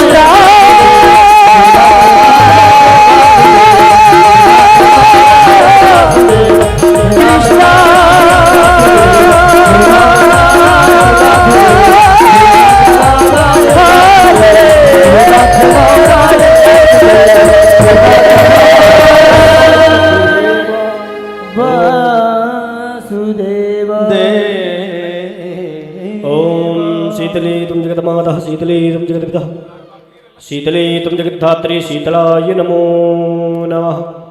हरि ओम बाव सुगंधवल्ली शतपत्रजाति सुवर्ण चंपकमकुलवोद्भवानि, गृहाण देवेश मयार्पितानि प्रभु हरि श्री तुलसीदलानि। ओम नाना सुगंध पुष्पाणि यथागालो भवानि च, पुष्पांजलिर्मया दत्तो गृहाण परमेश्वर। पापोहम पापकर्माहम पापात्मा पापसंभवः, पाहि नाथ श्रीराम सर्वपापहरो भव, सर्वकष्टहरो भव, सर्वदुःखहरो भव। ओम भूर्भुवः श्री सीतारामाभ्यां नमः। चरणकमलेषु अनन्तकोटि पुष्पांजलिं समर्पयामि, नमस्करोमि प्रणमाम्यहम्।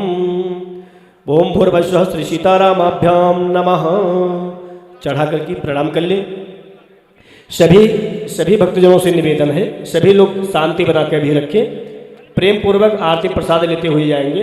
अभी लाइन बना करके एक एक करके प्रसाद लेते हुए सभी भक्त जाएंगे।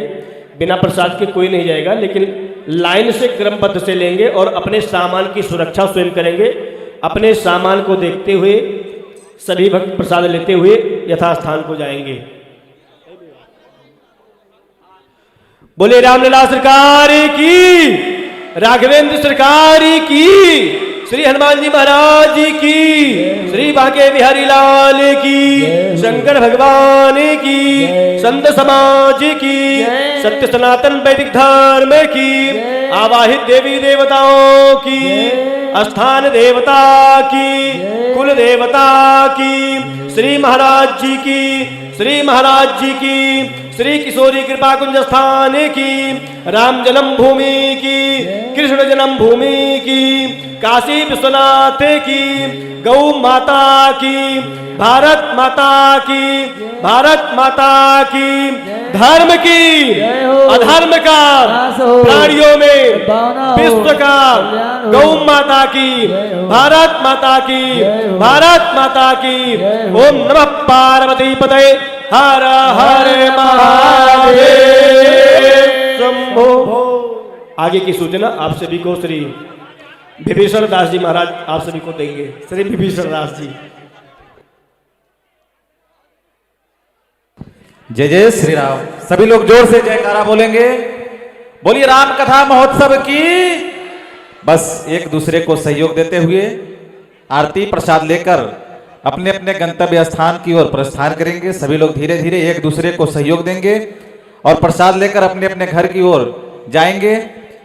कल भगवान श्री राघवेंद्र सरकार का विवाह महोत्सव। हाँ, एक चीज सभी लोग ध्यान देंगे, कल पूज्य गुरुदेव भगवान इसी क्षेत्र में बगल में फ्लैट है, उसी में रहते हैं। जिनको भी मिलना है, कुछ पूछना है, किसी भी प्रकार का कोई प्रश्न है, आप आकर 11 बजे के बाद दिन में पूछ सकते हैं। 11 से 3 के बीच में जिनको भी मिलना है आप आकर मिल सकते हैं। बस एक दूसरे को सहयोग देते हुए प्रसाद लेकर अपने अपने घर को जाएंगे। बहुत पर्याप्त मात्रा में प्रसाद की व्यवस्था है, बस केवल धैर्य को धारण किए रहें। अगर कल राम विवाह महोत्सव है, सभी लोग बड़े धूमधाम से आएंगे, बारात में सम्मिलित होंगे। जिनको भी कुछ सहयोग राशि इस यज्ञ में देना है, आप श्री मनोज गोयल जी, निर्मल गोयल जी से संपर्क करके दे सकते हैं। 1 जनवरी के दिन भव्य भंडारे का भी आयोजन है। भंडारे में जिनको भी कुछ सहयोग देना है आप दे सकते हैं। और कल जिन भक्तों को दीक्षा लेना है पूज्य गुरुदेव भगवान से, आप दीक्षा ले सकते हैं कल। हाँ, प्रसाद बहुत पर्याप्त मात्रा में है, बस एक दूसरे को सहयोग दीजिए और 5 मिनट धैर्य धारण करिए। ब्याज जी से निवेदन करेंगे कि एक भजन श्रवण कराएंगे। और कल सभी लोग जिन भक्तों को दीक्षा लेना है आप ले सकते हैं। कल दीक्षा का कार्यक्रम रखा गया है सुबह 11 बजे से। ब्याज जी से निवेदन करेंगे कि हम सबको भजन श्रवण कराएं। और कल राघवेंद्र सरकार का विवाह महोत्सव इसी कथा पंडाल में हम सभी लोग धूमधाम से मनाएंगे, देखेंगे। जिनको भी कुछ विवाह में लाना है, पुष्प वगैरह लुटाने के लिए, आप घर से अवश्य पुष्प आदि लेकर आएंगे। और जिनको भी इच्छा रहती है कि हम आरती स्वयं अपने हाथ से करें, तो आप अपने घर से थाल सजाकर आरती कर लेकर आएंगे। लेकिन शर्त यह है कि पहले आरती का थाल आप कथा शुरू होने से पहले लाकर यहाँ जमा कर देंगे, तब आपको आरती उपलब्ध हो पाएगी। जिनको भी घर से आरती सजाकर लाना है आप ला सकते हैं। 6 बजे के आसपास आप लाकर आरती रख देंगे, आप आरती में सम्मिलित होंगे। जय श्री राम। आप ऊपर आ जाइए, महाराज का दर्शन। सभी लोग अपने अपने गृह से पुष्प अवश्य लेकर आएंगे लुटाने के लिए कल भगवान श्री राघवेंद्र सरकार के विवाह महोत्सव में। जय श्री राम। व्यास जी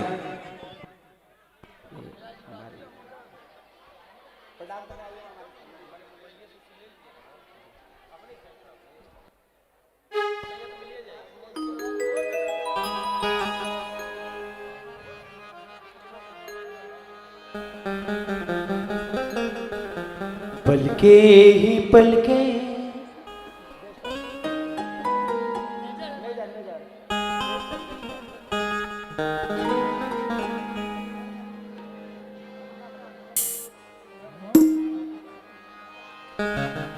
पलके ही पलके बिछाएंगे, पलके ही पलके बिछाएंगे, जिस दिन मेरे राम घर आएंगे। पलके ही पलके बिछाएंगे,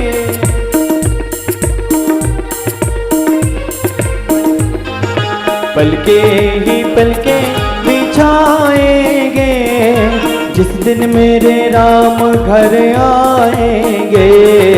पलके ही पलके बिछाएंगे, जिस दिन मेरे राम घर आएंगे। हम तो हैं सदियों से प्रभु के दीवाने, हम तो हैं सदियों से राम के दीवाने। हाँ, हम तो हैं सदियों से राम के दीवाने, हम तो हैं सदियों से राम के दीवाने। मीठे मीठे भजन सुनाएंगे, जिस दिन मेरे राम घर पलके बिछाए मेरे राम घर आएंगे।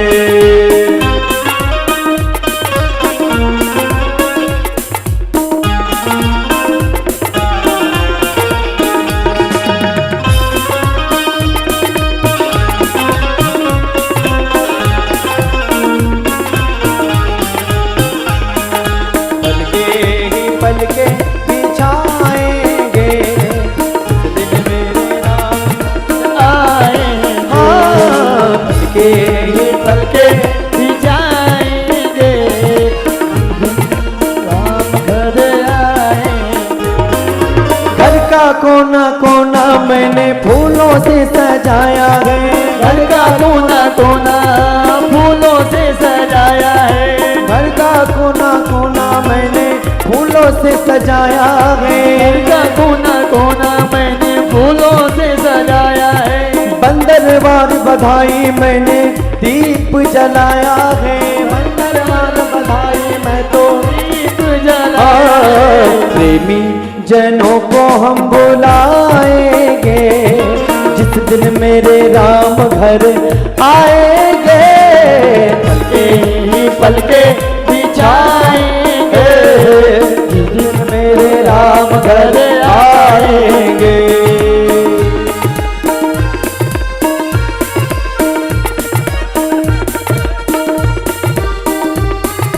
जय हो।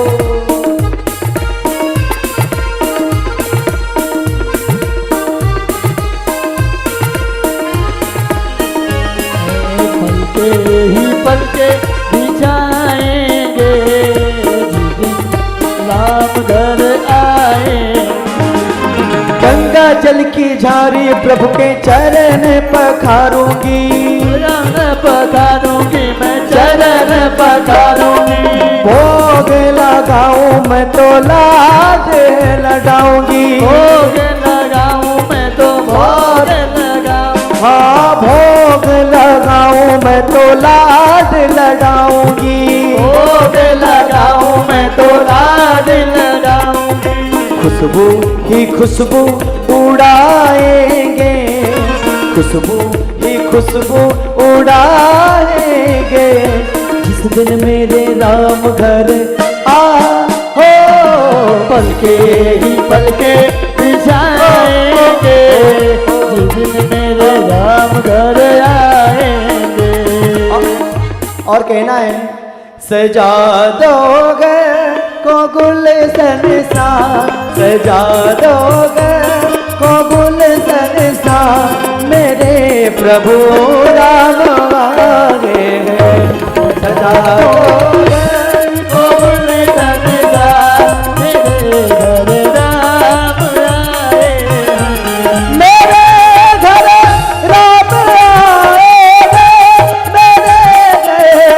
राम आएंगे,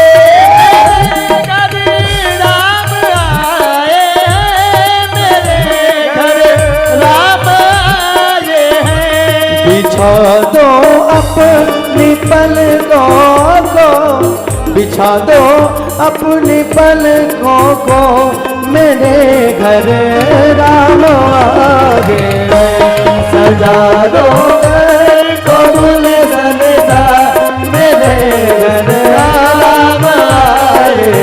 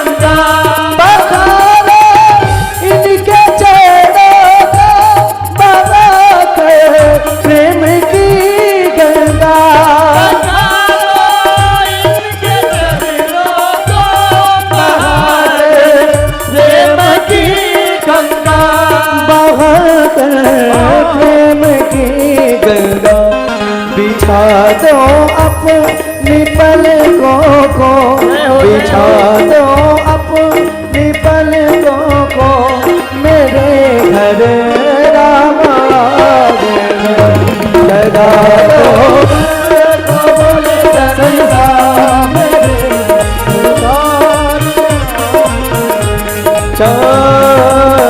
चाप तिलक सब छीन रे तुझ नैना मिला के छाप तिलक सब चीनी रे बोल नैना मिला के, नैना मिला के, नैना मिला के, नैना मिला नैना मिला के, नैना मिला के जी, नैना मिला के, नैना मिला के जी, नैना मिला। चैन चैन चैन मन सब छीन रे तो छाप तिलक सब छीन रे, छाप तिलक सब छीन रे तो से नैना नैना नैना तो से नैना नैना नैना तो से नैना नैना नैना तो से नैना नैना नैना तो से नैना नैना नैना तो से नैना नैना नैना तो से नैना नैना नैना तो से नैना नैना नैना तो से नैना नैना नैना तो से नैना नैना नैना तो से नैना नैना नैना तो से नैना नैना नैना छाप तिलक सब छीन रे